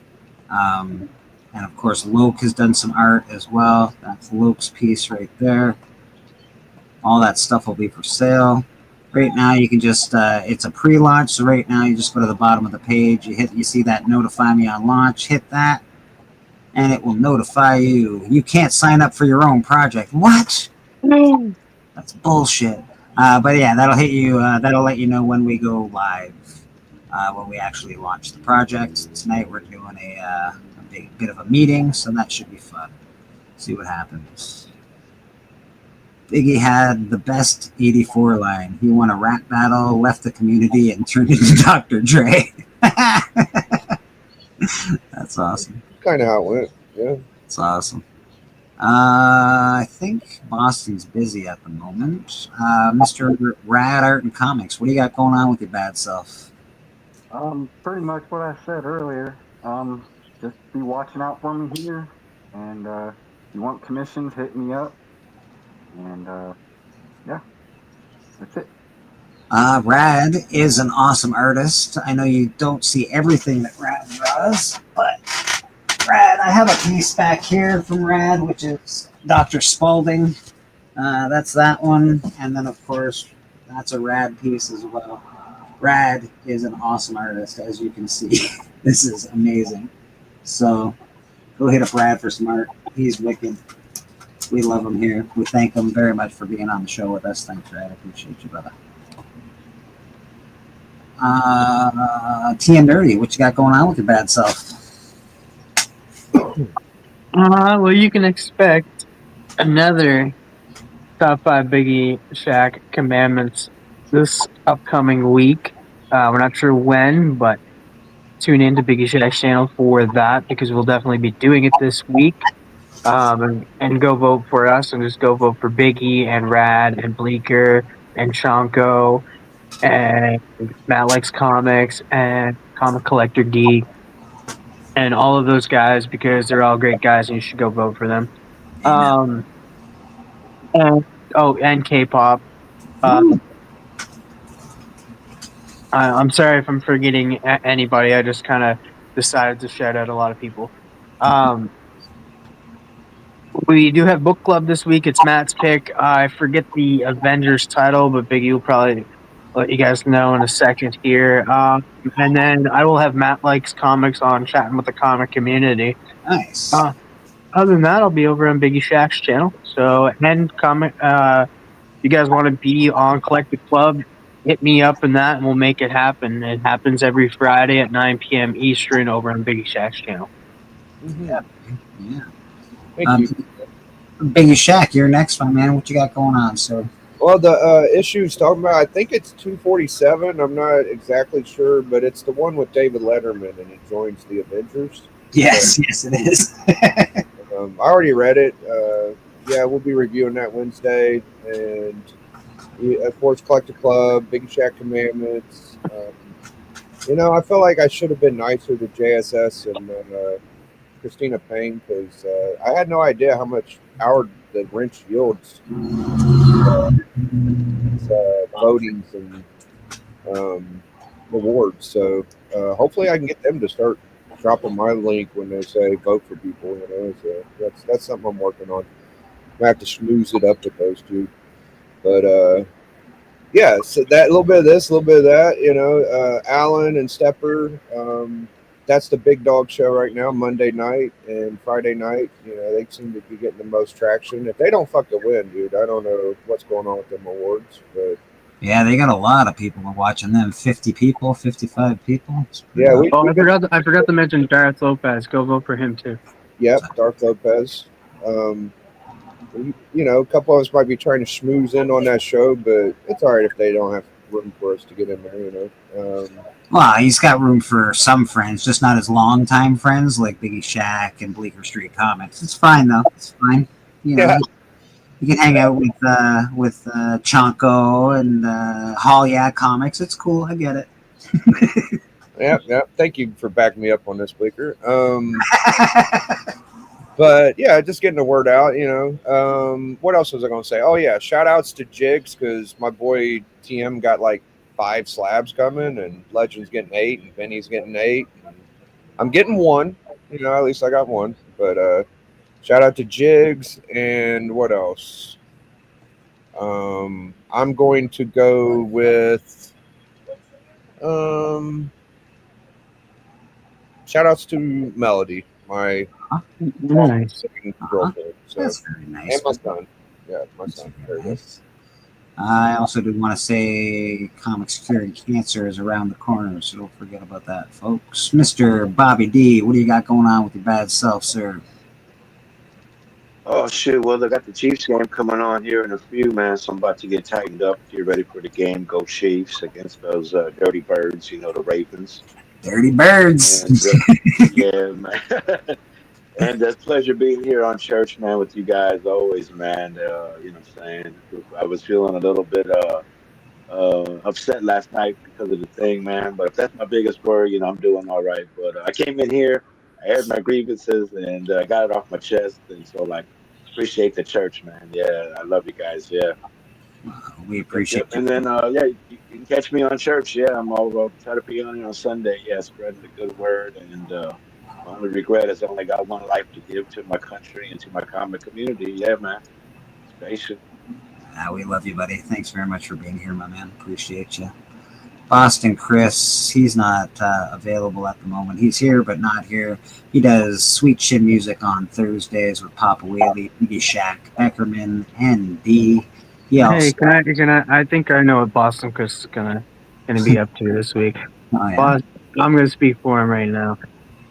Hi, I'm Boston Chris, and I'm just gonna be hating on everything. And that movie's trash and garbage. And oh man. You can catch him on.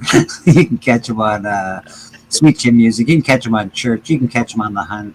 And he does every stuff on his own channel once in a while. He also does a show with Whodat called Graphic Content. So check that out. I believe it's every 2, 3, 4 weeks, depending on whenever they get together.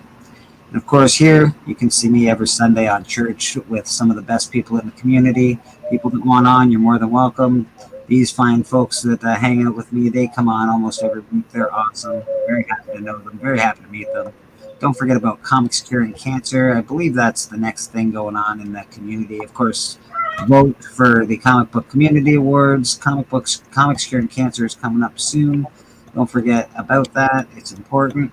If you don't want to participate, that's fine. If you do, that's even better.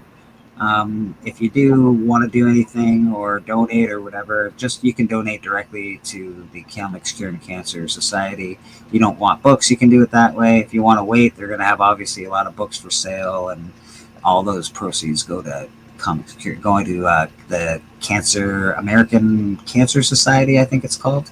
Yep. Okay, I know it's different in Canada. I think it's Canadian Cancer Society, but yeah. But yeah, so it's a pretty good thing that they do, and that's Rob Fatstacks, Legion of Comics, and DJ Lynx is involved in that as well. Anything else we're missing? Have we forgotten anybody? Nah, brother. Nah, I think we're all pretty good, eh? Check us out. Peace and love. Peace and love. All that jazz. Let's get out of here.